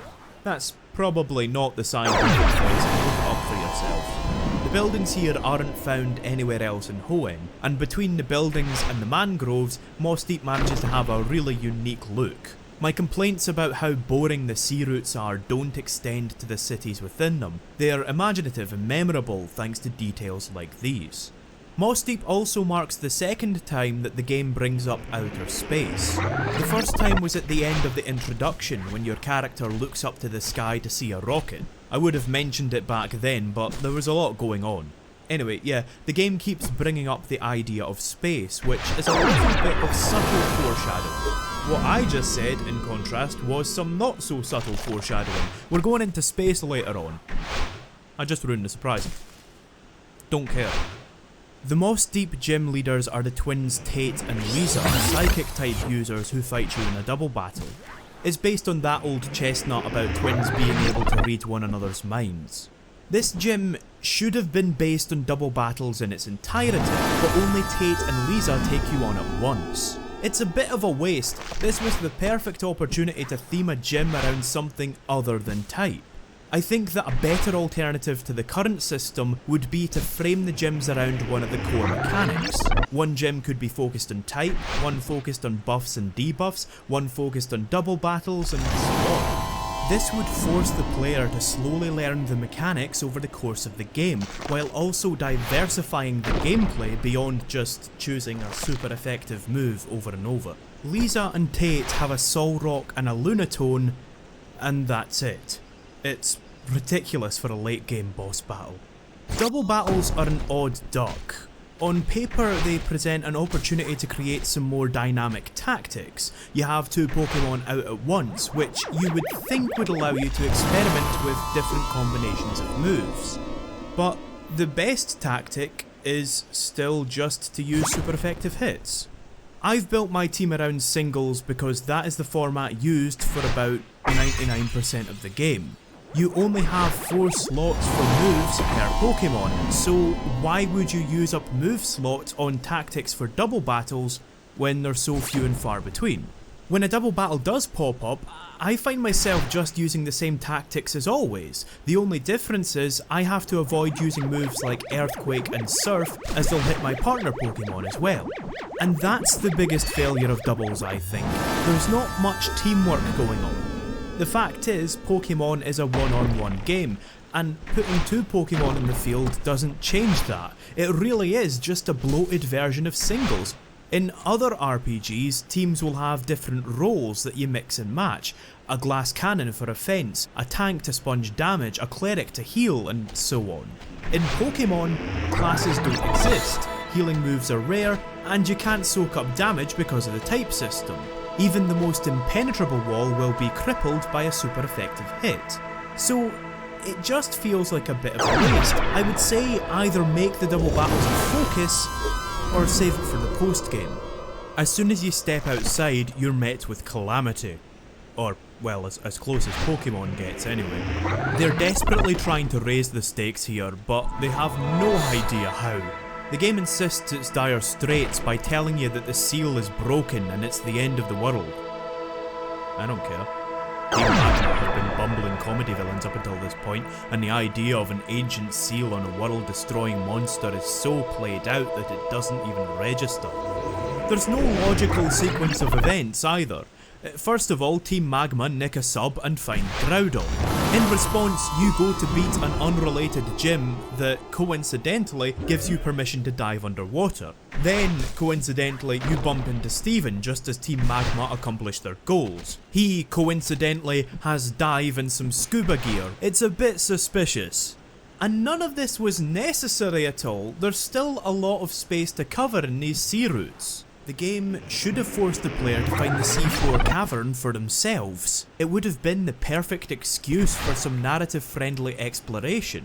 If you fancied exploring, you would be looking around while your character was supposed to be looking around. In fact, that's exactly the way it was back in Generation 3.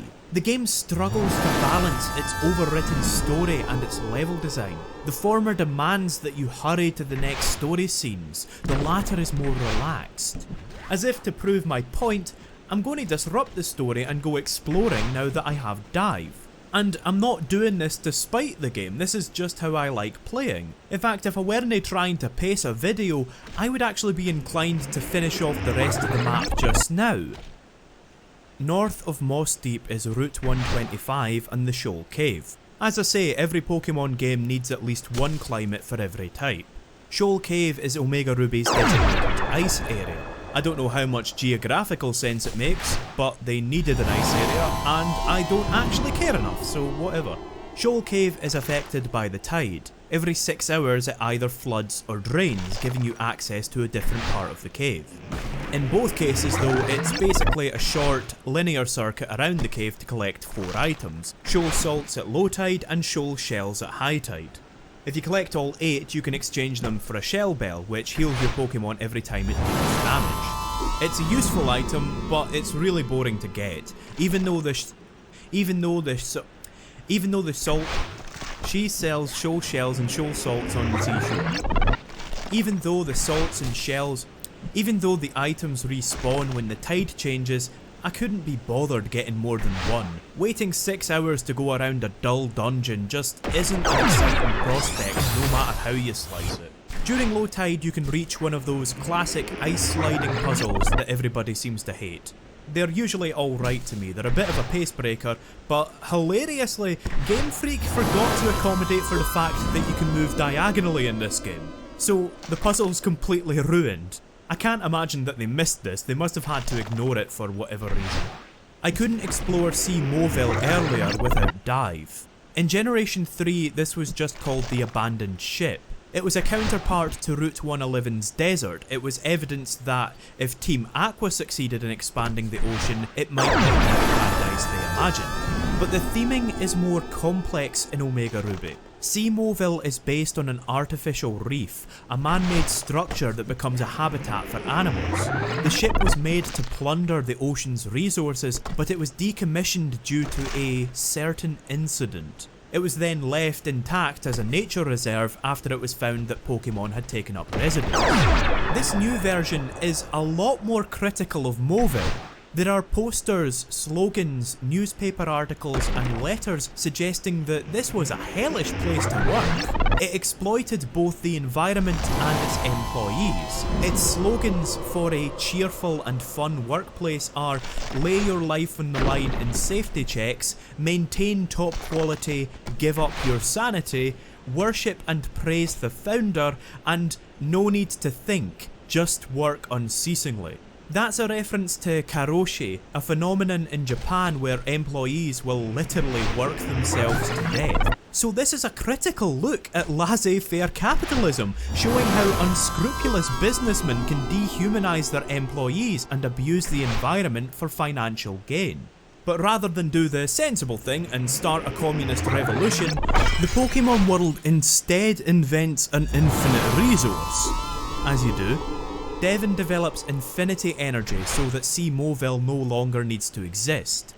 Watson and Stern took in the workers that were laid off, and so people began to work towards a harmonious balance between nature and progress. Pokemon's utopia is created not through a massive social revolution, but because people are more considerate and cooperative. But unlike, say, Rust Turf Tunnel, this bit adds wrinkles to the utopia by showing that it wasn't always this way. Sea Moville wasn't discontinued because it was morally wrong, but because it was no longer profitable. The morality of exploiting the ocean was only examined after the fact. It's almost justifying both Team Magma and Team Aqua's perspective. Imagining that Maxie and Archie worked on Sea Moville, you can see how they would want to expand humanity's resources and protect the oceans respectively. So these ecological extremists are reframed to be reactions against capitalism without conscience. Now obviously Infinity Energy kind of greases the wheels of compassion there, but as a rhetorical device I really love that. Utopia was achieved because people worked towards a better solution for all. All of this is told as you're looking for keys to unlock a sequence of doors. The environmental storytelling is so at odds with the rest of the game in both direction and quality that I almost doubt it was the same team. You're given a great picture of what Sea Moville was like, and the subject is so uncharacteristically gritty that it's really atmospheric. Dive, unfortunately, has only one trick, to submerge yourself and then surface in a blocked off area. Once you've done that, you've pretty much seen everything it has to offer. I wish they had more ideas to distinguish it, it's basically a second Surf HM. But that said, I love how serene the underwater sections are. The harp slowly swells, then declines, giving it a swaying motion like the waves. The synths are pretty muted. If you've ever been diving, you'll know how muffled everything sounds.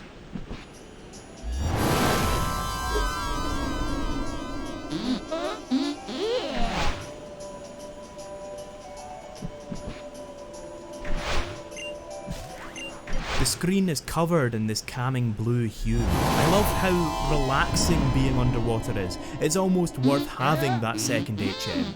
Underwater suffers from the same problem as the major sea routes in that everything looks the same, but you're not underwater nearly as much, so they don't outstay their welcome in the same way. The scuba gear is one of the few appearance changes that your character goes through. Being able to customize your avatar's features was a hugely anticipated feature in X and Y, but it's conspicuously absent from Omega Ruby. I am playing devil's advocate really hard here, but I think that the character design is stronger as a result. Being able to customize your avatar means that they need to be more generic to let you put your stamp on them. I feel like this avatar is a lot more distinct. Maybe because I never got much mileage out of trainer customization. I can't remember there being anything wrong with it per se, it's just not something I'm interested in. But despite my disinterest, its omission here is absolutely the wrong decision. The trade-off in character design is unquestionably worth the ability to let the player design their avatar for their adventure. Your character has no personality and practically no backstory because they're supposed to be a stand-in for you. So they might as well look how you want as well. The reason given for the lack of customization was that it didn't fit with the theme of the game. X and Y were set in what was basically France, and beauty was a theme in those games, unlike in Omega Ruby. Now, like, no disrespect, this isn't meant to be vicious, but I'm almost certain that that is a lie. For one, Omega Ruby literally has beauty contests in it, but over and above that, trainer customization returns in Sun and Moon. It seems far more likely to me that this was a victim of time constraints, which is fair enough. While it could have been ported over from X and Y verbatim, making the clothes fit the new character models and designing parlours and boutiques to accommodate them would need a lot of extra work. This is the problem with Pokemon's design mentality. The lack of distinction between experiments and meaningful improvements has two negative consequences. Superfluous additions are often made, but perhaps even worse, popular features and definitive improvements are often missing in sequels. I'm going to talk about a couple of the Pokemon that you can find on the sea floor. The first one is Lantern. I bring it up because has anybody actually seen a real anglerfish? It's fucking terrifying, it gives me the fear. It's got this maw that's just filled with splinters. But Lantern is adorable and it's one of my favourites. So basically my point is that if anybody ever tells you that life imitates art, they're talking out their arse. You will also most likely want to nab a Relicanth for later. Relicanth is based on the coelacanth, a fish that was thought to have gone extinct sometime in the Cretaceous era, but was rediscovered in 1938. Relicanth is an amazing Pokemon as it ties in perfectly to the game's themes. The coelacanth is considered something of an evolutionary link between fish and the first land-based animals. So basically by including Relicanth, the game is saying that land and sea are not opposites. They form a symbiote circle. What happens to one will affect the other. You must understand this. Not every Pokemon needs to be equal, but I think they should all at least be useful. I mentioned Wurmple earlier as an example. It's strong at the beginning of the game, but it quickly falls off. It doesn't need to be on equal footing with other Pokemon because it fills a niche. Luvdisc is another example. I hope I'm not going to upset the rabid Luvdisc fan community when I say that it's a terrible Pokemon. It never evolves and its stats are disastrous. But it's worthwhile because it's often holding valuable heart scales, which you exchange to relearn moves. The problem is with Pokemon's inconsistent telegraphy. I can only imagine the disappointment if you take a shine to Luvdisc only to find out how rubbish it is hours later after trying to train it up. Luvdisc's problems could be remedied with an NPC that says Luvdisc is weak, but its scales are valuable, or something like that. Same with Wurmple. I could have sworn that this existed, but reviewing the footage apparently not. All there needs to be is an NPC that says bugs get strong quickly, but they get weak quickly too. Otherwise, there's just no way to make an informed choice about the Pokemon you're catching. Capturing a Pokemon that you like the look of, but that isn't very good, is common and frustrating.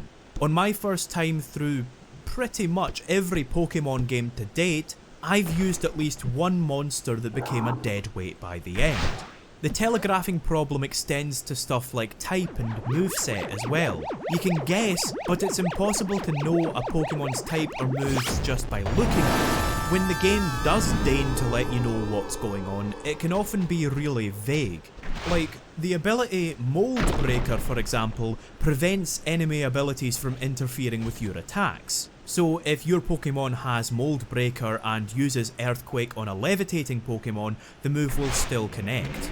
But the game never tells you this. It only ever says that the Pokemon is breaking the mold. Or another example, Focus Energy doesn't state that the chance of a critical hit has increased. All it says is the Pokemon is getting pumped, which is a really unfortunate choice of words if you live in Scotland. As a result, Pokemon almost encourages the player to use a guide. If you don't have access to the internet or a strategy guide, you'll probably get through the game not even knowing what half the moves do. This isn't ruinous by any means, it's not a regular occurrence at all. Most Pokemon give at least a decent indication of what they're about. It also encourages experimentation. If you can resist the urge to look up a Pokemon, you might find yourself trying out different tactics. It's one of those things that a new player would be thinking about constantly, whereas a veteran might not even notice it. Additionally, in multiplayer, the lack of telegraphing allows players to keep aces up their sleeves. If you can attach an unexpected move to a popular Pokemon, you can get the drop on your opponent, which always feels amazing. Ultimately, I can't see any practical way to completely eliminate this problem. There are 721 Pokemon and 621 moves. There are so many of the bloody things that perfectly telegraphing all of them would be unfeasible. But still, I would keep an eye out for it. The seafloor cavern is pretty weak for what is effectively the game's penultimate dungeon. The design itself is actually alright. Getting through the maze requires you to navigate these single room puzzles. You'll end up in a different room depending on how you solve the puzzle, so you have to keep the big picture in mind. It feels a wee bit like an old school Zelda dungeon. It's pretty easy to end up going in a circle if you're not paying attention. But it turns out that it's really easy to not pay attention in here. The level design is completely wasted on the same cookie cutter cave graphics you've seen a dozen times before. The enemies are all Numels, Mighty Enas, Golbats, and all the other stale pish that you've fought throughout the game. You could have the most incredible dungeon design in the series here, and it would still be a snooze because of just how indistinct it is. At the end of the dungeon is the big showdown with Maxie. I like that such a logical character can't account for the fact that he wants to battle you before the climax. Maxie's plan is to awaken Groudon to expand the landmass, creating more habitable land.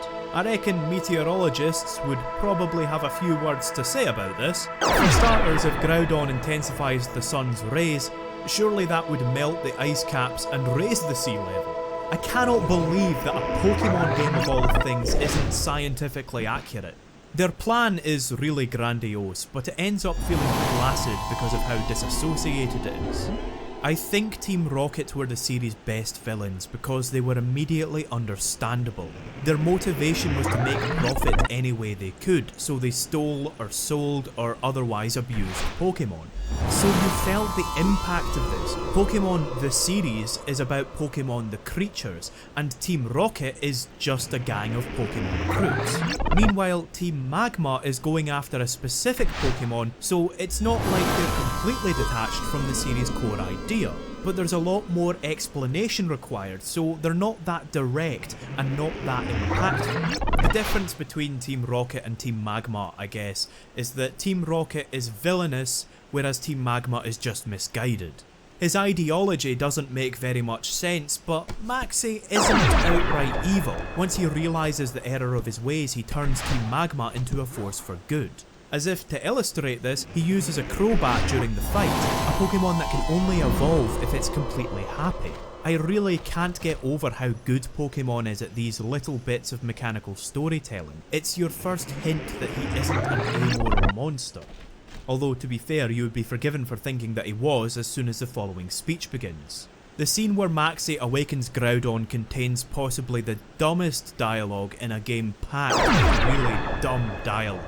Maxie proclaims that he's going to awaken Groudon and end the world. Tabitha then enters and warns him that no, awakening Groudon will end the world. Then Maxie awakens Groudon and goes, oh no, the world is ending. Let me explain. I mentioned earlier that I suspected the Alpha Sapphire script was written first, and then Omega Ruby adapted from it, and this is the major reason why. One of the game's themes is beginning and end. The titles of Omega Ruby and Alpha Sapphire come from the Bible, specifically the Book of Revelations 22:13. I am the Alpha and the Omega, the first and last, the beginning and the end. Kyogre in Alpha Sapphire represents a beginning. Groudon in Omega Ruby represents the end. The theme is repeated in stuff like Project Azoth. Supposedly, the AZ stands for the beginning and the end. So this scene makes a lot more sense in Alpha Sapphire, which is themed around beginnings. Archie claims that he's going to bring about a new beginning, but after he awakens Kyogre, he realises that for there to be a new beginning, there needs to be an end. That makes perfect sense both thematically and literally. But while Maxie's speech makes sense thematically in Omega Ruby, it makes a lot less sense literally. He claims that he's going to bring about an end to the current world before having the revelation that doing so will bring about an end to the current world. I know what the game means, Maxie's talking about a metaphorical end, but it's a lot less tidy. The cutscene where Groudon awakens has a few wrinkles. First of all, the humans are suddenly no longer super deformed, and Groudon is much larger than his in-game model would suggest. The funnier bit to me is that Archie and Tabitha file out as soon as Groudon begins waking up, and then they come straight back once he's done. I'm guessing one of two things. Either they animated this scene earlier in development and didn't account for Archie and Tabitha being there, or having too many detailed models created some technical problems. If it's the latter, that might be why they chose a super deformed style for the rest of the game. Either way, I think that Archie and Tabitha could have just stayed in the room even if they didn't appear in the cutscene. Having them walk out and then straight back in like a pair of indecisive cats made me laugh during the climactic moment. Like this primordial god is awakening right before their very eyes and they're like, oh, I went off for a Capri Sun, what did I miss? Outside, the game dives headlong into melodramatic excess. The drama here is really overwrought. It tries far too hard to raise the stakes and it just ends up feeling flat. What I mean is, in Ruby, the artists simply intensified the light to create the illusion of overwhelming sunshine. I got the feeling that this was an ecological disaster rather than Armageddon. If you've ever felt stifled after a couple of weeks of intense sunshine, then you'll have an idea of how this would feel. It draws on a common experience to make the scene tangible. It's simple but effective. In Omega Ruby, the sky is literally on fire and we're told that, and I quote, everything's gonna die. It's no longer an impactful, understandable crisis, but meaningless hyperbole.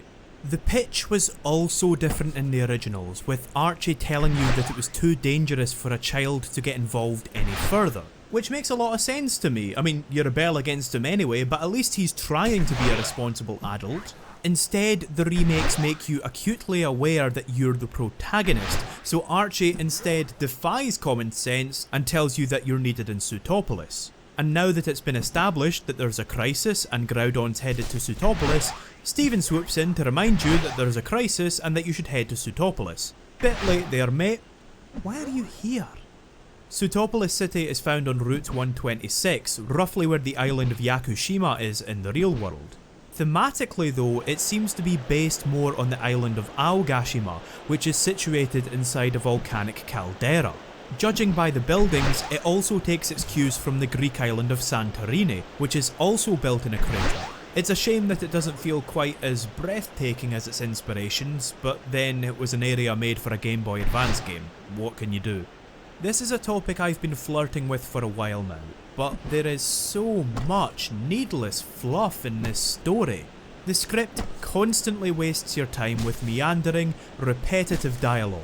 Even though the sky is literally on fire, the characters are constantly interrupting you to make sure that you know it's hot. Stephen takes himself aside to soliloquize, "We rely on sunlight to survive, but maybe too much sun is bad?" I mean, aye, yeah, that's true, but that doesn't make it poignant or meaningful. Cake is delicious, but too much will make you sick. Or, more pointedly, words are great, but too many make your story flabby. It doesn't characterise Stephen or advance the plot, it's just white noise. A lot of the game's mandatory dialogue could be easily removed while still retaining the same plot and character beats.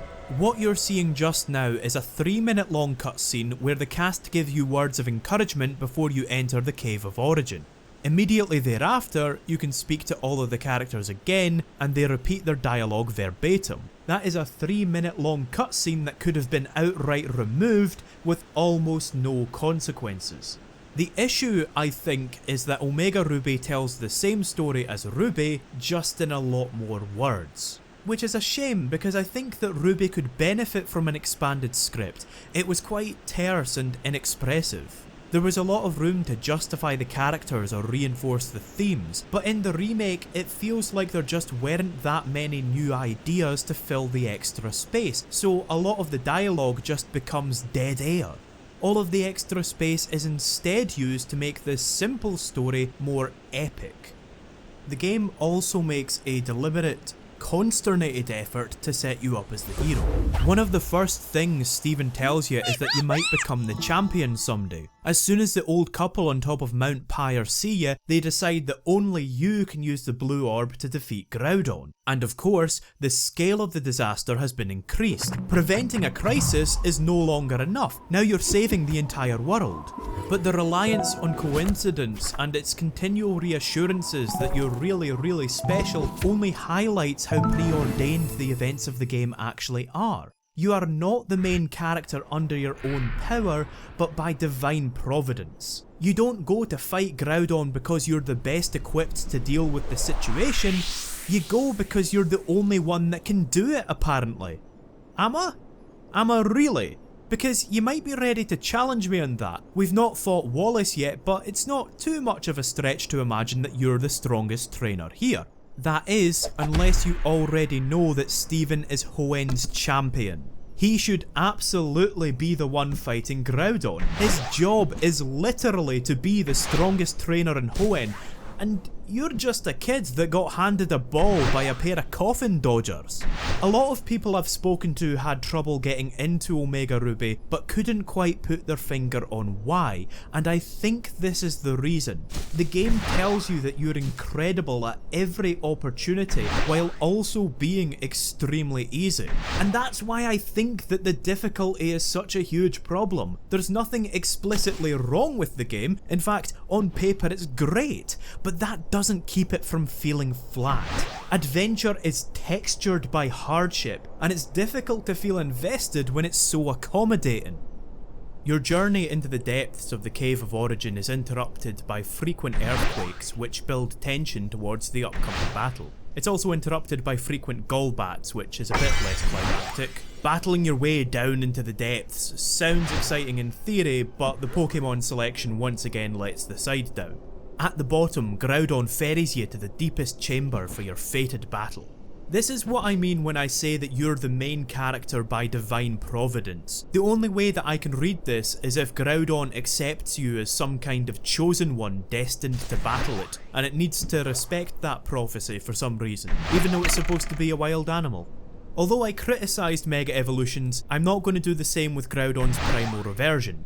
There are a few reasons for this. First and foremost, Primal Reversion doesn't interfere with Groudon's great design. It looks like magma is flowing between the plates of its armour like continental plates. I actually just got that, that's quite clever. Secondly, Groudon actually needed this change. Back in Generation 3, it got the short end of the stick as far as type and ability went. It was pure ground, so both Kyogre and Rayquaza had the type advantage. This also meant that it didn't get as much benefit from the sun as Kyogre did from the rain. Groudon and Kyogre also had their abilities nicked.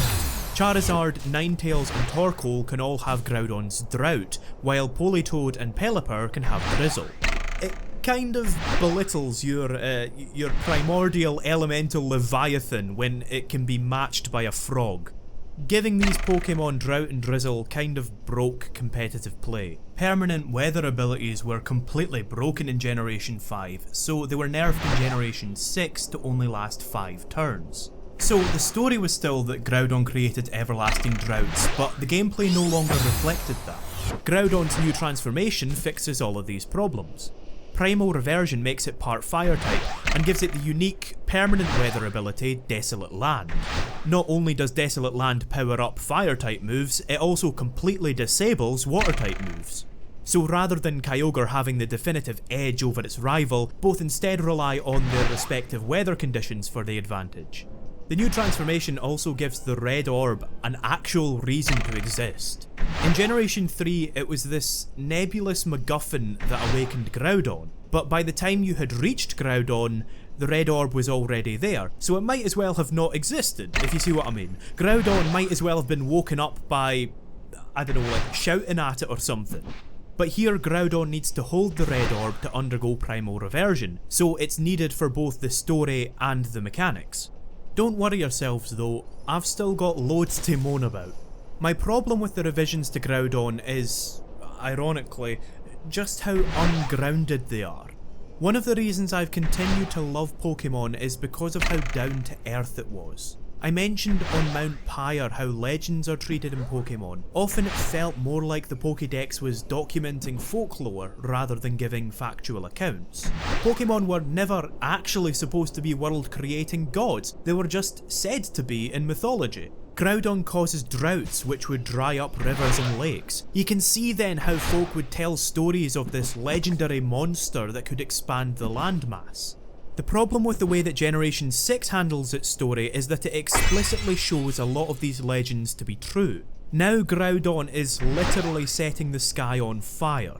Its Alpha Sapphire Pokédex entry states clearly, with no room for interpretation, it can cause magma to erupt and expand the landmass of the world.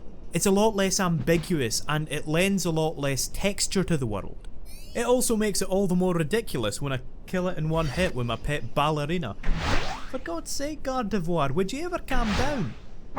I'm not doing a review of X and Y, so I'll keep this bit brief, but this is why I disliked the story in those games. X and Y tell that an ancient king created an ultimate weapon that granted him eternal life. He then used that weapon in a cataclysmic Pokemon war before spending 3,000 years wandering the earth. Let me stress, that's not a myth, that's literally what happens, that is Az's character arc. Game Freak created the character because they wanted to explore the theme of what if somebody lived forever. And again, I love their dedication to their themes, but I maintain my position as that is a theme that Pokemon is not equipped to explore. Both the narrative and the mechanics of Pokemon are about going on your own wee safari. You're broadening your horizons, you are hiking from town to town. You're exploring the world and growing as a person along the way. And there are themes that this kind of Ludo narrative excels at exploring, just as there are themes that it's ill-equipped to tackle. And so the games now have to reconcile their humble, grounded roots with their new, grandiose, mystical quest. I think that Masuda himself said it best. Quote, "Of course, when you get into the more serious themes in Pokemon, suddenly the whole act of going out and catching Pokemon, that whimsical thing, is something you shouldn't be doing if the world is at stake." End quote. I couldn't agree more. But I would go further than that. I would argue that if your story pressures the player into avoiding one of the main mechanics, then something there doesn't fit correctly. I think that the best way to make this point is to contrast with the structure of the original games. In Generation 1 you had 3 subplots which all related back to you. You had the Pokemon League, Team Rocket, and your rival. In the end it turns out that Giovanni is the last gym leader and your rival turns out to be the champion, which ties all 3 plot threads neatly together and adds a personal stake to the final battles. Furthermore, the legendary Pokemon felt more like actual legends because you had to find them for yourself. Catching Articuno, Zapdos, Moltres and Mewtwo was completely optional, and often they would be tucked away deep within a dungeon, requiring you to put your progress on the line if you weren't prepared enough. They were legendary because of their mechanical implications rather than their narrative ones. Omega Ruby's story is instead about an organisation trying to resurrect a world-ending monster to serve their misguided but ultimately altruistic ends. But that's oil on water with what the player is doing for most of the game. You don't have a personal stake in that conflict. Sure, the medium of Pokemon battling is limited as a vessel for storytelling, but the original games pulled it off by focusing on a tense one-on-one rivalry. In Omega Ruby, you don't have much of a relationship with these characters. You're basically there to watch plot threads introduce and resolve themselves, and maybe beat up some animals along the way. Like, you don't actually accomplish anything in this game. You beat Maxie in the seafloor cavern, and then he just awakens Groudon anyway. Because why would he not? What reason does he have to rethink his policies because you beat him at Pokemon? The grandiose, pre-structured plots don't add to the game's adventurous atmosphere. You're no longer discovering the land and its legends for yourself, but you're having other characters explain them to you and then tell you where you need to be so they can explain the next bit. And yeah, I know, I'm picking in the story in a Pokemon game, like, wow, what a big man he is, what an important critic. And look, yeah, you're right, I don't care about the story, but that's a problem. Let's not mistake a mediocre narrative as a feature of a series, especially when it's taking up an inordinate amount of game time and imposing on you every chance it gets. If it's going to be such a focus, it should be a lot better. What I mean is that Archie and Maxie end the game by discussing the fact that they, as adults, were entrenched in their ways, and that cultivated conflict. Archie reasons that the pair of them have been constantly bickering and fighting, trying to make a world either for people or Pokemon, and how it was the next generation that came along and showed them that there is a third way, that there is a way for everybody to prosper. Maxie then realises that he can't just run away from the problems he's caused, he needs to struggle and strive to atone for them. But none of these themes are tethered back to the story or the gameplay, they're just left dangling there. I mean, off the top of my head, what you could do to focus this a bit more is concentrate on that generational aspect. Pokemon is a series about growth, so there must be a lot of interplay between the levelling up mechanics and the idea of an up and coming new generation supplanting the old one and supplanting the old ideas. But the game never capitalises on that, the game never fleshes out that theme, it's just Archie and Maxie waffling at each other for 2 minutes. In other words, just shite or get off the pot. Either keep it simple or expand the script in a meaningful way. But either way, give the player a stake in what's going on, a reason to be in conflict with the villains. That whole Team Magma thing had absolutely nothing to do with me or my goals. I mean, I've just finished the game's climax, but I've still got 6 bosses left to go. Do you see what I mean? We're fighting yet more water types in the final gym, just in case you weren't sick of those yet. The puzzle here is one of the better ones in the game, I think. It's the logical conclusion of the gym's puzzle design, which were basically not puzzles at all unless you wanted to skip trainers. Here, it's kind of like an inversion of that. You have to complete the puzzle either way, but if you fail, you have to go through a gauntlet of trainers. Or you could deliberately fail, deliberately shut up, to fight them anyway. Deliberately. Before we fight him, I just want to quickly show you what Wallace looked like in Ruby. See him there? He's pretty showy and flamboyant with an extravagant outfit. Now look at his design in Omega Ruby. What's going on with that? Before, the outfit he was wearing characterised him as a show-off, but I can't imagine even the most flamboyant narcissist wearing a skin-tight, midriff-bearing, harnessed waistcoat combo. I mean, maybe for a parade or something, but you know, that doesn't seem like a logical costume design. I mean, I wouldn't know, I'm not one for fashion in general, but it feels to me like a few of the characters are really over-designed. Archie in particular looks a lot worse. His design was maybe a bit too understated before, but the popped collar and bandana communicated his roguish, swashbuckling nature. Now he beats you over the head with the pirate theme. He's wearing a wetsuit with actual fins and anchors on it. A lot of the new outfits have a lot of frills and extraneous details, or else they're so outlandish that they don't feel like something an actual human being would wear. They feel more like something that an RPG character would wear. And aye, smart arts, I know that it is an RPG, but it's an RPG set in a grounded world. Series like Final Fantasy can get away with this sort of thing because they're set in a fictional world. You don't know the development or the history behind their fashion. But here, the outlandish outfits feel at odds with the rest of the game, where most of the NPCs are wearing regular clothes. Okay, so that's a lot of words to basically say that they're over-designed. So yeah, that was the final gym, and I spent it criticising their fashion sense. And this video was definitely worth the time and effort. I'm not going to be heading for the Pokemon League just yet though. There are a few items of interest left in Hoenn before we wrap things up. Apparently Groudon revitalised Hoenn's ecology, with many new species of Pokemon flocking back to the region. This is the game's excuse for the National Dex, an expanded Pokédex that includes every Pokemon rather than just those native to Hoenn. Apparently these species were native to Hoenn ages ago, and I guess that Groudon nearly destroying the world made them nostalgic, so they decided to come back. I don't know, it makes no sense. As excuses go, I don't have a problem with it, but why weren't these Pokemon here from the beginning? Generation 3 had 386 kinds of Pokemon, but it only used around 200 of them. Generation 6 has 721, but it still restricts itself to around 200 for most of the game. While the number of Pokemon in Hoenn is slightly expanded by these international Pokemon, it's still not using anywhere near the optimal number. This has a knock-on effect with the trainers. Because trainers often use a single type, and because they're restricted to a small pool of 200 Pokemon, they'll often only have a very small number of monsters to choose from. For example, in Petalburg Gym, because they all have to use normal types, you'll only encounter 5 different Pokemon amongst the 8 trainers there.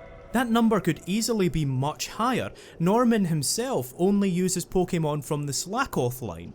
It begs the question, why are Pokemon segmented like this? They are all programmed into the game anyway, surely more variety is only ever a good thing. Imagine how much more interesting it would be if black belts had more than just Meditites and Machops. Imagine if you didn't encounter 300 bloody Wingulls and Pelipers over the course of the game. Look, okay, I know the actual reason why this is. Game Freak segments the Pokemon to sell you more games, but even so they could include a few more. X and Y had 450 Pokemon, that number has a nice heft to it.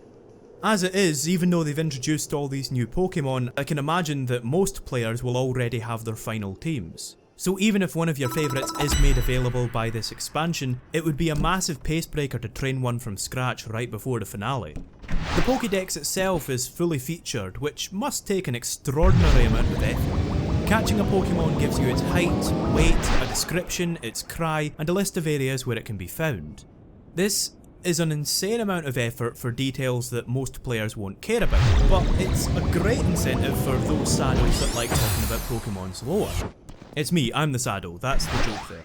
I think it's funny that the Pokédex's prevalence in the series has dropped off quite a bit. I remember back in the day the Pokédex featured heavily in the advertising, it was even implicit in the "Gotta Catch 'Em All" slogan. It's funny, in retrospect, for a bestiary to become the impetus for such a successful marketing campaign. Nowadays, catching them all is an unreasonable demand, so I can see why it's been quietly downplayed. I think this might be one of the reasons to continue using the regional dex. It lets the player catch them all while keeping the numbers more reasonable. It's a nice compromise, I just wish it didn't sacrifice variety. Nevertheless, even if the stories stop focusing so much on the Pokédex, I hope it sticks around. It's a robust bestiary that ties perfectly in with the core mechanics. If you actually manage to complete the monumental task of catching them all, the game gives you the shiny charm, which triples the chances of you finding a shiny Pokemon. I don't think I'm going to get another chance to talk about shinies, I sure as hell didn't find one, so I might as well just talk about them while we're on the subject. Shinies are a rare variant of a normal Pokemon with an altered colour scheme, and they're something of a collector's item. there is a minuscule chance of obtaining one in the wild, 1 in 4096 to be precise. This chance can be increased through various means. It's a nice wee layer to reward enthusiasts. The only benefit to a shiny Pokemon is bragging rights, but in such a social game, bragging rights are an excellent feature. I can imagine a kid with a shiny Pokemon being the talk of the playground. The problem with shinies isn't so much to do with them as much as it is to do with how they intersect with the other mechanics. The likelihood of you getting a shiny Pokemon with decent stats, nature and ability is infinitesimally small. I can only imagine how frustrating it must be when you spend hours and hours and hours chaining a shiny Pokemon only for it to have a bad nature or something. Wallace gives you the HM that lets a Pokemon scale waterfalls after you beat them. Waterfall is mainly for gaining access to the Pokemon League, but there are a few falls around Hoenn that we can visit first. And aye, this does mean that 3 out of the game's 7 HMs are water type moves. But then Cut and Fly aren't actually needed to complete the game, so really it's more like 3 out of 5. Either way, it's an imbalanced number. Too much water, you get the picture. Having all of the HMs really shines a light on just how happy the game is to waste your time. I mentioned this briefly earlier, but there really is a huge amount of padding to almost all of your actions. The game doesn't need to ask if you want to use Surf. It doesn't need to ask if you want to use Dive when you press A over deep water. It doesn't need to ask if you want to use Waterfall when you press A next to a waterfall. While I'm on the subject actually, it doesn't need to tell you when you put an item in your bag, it doesn't need to tell you that a trainer wants to battle you after a battle starts, and it doesn't need to go through the same text boxes every single time you use the Pokemon Center. Imagine how much smoother the game would be if you began surfing automatically as soon as you stepped onto water. If you pressed A over deep water and the dive animation automatically played. If you pressed A to talk to the nurse and it just did the jingle. These are little quality of life improvements that most series would implement years ago. The Pokemon series is absolutely desperate for streamlining at this point. Bagon is said to frequently launch itself off cliffs in a misguided attempt to fly, which hardens its skull in the process. Meteor Falls is the best place for it then, being full of cliffs and ridges. Bagon dreams of flight, and it eventually achieves that goal in its final form. Salamence is what's known as a pseudo-legendary. It's a powerhouse with stats comparable to those of legendary Pokemon. Considering how powerful it is, I love that it's tucked away in one wee corner of the map. It's one of those secrets that was a joy to trade back in the playground. But it shares the same problem as the international Pokemon, it's too little too late. Training it up for the Elite Four at this point would require a lot of grinding. Don't get me wrong, there should absolutely be a barrier of entry to using pseudo-legendaries, but that's just tedious. Making them difficult to find, or having them evolve at a really high level, or making them really weak until they evolve feel like better alternatives. Since I'm such a high roller, Watson has invited me up to Moville Hills. There's some pretty adult humour here. Not sexual of course, this is still a Pokemon game, but there's jokes about debt collection and the like. The debt collector seems to be more concerned with getting this guy to man up and take responsibility, which is an indication of how much kinder the Pokemon world is than ours. Let me tell you, debt collectors in real life do not give a damn. You can also find the game's one and only rotation battle here, which is a massive shame because rotation battles are great. By allowing you to switch and make a move on the same turn, the game immediately becomes more dynamic. You need to put together so many scenarios in your head, whether or not your opponent is going to switch, what they're going to switch to, whether or not you can outspeed the incoming Pokemon, and whether or not they're predicting what you're predicting. There are so many mind games in this simple setup. The game becomes both more complex and has more momentum. It's such a shame that this is the only time it's featured. I would love to see it used more often. Anyway, Watson brought us here to send us to New Moville. New Moville was going to be a high-tech underground city, but the project was decommissioned around the same time as Sea Moville. It was shut down because wild Pokemon had taken up residence, but it seems that the company weren't completely on board with this decision. If the documents in Sea Moville are to be believed, it was actually Watson's interference that ended the project, leading the company to brand him as a traitor. So he worked for this company, but he was conscientious at least. New Moville was never a large dungeon, it was always a single room with a door puzzle. In this game, it's now just a single room. at a single room with Pokemon in the low 20s, despite the fact that you can't access this area before beating Groudon. I would be tempted to wonder if this weren't some kind of world building attempt or something, but considering how incomplete this area is, it feels more like an oversight. This remake was a chance to improve New Mauville, but it's only regressed. Voltorb is up to its old tricks here. While I'm absolutely resistant to the idea that the Generation 1 Pokemon are the best, they definitely have an edge. Since the series' traditions weren't cemented yet, Pokemon could be tailor-made with a specific scenario or mechanic in mind. Generation 1 Pokemon are more memorable because there was a closer connection between the Pokemon and the world. For example, the game had a safari zone, so Tauros, Kangaskhan and Chansey were all based on foreign creatures, the bison, the kangaroo and some kind of monotreme. Voltorb is another example. It's effectively the series' mimic. It tricks the player into thinking it's an item before springing to life. It felt like the world and the monsters were designed part and parcel in Generation 1. Pokemon are rarely designed for such a specific use anymore, and I think that's to be lamented when it can turn even a circle with eyes into a memorable Pokemon.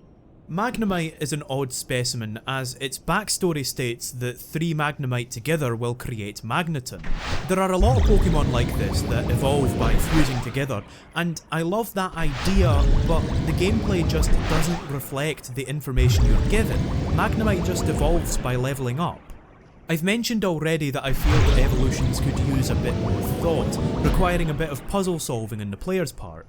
Magneton is the perfect example of this. I distinctly remember being a kid and trying to evolve my Magnemite by fusing 3 of them together somehow. That's what the lore suggests should happen. I was actually gutted when it didn't work because it felt like I had solved a puzzle that didn't exist. If Magnemite evolved by leveling one up when you had 3 in your party, I think that would be really cool. You would immediately understand what you had to do once you saw a Magneton.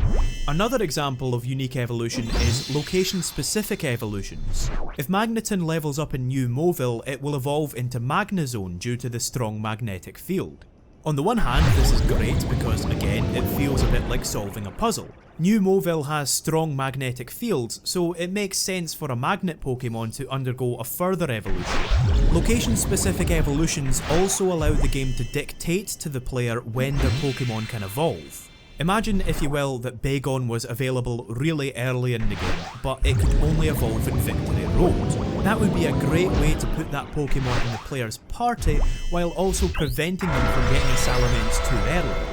The shortcoming of these areas is that now every single game in the series has to have an area with high magnetism.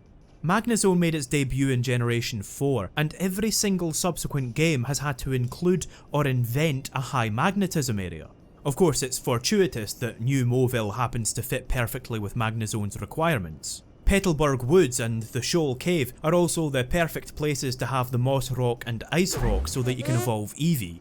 So long as Game Freak is designing the areas first and then retrofitting the evolutionary effect onto them, it's probably not going to be a problem. I'm just slightly worried about future-proofing. Even if it doesn't make any sense for the world or something, every subsequent game is now going to have to include arbitrary areas for a single evolution. I'm ever so slightly worried that this video has been getting too interesting, so let's clear out those last few sea routes. I'm sorry, but the sea routes really are that tedious. I've spared you a lot of footage because I simply didn't have anything to say about it. To give you an idea, when planning this video I had more to talk about on the land routes than I knew what to do with. I spent hours and hours shuffling talking points around so that I could cover all the bases without repeating myself. For the sea routes, I had to collate multiple routes into a single section just to find enough to say. Despite them taking up roughly half the map, the sea routes do not contain half the game's content. In fact, while I haven't done any legwork on this, I would be skeptical if somebody told me that they contained a quarter of the game's content. Do you remember Route 122? It was just a welcome mat for Mount Pyre, but the reason it was made an entire route all on its own was to strike a balance between 17 land routes and 17 sea routes. I've lauded Game Freak's attention to detail and dedication to designing the levels around themes rather than mechanics, and I really respect them for sticking so thoroughly to the land versus sea theme. But this is a point at which their attention to detail has simply backfired. It's an ocean, yes, and the ocean should be vast, but this level design has absolutely nothing going on. You'd think that landmarks like Sutopolis Volcano would be memorable, but it's so large and your view is so zoomed in that it's impossible to tell what it even is. It's especially odd as the first half of the game was amazing at this stuff. It was so good that despite not having visited Hoenn in almost a decade, I could still remember a lot of the route's features. That these vast expanses of nothing take up most of the late game routes is a massive disappointment. The sea routes do have an upside in how open they make the game. Nothing here is gated. After the magma hideout, the player has their choice of 12 routes that they can access almost immediately. There's also some incentive to do so. You can head down to Pacifidlog to awaken the legendary titans as soon as you get dive. The problem is, of course, that old bugbear that I explained back in Moville. Pokemon is so frightened of its players having to apply critical thought that the enemies don't get any stronger after Route 124. In other words, you'll be fighting level 40 Pokemon from before the 6th gym right up until Victory Road, and most of those Pokemon will be water type. So that small upshot of the non-linearity really does not seem worth it. I'm repeating myself here, but if Game Freak can do it, I feel that I should be allowed to. What was the point in remaking the game if these glaring issues weren't going to be addressed? Fixing the sea routes should have been Omega Ruby's raison d'etre.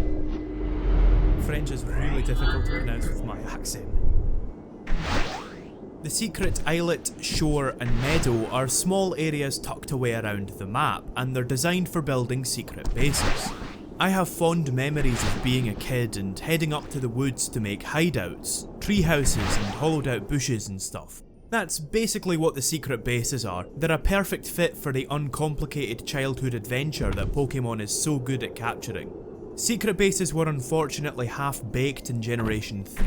They were basically separate from the rest of the game. Playing around with them didn't facilitate or interact with battling very easily. You could download other people's secret bases and battle their ghost, but that potential was strangled by the link cable. So there was basically no reason to use them if you weren't into furnishing a base, which I wasn't, and still amn't. But thanks to the advent of online play, they've really come into their own in Omega Ruby. They are such a perfect fit that it's almost like Game Freak was ahead of its time. Nintendo has historically been really frightened of online interactions, and this system takes full advantage of their trepidation by working just as well, if not better, without direct contact. Interacting with another player, whether that be locally or online, will download their secret base into your game. This encourages you to use the player search system to battle and trade with as many people as you can. I've been wonder trading off camera throughout my playthrough, so I have a lot of acquaintances. So not only do I get their base in my game, but there's the potential that my base will end up in theirs. While before I was the only person that was ever likely to see my room, personalising a secret base seems a lot more worthwhile now that somebody else is likely to see it. It's an interesting facet of multiplayer to me. In single player I wouldn't bother at all, which suggests that decorating and customising my character is not intrinsically fun to me. But with the social aspect involved, with that performative aspect, it seems a lot more worthwhile. I feel like I want to stand out more and reflect my personality, which suggests that that social component inherently makes customization more fun, even though nothing has actually changed about the system. I don't know, it's interesting to me. Inside somebody else's base, you can battle a ghost of those trainers and their gang once a day, which is a great way to gain experience. You can also do a bunch of other stuff like recruit their underlings into your gang, you can get extra items from them, and you can also capture their flag. Because this shares a name with a popular mode in shooters, I was initially under the impression that this was a competitive element, but it turns out that there's no penalty for having your flag taken. It's just a marker for your visitor to show how many bases they've visited. The ultimate reward for doing this is an item that lets Garchomp Mega Evolve, which you get at 1000 flags, which is well too steep. There are ways to speed this up by frequently recruiting new secret pals. Yeah, they're actually called secret pals by the way, but even so it's a pretty time consuming process. This lack of a competitive angle has led to a really helpful community growing around the secret bases. You can actually download secret bases with a QR code, and people have taken to uploading teams designed to help you grind levels. The most common example is a team with 3 Blisses. Blissey has the highest experience yield in the entire game, and it also learns a move called Healing Wish, which makes it faint instantly. So people just upload teams of 3 Blisses that keep making themselves faint, and you just get free experience for nothing. That's really helpful. I really like that without any incentive, without the game prompting this, people have taken to helping each other out like that. The secret bases also facilitate a handheld well. It's easy to whittle away 10 minutes on the bus redecorating or recruiting underlings. Pokemon is really good at this in general. There's always some wee task that you could be doing if you're not ready to dedicate hours to an adventure. Secret bases also encourage you to revisit routes to see if you've discovered any new bases. So basically, they complement battling, grinding, world exploration and human interaction, all while giving you the option to create your own personal space, which ties into the feeling of childhood adventure. It's just an excellent feature, and I would love to see this expanded in future titles. It really benefits massively from having online functionality. Route 130 was home to Mirage Island in the original games. I never reached Mirage Island, it had a very small chance of appearing, and it's been made up for and then some in the remakes, so I can't say that I miss it. I mean, I could say that I miss it, but I would be lying.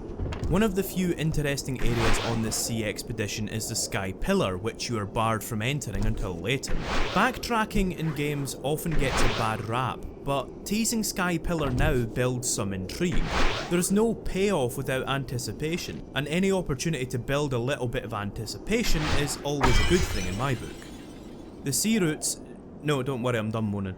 The sea routes might not be so bad from a certain perspective. The substantial amount of uninterrupted playtime that they afford you is welcome. There are a few routes in a row between Sutopolis and Pacifidlog with no cutscenes, no interruptions and no obligations, just some relaxing exploration. Admittedly, this might be because the routes have so little in them. Okay, so I lied, now I'm done moaning. We really could have used some of this uninterrupted playtime scattered throughout the game rather than clumped up all at the end here. It might have benefited the sea routes to pace them out as well, but that would have been impossible to do while also keeping the Hoenn Archipelago feeling like a real place. Pacifidlog is wonderful. It's based on those overwater bungalows that you see in a lot of tropical holiday destinations, but it was also based on a Pokédex entry in Generation 2. Corsola's Pokédex entry in Pokemon Silver reads, "In a South Sea nation, the people live in communities that are built on groups of these Pokemon." And lo and behold, Pacifidlog is built on top of a reef of Corsola. The outlandish idea is taken pretty seriously. They could have just left it as a fantastical oddity, but they try and justify it by adding a line about their ancestors being nomads who lived in the sea, searching for something. It's a simple solution that builds yet more intrigue. What were they looking for?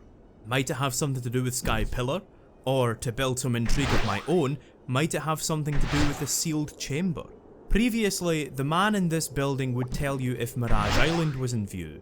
It had a very small chance of showing up every day, so you would simply fly to Pacifidlog and talk to him.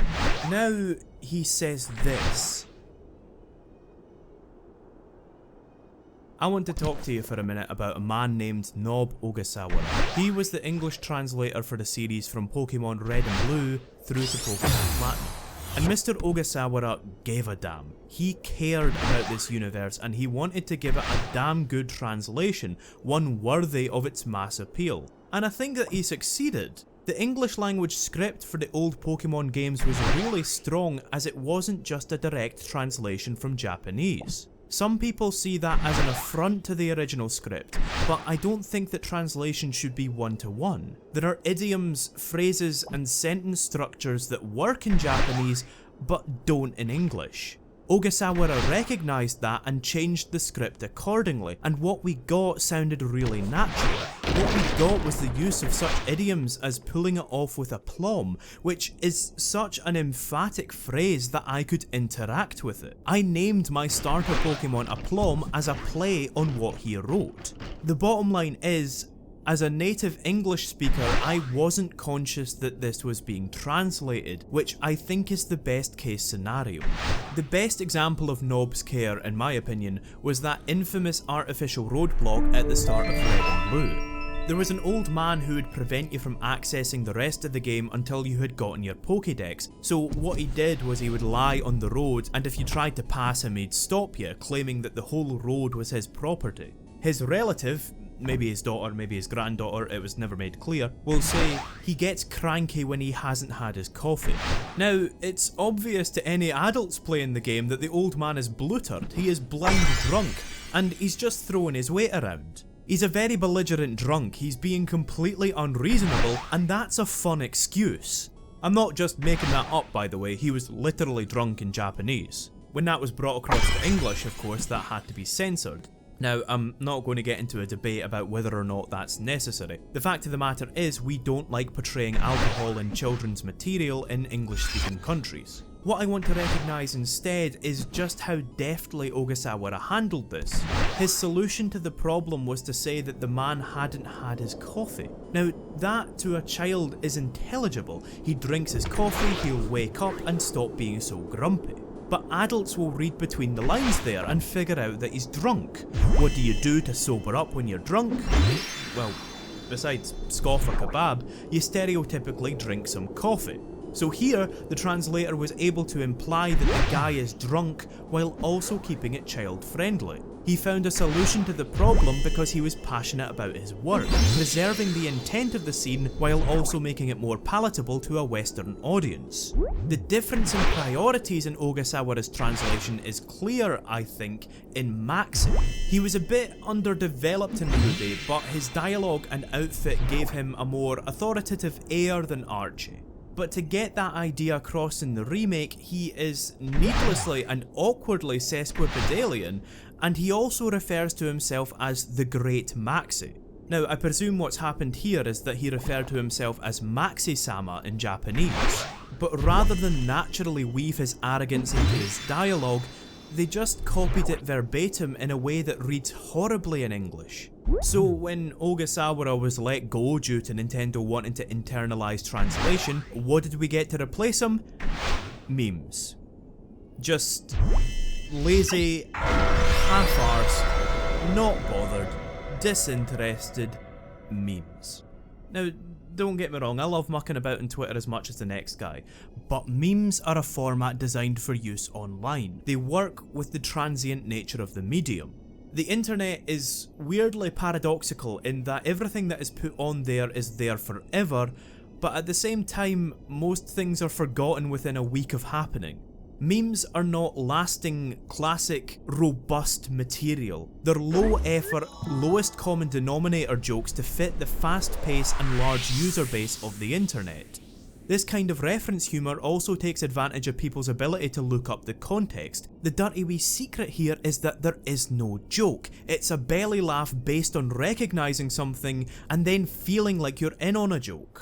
So what they've done here is taken a popular meme and plonked it in Pokemon, despite the fact that it doesn't work in this medium, and despite the fact that even in 2014, that meme was dead. Now, this might be getting a bit high concept, but in 100 years, if a game historian returns to Omega Ruby, that meme is still going to be in there. That joke will be a distracting curiosity that dates the game. Okay, I'm overreacting a bit here. It's not such an egregious offence in this case as it works in the context of what the guy is saying, but it's distracting to me, and what really annoys me about it is that it's lazy. What annoys me is that Nob Ogasawara lost his job, and without an ounce of disrespect towards the new translators, I think this is much worse. I mean, you want to talk about respectful translation? I think changing things to translate intent is much more respectful than using a bloody internet meme. Sorry, that annoys me. Routes 132 through 134 are a network of water currents that prevent you from moving eastward. To see everything, you've got to pick your way through the rapids and then fly back to the start to choose another route. This bit's essentially one big route split into 3 chunks. Originally, I think this was again to help pad the game out to 17C routes, but in the remakes it's a bit more useful. As you can fly to any route, you can restart from sections of this channel rather than having to return to Pacifidlog every time. The problem with this puzzle is the lack of spatial awareness. The camera is so zoomed in that there's no way to tell what's coming up. Your memory has to be unreasonably specific to see everything, since a single tile can make the difference between going one way or the other. You are also constantly interrupted by trainer battles, making it yet more difficult to remember where you were. Some more distinct landmarks would probably have helped. Admittedly, this is a problem with my playstyle more than anything. If you're not bothered about being thorough, then this shouldn't be much of a problem. These routes do make a nice change of pace from the rest of the C routes. Even if the execution is a bit slack, it's an interesting idea. It's an extended section of independent exploration and battling in a route with some actual level design. Maybe the rest of the C routes would have been a bit more palatable with similar ideas, maybe whirlpools or something. I've been doing my fair share of moaning lately, so let me redress the balance by entering one of my favourite sections in the entire series. If you take a very specific path on Route 134, you can enter the Sealed Chamber. The Sealed Chamber is the first stage in the legendary Titans side quest, an absolutely fantastic segment that demands of you a ton of different skills. You have to decode a cipher, remember where you saw various tombs around Hoenn, use the cipher to solve some interesting puzzles, and then capture some of the more difficult legendaries. This cipher is simply Braille, the tactile writing system used by folk with visual impairments. I remember the original Ruby and Sapphire having the Braille alphabet printed in the instruction booklets, but even if you don't have those, it's not difficult to figure out. There are 26 symbols, one for each letter of the alphabet, in order. It is slightly muddied by the comma and the full stop, which I don't think were necessary, but it's an obvious solution. It's not really that tricky a puzzle. That's not me having a go. Louis Braille wasn't exactly designing it to be tricky to figure out, but I can imagine people would try maybe 1 or 2 things before realising what they had to do. It's one of those puzzles that makes you feel smart even if it doesn't require any mental gymnastics. It accomplishes that by requiring just a wee bit of lateral thinking, a tiny bit of contextual understanding and applied knowledge. This is clearly supposed to be some kind of language, and what's the basis of our language? The alphabet. I have quite vivid memories of me and my pal playing the original Ruby and Sapphire and getting pretty excited when we figured out the code and began writing it down. And while I'm writing that code down, because I'm actually doing this old school with pen and paper, let me wax lyrical about how in love with this idea I am. Do you understand what's going on here? They've made you learn about Braille. Sure, it's a very basic understanding of it, but I think that's still valuable. It's teaching kids a little bit about something that they might not be familiar with, a life experience that they maybe don't understand. The wall at the back of the room reads "dig here." Use dig in front of it and the wall collapses. I love how this interacts with the translation that you've just done. It doesn't feel like something that would work. Dig is normally used to get you out of caves, but here it lets you go deeper. In the next chamber, you find a series of murals which read as follows.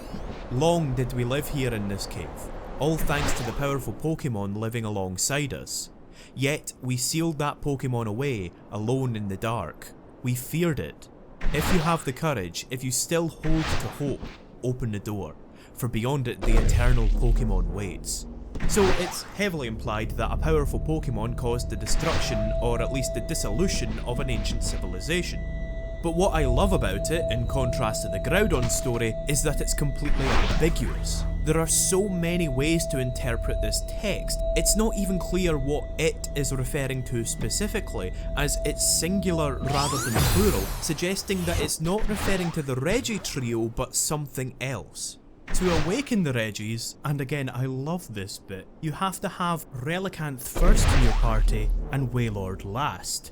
Both of these Pokemon have a connection to the ancient world, with both having been around for years, so it makes sense. But what I love is that it's so specific, yet so arbitrary, that again it makes you doubt your own translation just for a second. You're not quite sure if you've translated it properly until you actually try it and, against all odds, something happens.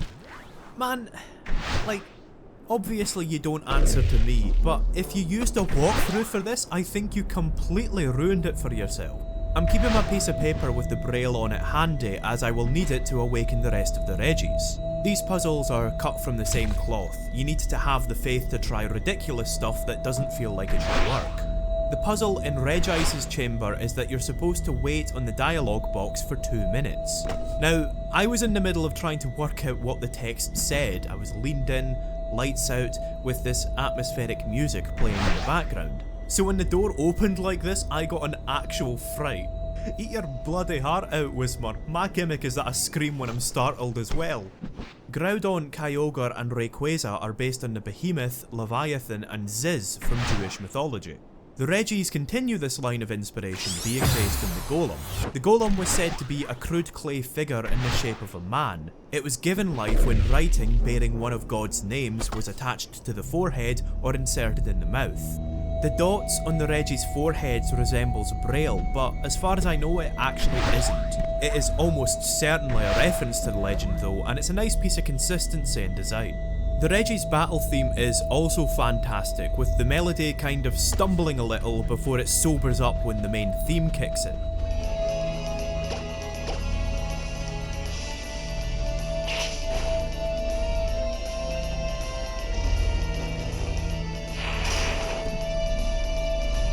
It feels like these Reggies are slowly waking up before attacking. Since this is going to be an extended section of me capturing some more difficult Pokemon, I want to spend a bit of time talking about the catching mechanics. As with the battle system, the capture mechanics are one of those core details that Pokemon got right first time. They're a simple collection of variables that result in a ton of decision making. The chance of capturing a Pokemon is based on a number of factors: its health and its status, the type of ball used, and what breed of Pokemon it is.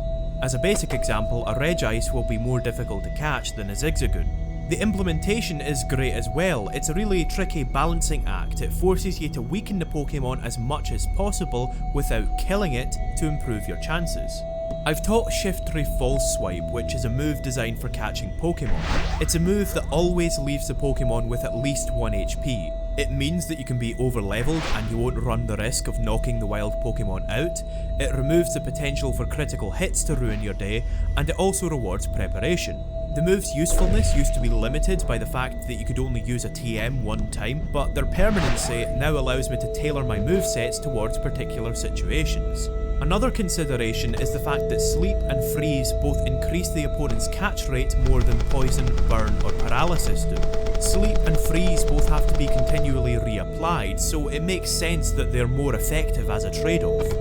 The different kinds of Pokeball encourage the player to foresee what kind of Pokemon they're trying to catch. Water and bug Pokemon are better approached with a netball, Pokemon in dark areas are better approached with a dusk ball, and so on. This aspect could be fleshed out a lot more though. There's little variety, and of that variety, a number of balls are pretty much useless. The Heal Ball, for example, heals the Pokemon completely once caught, something that happens automatically if it's sent to the PC. I would start expanding this by adding more type-effective balls personally, but there are plenty more things you could do. You can maybe have balls that work better on sleeping Pokemon or something like that. Once you've weakened the Pokemon and chosen your ball, it's time to try and catch it. The ball will wobble 3 times and then click. After each wobble is a number check to see if the Pokemon breaks free or not. And I hope I'm not overstating its effectiveness, but this is one of the series' best decisions. The game could easily just run a single calculation with the same overall chance of success, but having 4 checks makes it so much tenser. Even after all these years, even though I know it doesn't do anything, I still hammer the buttons in anticipation. The only slight criticism I can maybe think of is how catching legendary Pokemon is affected by the save system. The ability to save anywhere is obviously brilliant, letting you put the game down wherever you want. The problem is, it's just a bit too easy to save scum. Legendary Pokemon actually appear on the overworld, so you can stand right in front of them, press save, and then reload your save if you lose. Still, it would be a massive problem if you couldn't save beforehand and got some dodgy luck, so I don't think anything should change there. It's a lot better than the alternative. So now we have the legendary titans. But if you remember, the text in the sealed chamber only mentioned one Pokemon causing the civilization's downfall. Many fans theorise that the Pokemon is Regigigas, the so-called master of the Regis. The reason that I bring this up is because I actually want to know how many of you knew you could actually catch Regigigas in Omega Ruby. In one of the game's most ridiculous secrets, if you return to the island cave with all 3 Regis in your party, and your Regice has a nickname and is holding an ice-based item, Regigigas will appear. The only hint that the game gives you is a little girl in Pacifidlog. She recounts these clues in wee bits and pieces, but like, who's going to return to this random house and just talk to this girl on chance? And let me be clear, I love this. I'm sure a lot of people would call this bad game design, but I absolutely resist that idea. It's fun and memorable when a game has the guts to tuck away this obscure little secret. You'd think that would happen more often nowadays, what with the internet and everything, but apparently not. It's so obtuse that it becomes really memorable once you know about it. It's the kind of secret that would have been really fun to share back in the playground. I can imagine that I'd probably put up a front and pretend that I didn't believe them, but then head straight home to try it after school, just in case. And that, to me, is 10 times more exciting than being forced to find legendaries by the story. It's a lot more meaningful discovering these mythic monsters when you're having to uncover the mystery for yourself. Now, yeah, I know, it's common wisdom that you can't risk alienating players with mandatory exploration and puzzles. I mean, I think that's bollocks, but if you insist. But then my solution would be to not make the legendary encounters mandatory. Make them optional and well hidden like in the first 2 generations. That was a lot more interesting. That's nowhere near the end of the legendaries though. Hoenn is bloody infested with the things. By finding these interdimensional holes, you can reach inside and find a legendary Pokemon like Heatran in the Scorched Slab. The portal seems really incongruous with Pokemon's general concentration on keeping things consistent. But it makes a wee bit more sense when you learn of the existence of Hoopa, a mythical Pokemon that uses these holes to cross dimensions. I reckon this was an excuse to save a bit of time, so it's nice that they gave it a bit of context either way. Unlocking Ho-Oh aboard Sea Moville is a bit complicated, but like Regigigas, that's a compliment. You need to speak to a scientist on the deck of the ship who then sends you on a short series of errands. He's not particularly conspicuous, so you need to be inquisitive. You need to go out of your way to talk to people. Unless you chose to scour every inch of Sea Moville for no reason, his clue is the only reasonable chance that you would have of finding the scanner that's hidden in the engine room. Because it's underwater, you can't use the dowsing machine. The room is a large, empty, suspicious room to be sure, so many people are bound to suspect that there's something in here. But since you can't use the dowsing machine underwater, there's no way to check. The only complication to that setup is the existence of mythical Pokemon. Mythical Pokemon are legendary Pokemon that are downloaded and encountered as part of a special event. If you're aware that mythical Pokemon exist, you might be forgiven for thinking that the engine room is just for one of them. That's what I thought the first time I played, which is why I dismissed it so readily. But then that's a problem more with mythical Pokemon than it is with this quest. We'll talk more about them in a wee bit. You can also find Spiritomb here. The method for this is hilariously obtuse, but I'm not really sure about it this time. The game makes it very clear that something's in this room, but the puzzle to get it doesn't make much sense. What you have to do is examine under the bed first, then examine the bookshelf, and then go into your bag to make Spiritomb appear.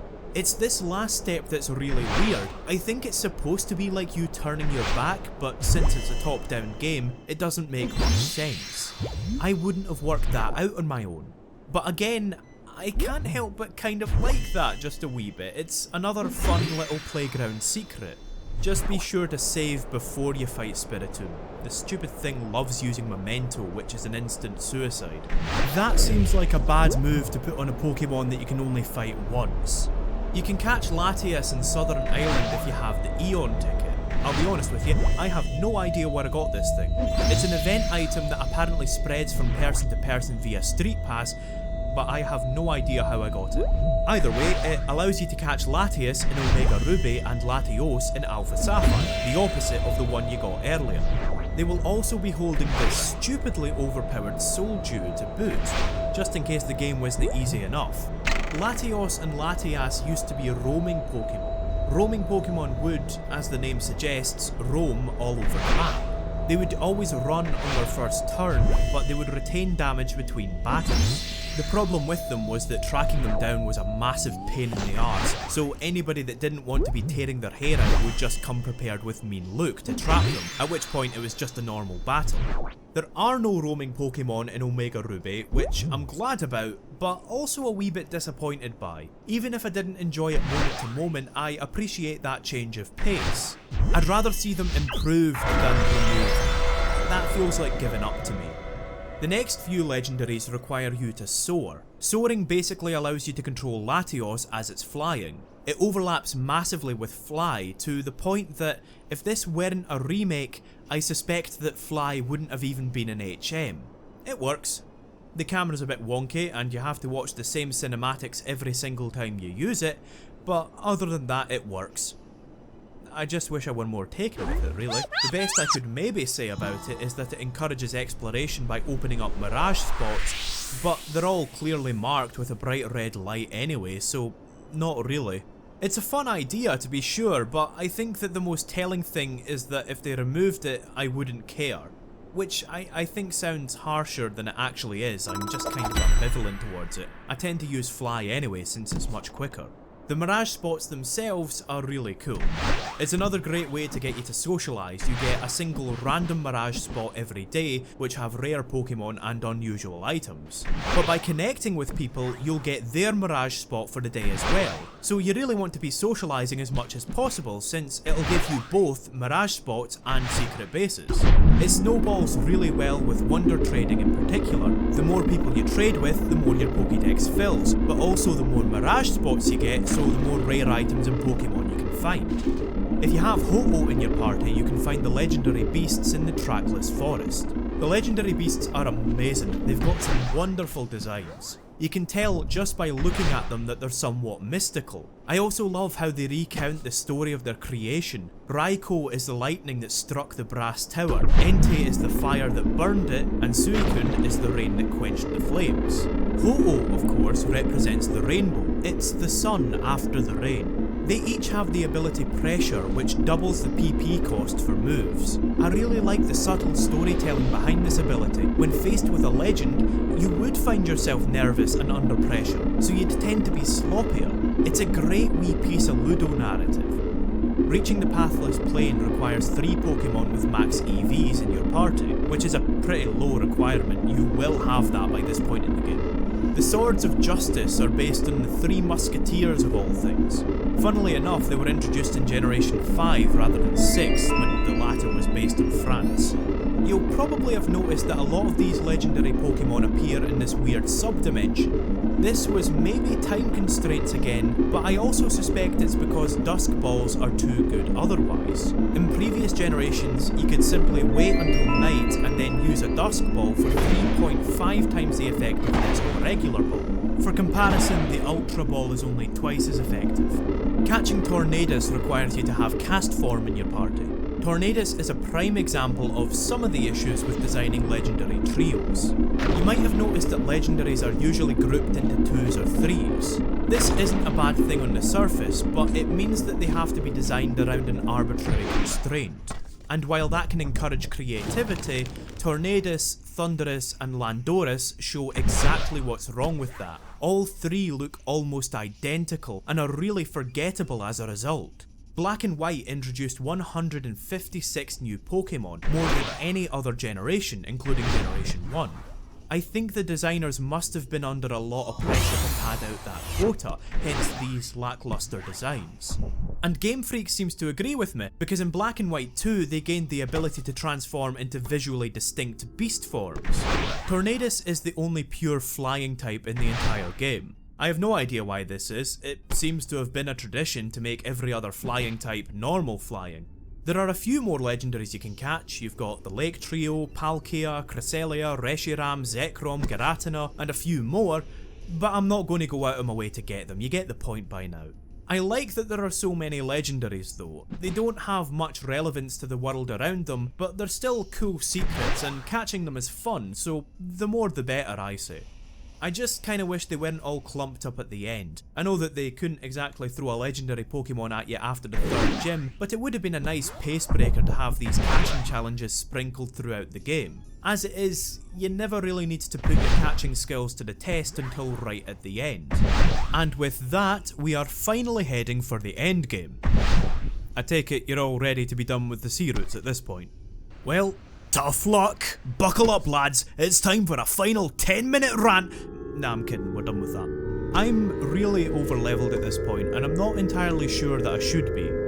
I mean, sure, I've been thorough, but I don't think that I should be this far ahead of the level curve. I know that you only have my word for this, but I haven't stopped to grind anywhere. I've just been trying to show everything there is to show. The level curve ought to be more closely controlled, and what gets me is the series has found the perfect way to do this before. In Generation 5, relatively weaker Pokemon yielded less experience, and relatively stronger ones yielded more. That's a great system as it ensures that you're advancing at roughly the same pace as the levels, while also encouraging you to punch above your weight. I think it is the objectively superior system, and I think it's a shame it was dropped for Generation 6. Evergrande City isn't really a city, it's a hospital. Pokemon has a weird relationship with space in that it has a tendency to call a collection of 4 or so buildings a town. These buildings are often bigger on the inside as well. It's easy to complain about this, but it would take an inordinate amount of effort to make this even remotely realistic, and even then it would still be noticeably fake. Look at Moville for an example. It's the biggest city in Hoenn, but it's still nowhere near the size of even a small village. I usually prefer this approach to the alternative. The larger something is, the less time can be spent on each detail. Hoenn manages to balance its size well for the most part. It's large enough to feel like a complete region, but not so large that it becomes sparse. Stories inherently come with some abstraction, and this is an abstraction that I tend not to mind. Similarly, barging into people's homes is ridiculous, as every webcomic in existence has pointed out, but at the same time it rewards exploration. So I know that the series takes some liberties with both city sizes and building sizes, but even allowing for that, this is literally just one building. I feel like there should have been a city somewhere around here. You would think that the Pokemon League would be a massive attraction. Victory Road is the game's final dungeon, as is tradition. And this is a tradition that they really need to start breaking. It is really encouraging stagnation. Pokemon has been structured almost identically since its inception. You start the game and you get the choice of a grass, fire or water starter from the local professor, who's named after a species of tree. You're then forced to do a short errand before you return to get your Pokédex and start the quest proper. You collect 8 gym badges, encountering a villainous team along the way who are trying to misuse a legendary Pokemon's power. Things reach a head between the 7th and 8th gym, where their plans backfire and you have to go and sort it out by beating the legendary Pokemon. You then go on to beat the 8th gym and then head to Victory Road, usually by climbing a waterfall. Then you beat the Elite 4, who are actually the Elite 5 because there's a champion as well. There are outliers to this. In the first 2 generations, Team Rocket had nothing to do with the legendary Pokemon. In Black and White, the villainous team replaced the Elite 4. But even taking those outliers into account, it's a very rigid structure. Generation 1 pulled this story off the best because it was tailor-built to have all 3 of its subplots tie into one another. Giovanni being the final gym leader means that you tie up the Team Rocket subplot just as you gain access to the Pokemon League. Your rival ended up being the final boss, not because the champion was an established institution, but because he had won the game-long race that you were both running. It was an absolutely genius twist. But there's no reason for the Elite 4 to be called the Elite 4 anymore, since the champion is now a certified position. Every single Pokemon League has a champion. Pokemon was fairly grounded at the beginning, with the villains being gangsters and the player's motivation being simple, but the series has become more and more extravagant because it needs to find superficially new ways to tell the same story. Characters are now created to fill roles. I don't think that Team Flare were created because they fit the game's themes or purposes, but because they needed a new team noun to be the game's villains. A lot of the evil teams really do descend into rote villainy as a result. This also leaves the series vulnerable to superannuation. Basically, I feel that each new game obsoletes the old ones because it's an almost identical experience, but with a greater pool of Pokemon. In fact, I felt so strongly about this that I was honestly tempted not to make this video after Sun and Moon released. I felt that it would be immediately outdated. I'm kind of in the paradoxical position of having to hope that Sun and Moon haven't fixed too many of my problems. Most turn-based RPGs will have a generic attack command, not so in Pokemon where the moves are more like spells. But rather than mana, the resource consumed for using these spells is PP. The PP system attempts to discourage the player from relying on a single powerful Pokemon. The most powerful moves in the game have less PP, so a player has less chance to get through a lengthy dungeon using only a single powerhouse. This is why PP restoration items are so rare, otherwise it would undermine this system. Running out of PP on all your moves forces you to use Struggle, a weak move that sees you take a quarter of your maximum HP as recoil damage. It seems like a harsh punishment, but if you run out of PP, you're basically supposed to lose. You can't even use the move if you still have a status move left, so if you're left with Growl as your last move, that's basically you will probably faint before you even get to Struggle. But the thing is, in my entire time playing Pokemon, I have never had to use Struggle, even when I was an idiot kid with only a Charizard that had 4 Fire-type moves. So it doesn't effectively serve the purpose it's supposed to. Not even Victory Road is long enough that you'd be in any danger of running out. Even if you came in with just a single Pokemon, it would be an easy job to just use an escape rope or quickly run out and visit the Pokemon Center outside. It's the same problem with the gyms. Trainers don't respawn, so it's almost risk-free to brute force your way through. While the route loops back in itself multiple times, it's deceptively linear and the puzzles aren't much cop either. This gives the dungeon a sense of momentum, but this was the game's last chance for the level design to be a bit more involved. I'd have rather have had this momentum in the seafloor cavern and then have Victory Road challenge your navigation skills before the Elite Four challenge your battling skills. On the upside though, the game finally pulls out all the stops with enemy Pokemon. They're all final forms, which is way past overdue. I started getting my final forms after, like 3rd gym, I think? Trainers still refuse to use any more than 3 Pokemon on their team though, which is disappointing. How these guys hope to challenge the Elite Four with like 2 Pokemon, I have no idea. Later parts of Victory Road look lush. The graphical overhaul really did wonders for this area. Wally returns here, finally concluding his arc by battling us before we reach the Pokemon League. I love the setting and I like that there's a mini-boss to punctuate Victory Road. But, I'd kind of forgotten that Wally existed, to be honest. It wasn't so much where's Wally as it was who's Wally. Listen, I know that I've been dismissive of a lot of the story, but I really want to like this. Wally has a solid arc and a consistent character. He's sincere and good-natured, but he's become a lot more confident and determined. I mean, it's basic as hell, but I would rather have a basic, well-executed idea than a grandiose, confusing one. It's just that so much has happened since we last saw him that I completely forgot he existed. The problem is, if you fought Wally throughout the game, his growth would be less of a surprise, so there's no perfect solution to this. What I don't like about this is the music.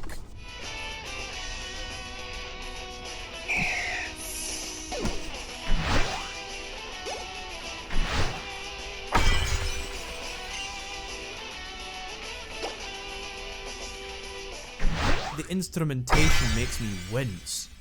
Pound for pound, I think that Omega Ruby boasts the best Pokemon soundtrack so far.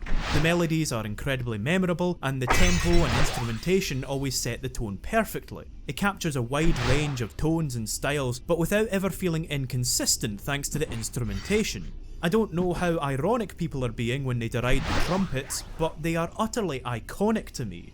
This wailing electric guitar, on the other hand, feels like defaulting. It doesn't communicate any pathos or anything about his character, it's just kind of the standard choice for a climactic moment. The Elite Four is a gauntlet of powerful trainers that you need to beat one after the other. Even though I'm blatantly overleveled, I can't get too complacent. The Elite Four at least put up a fight. Trainers with 5 or 6 fully evolved Pokemon are few and far between in the rest of the game, and you're unable to visit the Pokemon Center between matches. You can save and use items, of course, but this is the first time that the game expects any kind of forward thinking and resource management. It doesn't expect too much of you, money is plentiful by this point and you can hold almost infinite items, but it's still a step up from the rest of the game. So the Elite Four are a reasonable challenge. The problem is, for Pokemon, a reasonable challenge represents a massive spike in difficulty. Let me be clear, my issue isn't that the Pokemon League is too difficult, it's that the rest of the game is too easy. I'm going to borrow a phrase from the venerable H. Bomber guy, play conditioning. Play conditioning is exactly what it says, it's how the game conditions you to play. Up until this point, Omega Ruby has bent over backwards to accommodate you, conditioning you to expect free access to infinite full healing and trainers with just 2 or 3 not fully evolved Pokemon. This conditions players to be lazy and passive because the lowest possible effort is usually enough to get you by. But here, you are expected to get through 26 Pokemon, most of which are fully evolved and without the use of a Pokemon Center. Up until now, casual players have been able to get by. Even kids who rush through the game using only their starter Pokemon will probably manage to make it this far. In fact, the game kind of accommodates these players, giving them Latios and the EXP share to encourage them to rush through without really paying attention. But that gravy train terminates here. The game all of a sudden expects more than it has ever demanded, so a lot of players now need to grind to catch up. Ironically, it's those players that were desperate to avoid battling that will end up having to grind the most. And I've seen players quit right before the Elite Four in every single Pokemon game, which is something that they really ought to remedy. The remedy, of course, is to introduce a smoother difficulty curve. If gyms didn't allow you to cheese them by avoiding trainers or healing between battles, and if trainers more frequently had 4 or 5 Pokemon, and if the game took steps to ensure that players needed a well-rounded team to advance, I think that a lot fewer people would get blindsided by the Pokemon League. The order in which you fight the Elite Four is predetermined. You always fight Sydney, Phoebe, Glacia, Drake and then Steven in that order. Recent games have adopted a non-linear approach where you can choose the order that you fight them in. That seems like the better choice to me. The non-linear approach lets you decide which boss your team deals best with and then choose your tactics accordingly. Do you go for the most troublesome member first to get them out the way, or do you leave them to last to scrape together a few more levels before you fight them? The only advantage to this linear setup is that the 4 members slowly escalate towards the champion, or at least their levels do. But of course, levels are less important in Pokemon than type matchups. It's conceivable that a player's team might deal better with Drake than Sydney, but even so, they still need to tackle a tougher boss earlier.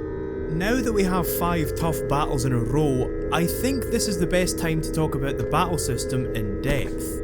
I mentioned earlier that I think the battle system is something they basically got right first time. It's got a great blend of simplicity and complexity. But with that said, I also think that it has some glaring problems that could really stand to be examined. Now, to stress, keep in mind that I'm just talking about the single player for now, I'll talk about the multiplayer later. The first problem is one of dominant strategy. The game's systems are layered and multifaceted thanks to the abilities, held items, types, natures, move effects, and so on. But in-game, most of these mechanics might as well not exist because only one thing matters: time. You can only do one thing per turn, and super effective moves are so powerful that they're often likely to one-hit KO. And since you can only use one move at a time, the appeal of situational or tactical moves is limited. Why take up precious move slots with elaborate tactics when you could use them for more type coverage? Why waste turns tenderizing your opponent and risk retaliation when you could just kill them in one hit? Steamrolling your opponent becomes yet more viable when you take stab, or same type attack bonus, into account. If your Pokemon is using a move of its own type, like Blaziken using a fire type move, that move does an extra 50% damage, meaning that a super effective stab move will do 3 times the damage. And that is to say nothing of double weaknesses. You can potentially do sextuple damage. Now, part of this is just an inherent problem with the type mechanic, but a much larger part, I think, is the game's structure, which only exacerbates the problems. Most trainers, including bosses, will have a small team of Pokemon, all of the same type, and they won't switch them out even if they're at a type disadvantage. Conversely, the game will ask you if you want to switch Pokemon every time you defeat one, telling you what your opponent is sending in, and then letting you choose a counter for free. So you can easily maintain your momentum by pivoting into a series of type advantages. And you might correctly say that, well, you can turn that off in the menu. But I don't think doing that fixes the fundamental issues. Even if you turn it off, the trainers still mostly use a couple of Pokemon of the same type, and they refuse to switch. It feels to me like having the switch style on is the intended way to play. It feels to me like you are supposed to chew through entire teams without really thinking about it. This strangles the life out of another of the game's amazing mechanics, the not very effective move. If you predict an incoming move, you can switch to a Pokemon that resists it or is immune to it, gaining the advantage for free. Doing this manually, predicting your opponent's move and gambling a turn on a switch is incredibly rewarding because there's a risk involved. If you predict incorrectly, the whole battle swings in another direction. But as it is, the opponent never bothers switching, and they use a monotype team, and you get asked if you want to switch after every KO. So despite it being a really unique and incredible mechanic, you don't really get the chance to use it in the single player. And that's such a shame because there aren't many games that let you choose the target of your opponent's attack. So Pokemon as a result is incredibly rigid. Like I say, you can only have one Pokemon active at a time that can only do one thing per turn. And there is no way for your Pokemon to work together. To switch, you have to give up a turn and any buffs that your Pokemon might have had. Even moves that do let you pass on buffs like Reflect, Tailwind and Weather effects disappear after a couple of turns. And by the time you've used them, or by the time you've buffed and used Baton Pass, or by the time you've set up a Trick Room, you could have just killed the opponent in one hit. Now the one-on-one system isn't inherently bad, it offsets risk and reward really well. Do you switch when faced with a tricky situation, or do you risk the attack to try and preserve your momentum? But your Pokemon are, effectively, not a team at all. Since you can only use one at a time, and since switching takes up a turn, they are almost completely separated from one another. So there are very few dynamics, very few chances to create off-the-cuff strategies. What I'm getting at here is that compared to other JRPGs, Pokemon's battle system is really simplistic.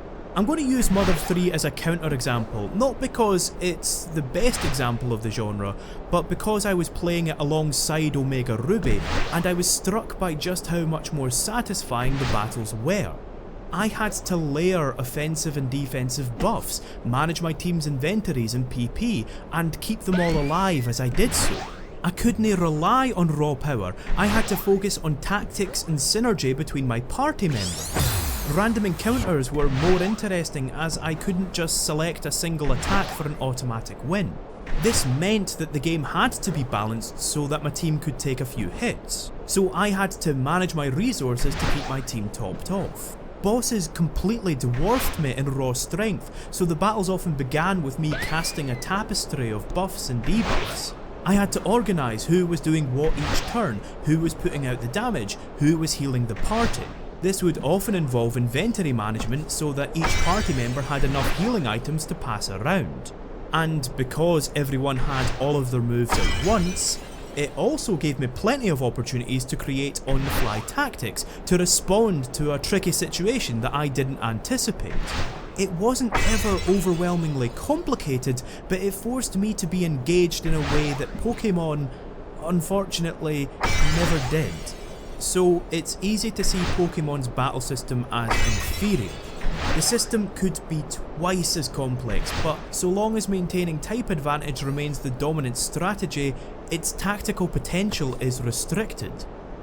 Now, of course, I wouldn't dream of suggesting that they remove the type system. It's one of the best things about Pokemon, and landing a super effective hit is supremely satisfying with that sharp whip crack sound effect. And I definitely think that types should still be a prominent part of the game. I just think that they shouldn't completely obsolete other strategies. And make no mistake, types do obsolete a lot of other strategies. Quadrant Demonstrandum, I'm using Blaziken throughout these fights because he is super effective against 3 out of 5 members of the Elite Four. This is why he's almost objectively the best starter in Generation 3. Now, I think that assessment is slightly cruel, it's slightly disingenuous. Obviously, Pokemon has completely different priorities to other JRPGs. Team building, for example, is more about covering bases. Rather than picking party members that complement one another's strengths, you pick party members that can switch in on another's weaknesses.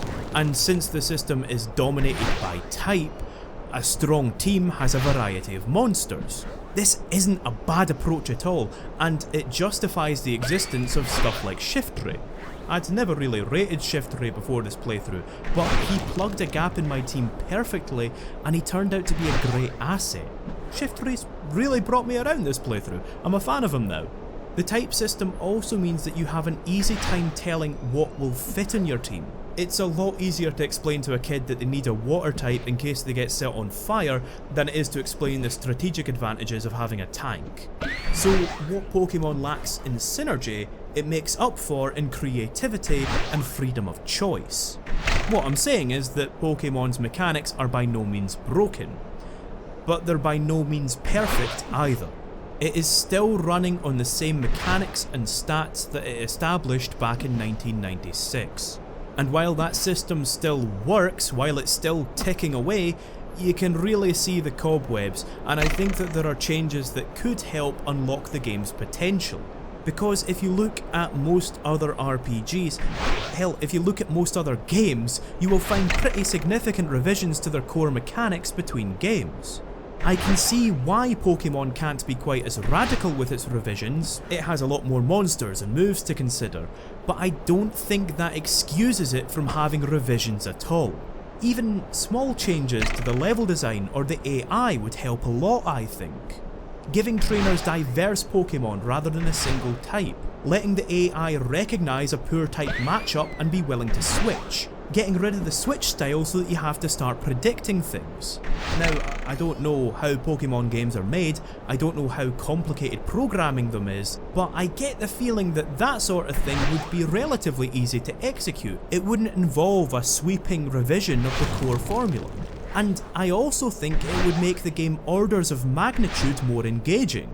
And these kinds of changes would constitute an iterative, substantial change in my eyes. Not a new evolution, not a new contest, and not, like, Pokemiles. Because what the fuck are Pokemiles? I mentioned both stab and type effectiveness earlier, but there's yet another system that can potentially increase your damage. Critical hits have a very low chance of activating every time your move deals damage, and they make a move deal 1.5 times the damage it normally would. The only thing I could say in their defense is that they ignore defensive buffs and damage calculation, so it's not a viable tactic to just turtle up and give yourself max defense. A critical hit will just punch through anyway. Even so, I'd say just get rid of them. Just get rid of them. Stab and super effective hits fulfill the same purpose 10 times more effectively, as they have to be consciously and sometimes skillfully chosen. I think luck is at its best when it creates a choice. Your move's accuracy is a perfect example. If you choose a move with 60% accuracy and it misses, then it's because you took a calculated risk that didn't pay off. Getting a crit is just a random chance that can often completely upset a match. The only way to really quantify that complaint is to go through a hypothetical scenario. Let's say you're in a battle and you know that a crit would kill you, but a normal hit wouldn't. The only logical choice there is to ignore the 6% chance that the move will crit. But then there are two scenarios, one where they miss the crit, which is fine, and one where they get it, in which case the odds were so overwhelmingly in your favour that it feels unfair. The only tactic with crits is to pretend that they don't exist, and then become frustrated when they do. And all of this is to say nothing to catching wild Pokemon. It's a really obvious complaint, but we've all been there. You're trying to carefully whittle the opponent down so that they're as weak as possible, and then without warning, you're dealing 1.5 times the damage, bypassing all of its defensive buffs and killing it. I want to talk for a bit about the battle animations. There are 721 total Pokemon in Generation 6, and many of them have multiple forms. While that's a really impressive number, it also has a lot of detrimental effects, the game's balancing being one of them. I have to applaud how they handle these moves though. Each Pokemon has a few stock animations for attacking, and each move has a stock animation of its own. These animations are then cobbled together every time a move is used. It's surprising how well it works, and it alleviates pressure on animators. Rather than have to make a unique animation for every single move every single Pokemon can learn, they instead make animations for all of the moves and all of the Pokemon and then splice them together. That's a lot less work, which is a wise decision to me. They also make economic use of their assets. Often models are recycled between animations, like the swords used in both Sword Stance and Leaf Blade use the same recoloured model, but you hardly notice it. Now, some animations, especially for physical moves, come out worse for the compromise. Sky Uppercut is supposed to be Blaziken leaping into the sky with a tremendous uppercut. The move even hits Pokemon using Fly, but it lacks impact because they don't have the time to make that unique animation. Instead, Blaziken winds up a scratch, and then the game cuts to some weird upward dots. This is one of those areas where the static 2D graphics lent the game an appealing sense of abstraction. You had to use your imagination a lot more. I think they're still figuring out the best way to handle this in 3D, and while they haven't got it spot on yet, they're still doing a great job, I think. Finally, since I can't think of anywhere else to put this, I want to moan about the beeping sound when you're at low health. Nothing to say about this really, just cut it out. If your player can't tell that they're at low health, then they're literally not looking at the screen. And now it's time for that big reveal that I spoiled earlier, that Steven has been the champion the whole time. I like that the champion was somebody that you've been meeting throughout the game. It was a pretty fresh twist at the time, even if it begs the question why he wasn't more active during the crisis. It's just a shame that this was copied verbatim in subsequent games with Cynthia, Alder, Iris and Diantha. A twist is no longer impactful if it's predictable, but then this wasn't an earth-shattering revelation to begin with. Steven has waxed philosophical throughout the game, by which I mean he's talked a load of pish, and it all comes to a head here. Apparently he wants to get your perspective, feel your outlook through a Pokemon battle. Now, battles are great ways to communicate things about a character. You can show determination, drive, honour, as well as how much they've grown and learned. Pokemon is particularly good at this last one. Battles excel at these themes, they're practically made for them. But, Steven, mate, I can't communicate my life's philosophy through a punch-up. You're just being a tube. Steven uses a team themed around the Steel type, which is weak to both fire and fighting.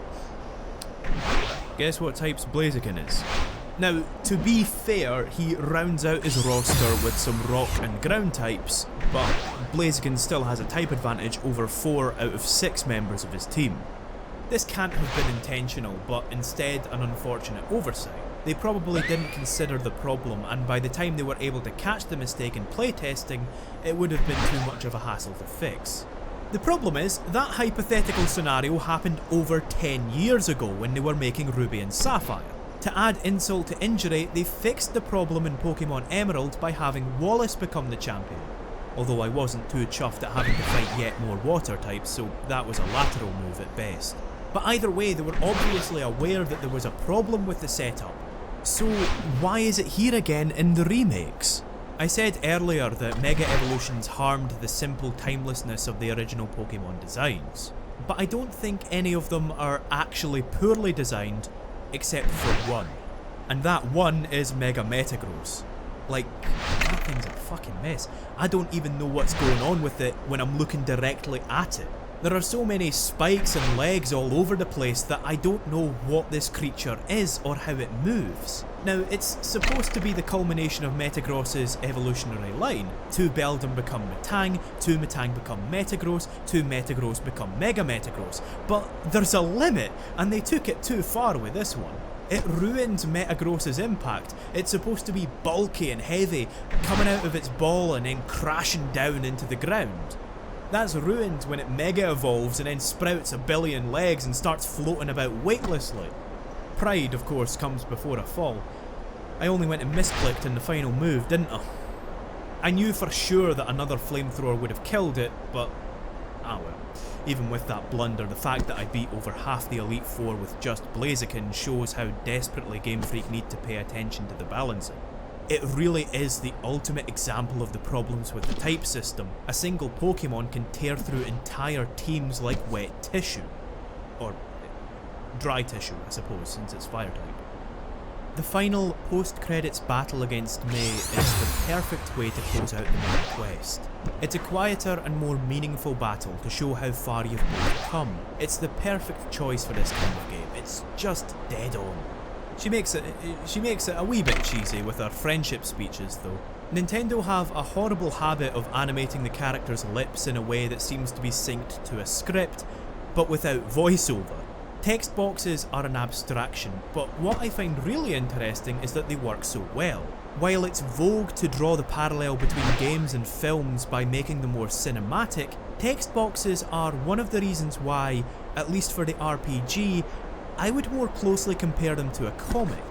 Despite being a visual medium, there's a higher time investment than a film, and they involve a lot of reading. Now, I'm not against attempts to show the characters interacting, but I don't think that this middle ground works at all. If they're going to be animated this precisely, you kind of need to include voices. It just looks awkward as hell with their lips flapping around. One detail I do like though is the fact that May has stopped apologising for saying corny things. That's really effective. She doesn't stop saying the corny things because those are the things that she wants to say. She's just become more confident. And the game doesn't need to explain that to you, you can just tell through her dialogue. Good job, game. Good ending. As soon as you start the game back up, it immediately launches into a side story it calls the Delta episode. I'm just going to come out with it. I'm just going to put my cards on the table here. The Delta episode is complete pig swill. It's an utter train wreck on pretty much every level. The story revolves around a meteoroid that has suddenly changed direction and is about to crash into Hoenn, so it's another brand of ecological disaster basically. The episode wastes no time introducing Zinnia, a character who provides some ham-fisted intrigue. She does this a few times throughout the story. The game tries to build intrigue by having her exposit information to herself. She apparently wanted Groudon to be revived, but since you foiled that plan, she instead needs plenty of that built up. This is a bugbear with a lot of Japanese translation, but in English, that isn't a natural sounding euphemism. The phrase that I think you're looking for is you know what. That's not me saying that you know what. The phrase is literally, quote, you know what, end quote. Like, we need a lot of you know what built up. The game cuts again to Little Root Town, where Norman is doing his embarrassing comedy dad routine. He wants you to ask May to a meteor shower in Moss Deep. The meteors are based on the Leonids, but of course, since it's the Pokemon universe, instead of the Leonids, they're the Lit Leonids. Okay, so it's a bit of a stinker, but I like it. I can just imagine the fun they had delivering that pun. That's it, by the way, that's the end of the good bits of this episode. I had a really difficult time remembering anything that went on in the Delta episode before I replayed it. Even when I was writing this immediately after having played it, I could hardly remember a thing about it. And the problem is quantifiable. It's down to the structure, which is cobbled together out of cotton buds and earwax. The best way to effectively demonstrate its problems is just to go through the first section bit by bit. The introduction, with the scientists discovering the meteoroid, comes as a complete non sequitur. Your character isn't actually present for these events, it's got nothing to do with you. But it sets up the situation and it serves as a wee bit of foreshadowing, so alright, that's forgivable. The problem is that it then immediately cuts to Zinnia, again apropos of nothing. She introduces a number of questions. Who is she? Why was she trying to resurrect Groudon? How does she know about the meteor? What is that? Who is Aster? Why is she talking to herself? And you're expected to remember these questions and details to both understand the plot and get the emotional payoff. But at this point they're not rooted in anything that I can understand, so there's no hook. I just kind of forgot about these questions as the story went on. It was only when I completed the Delta episode and then reviewed the footage that I understood what she was going on about. To make the story even more unclear and confusing, Zinnia then ambushes you outside your house and then buggers off without accomplishing anything. Zinnia is going around collecting keystones, and heading to Petalburg shows that she's already nicked them from May and Wally. It also gets us in another scrap with Courtney, who is still using just a camera. We're then immediately called to the Devon Corporation by Steven. I'm not skipping anything, by the way, this is actually how the Delta episode is structured. You're thrust from place to place, a tiny sliver of story is performed at you, you do a battle, and then you repeat. This is why it was so difficult for me to keep up with it. This is why it was so difficult for me to remember what the hell happens in the Delta episode. To corroborate the horrible structure, if you go back in your house after Zinnia appears and then go back out, you get given a Johto starter. Like, there's no prompt for this, apropos of nothing again. You have to go back in and then back out your house when you're supposed to be following up on the plot thread that it's just introduced. So this is a very easy bonus to miss. It feels like they were trying to pack well too much into this small space. Anyway, back to the Devon Corporation. Steven and President Stone have a great rapport here. It's the first time that Steven actually behaves like a human being. No matter how cool you are, I guess that parents are always able to embarrass you. Not mine though. I'm sitting here making like 7-hour Pokemon reviews and my mum wears leather jackets and rides a motorbike. President Stone explains that 3,000 years ago in Kalos, the setting of Pokemon X and Y, an ultimate weapon was created to end an ancient Pokemon war. The only thing capable of powering this weapon was the life force of Pokemon. I can't believe that's a sentence I just said. So President Stone's grandfather created Infinity Energy, which uses the same technology. This is the source of the harmony in the Pokemon world. They literally have infinite renewable energy, at the cost of sacrificing lots of Pokemon. That's not a subtext, that's literally what's just been said. Like, it uses the same technology as the ultimate weapon. They have been slaughtering Pokemon and harvesting their energy. That's horrible! Now, I know how that complaint's going to come across. I know that that's going to seem like I'm just picking on some poor wording, but I promise this is relevant. The Stones then send you to Granite Cave to retrieve a meteorite. Zinnia's already there, foreshadowing to herself. When she notices you, she almost immediately announces that she adores you and that she can't hold her feelings back any longer. Nah, but she's talking about having a Pokemon battle, because of course she is. Does she really need to use such explicitly romantic language? Like, is anybody going to get excited by it?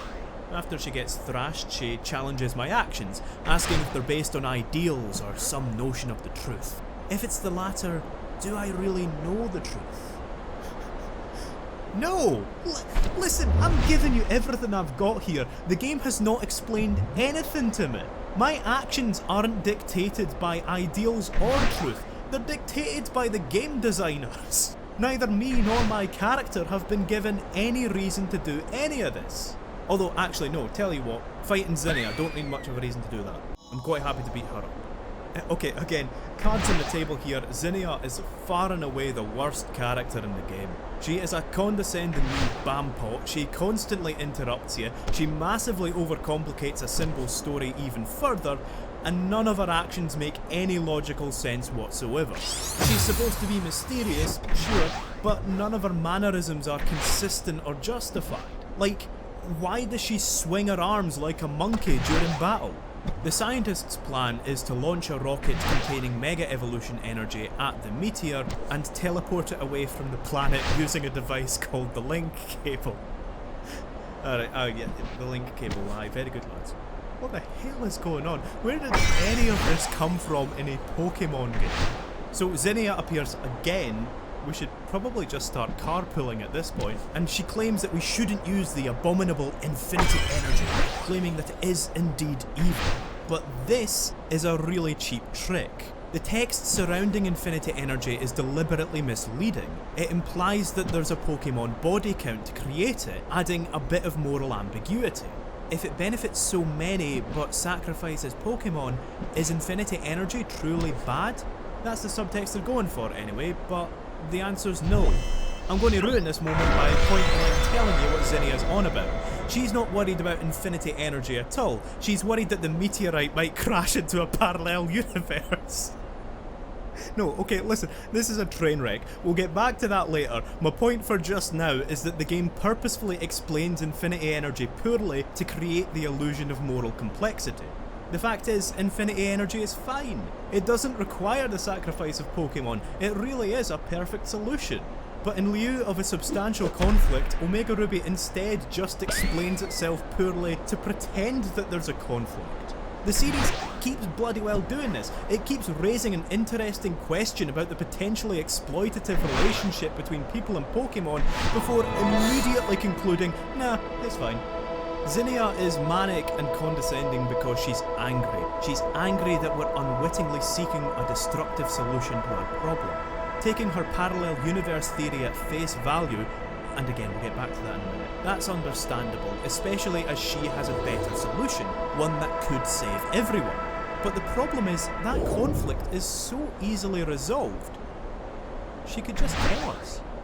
She could just mention her plan at any point, and I reckon people would be happy to help her out. But if she did, there would be no reason for the conflict, and no reason for this entire story.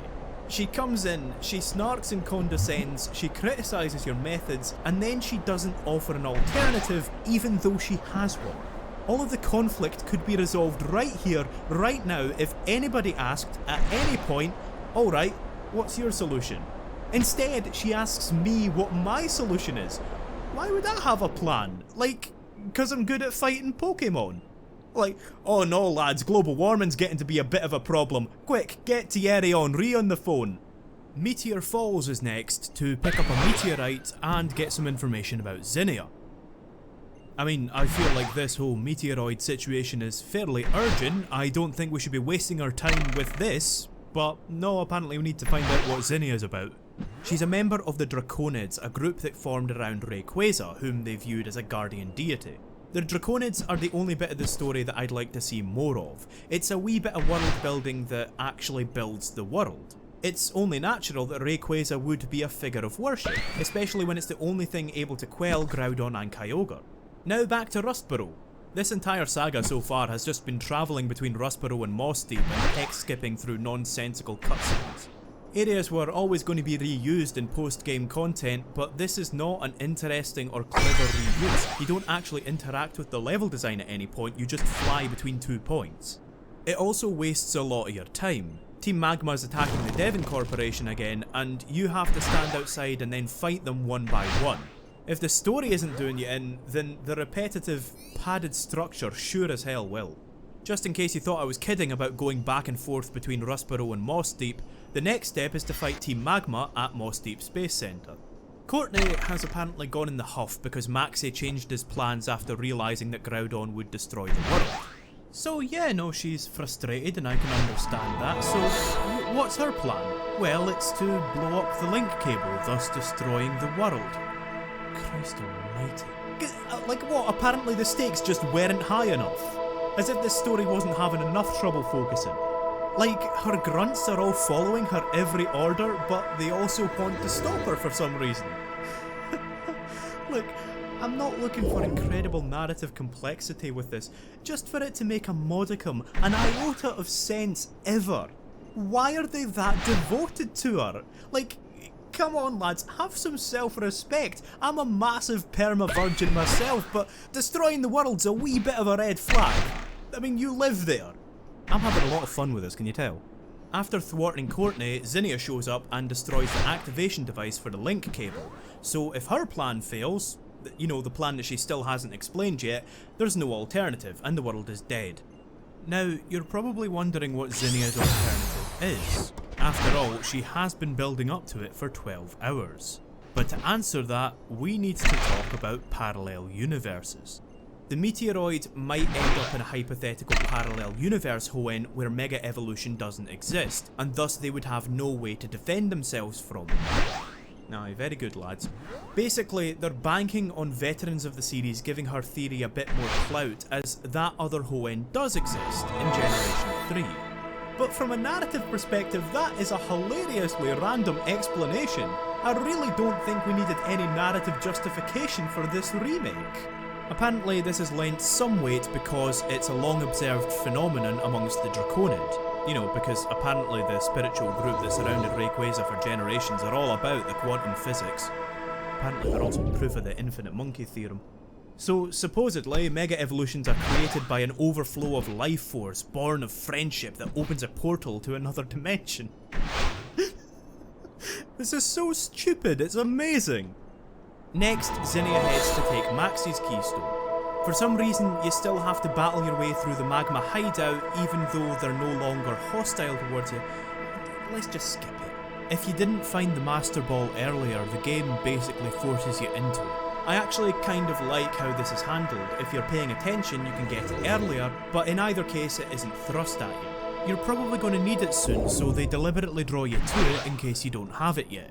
At the end of this, Zinnia explicitly tells you that she's off to Sky Pillar, but you still need to head back to Steven just in case you're having any independent thoughts. So you go back to Moss Deep, you meet Steven, he tells you to go back to Sutopolis where you meet Wallace, who then takes you to Sky Pillar where you end up fighting him because of tradition, even though the fate of the world is at stake. I'm not a fan, you get it. Inside Sky Pillar, Zinnia recounts the tale of her people. In ancient times, Groudon and Kyogre's destructive rampages oppressed humanity.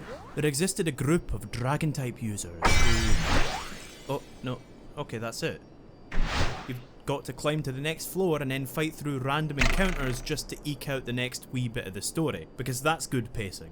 The story itself is really confusing. It's a series of cataclysms with Groudon and Kyogre going on a rampage, and then meteors hitting the earth, then Groudon and Kyogre going mental again, then more meteors, and then Groudon and Kyogre go ballistic at the meteors. And each time, Rayquaza comes down and sorts the whole mess out like he's the bloody janitor. Oh, that's Groudon and Kyogre making a mess again. Fuck's sake, supposed to be my day off. Zinnia's story massively complicates Rayquaza and Sutopolis' lore. It shoehorns them into being involved with Mega Evolution. This was even to the point of contradicting Sutopolis' origin. It's based on a volcanic caldera, but it's now instead a meteoric crater. That meteorite became the source of Primal Groudon's power. This is so complicated. There's like 3 or 4 Armageddons and about as many magical MacGuffins involved. And don't get me started on the ancient prophecy that foretold that a meteor would one day strike Hoenn. Listen, if the rest of that story is to be believed, that's not a prophecy, that's basic pattern recognition. Here's the story. Rayquaza has protected the Earth from disaster, and Zinnia wants to summon it to stop the meteor. That's it. All of this running around has just been to tell you that one sentence. I'm getting fed up with this, can you tell? At the top, Zinnia gives a heartfelt, emotional speech about turning her eyes towards the stars so that her tears would never fall. So basically, sometimes she has a wee grief, that's the whole point of that. Apparently she lost somebody important to her called Aster, so she named her Whismur Aster in her honour. That's a touching tribute there, isn't it? A bloody Whismur. I wonder if Aster screamed when she was startled as well. But the implication of this speech is that by summoning Rayquaza to destroy the meteor, Zinnia might be entering into a suicide pact so that she can finally be reunited with Aster? I don't really know, this isn't picked up again. I don't really care either, to be honest. Maybe I'd sympathise if she were more specific. Or maybe I'd sympathise if she weren't such a bellend. The scene then cuts, and this bit's amazing. The scene cuts because she knocks you out. There's no warning for it, there's no animation for it. The first you know about even having been attacked is when she apologises for it. Now this was utterly baffling to me, but I've worked out why they did it. Do you remember the clock from the very beginning of the game? It's that again. They needed the previous scene to be at night time so that Zinnia could talk about the stars. So to make it fit, they had her knock you out for no reason so that it could time skip if it needed to. Now that's pretty bad on its own, right? That's really ham-fisted. But she actually needs you awake because she needs you as backup for summoning Rayquaza. So she must have knocked you out and then gone, oh fuck, hold on, and then waited there for hours. That is amazingly stupid. At least she finally gets to the point though and she summons Rayquaza, only to realise that she can't control it.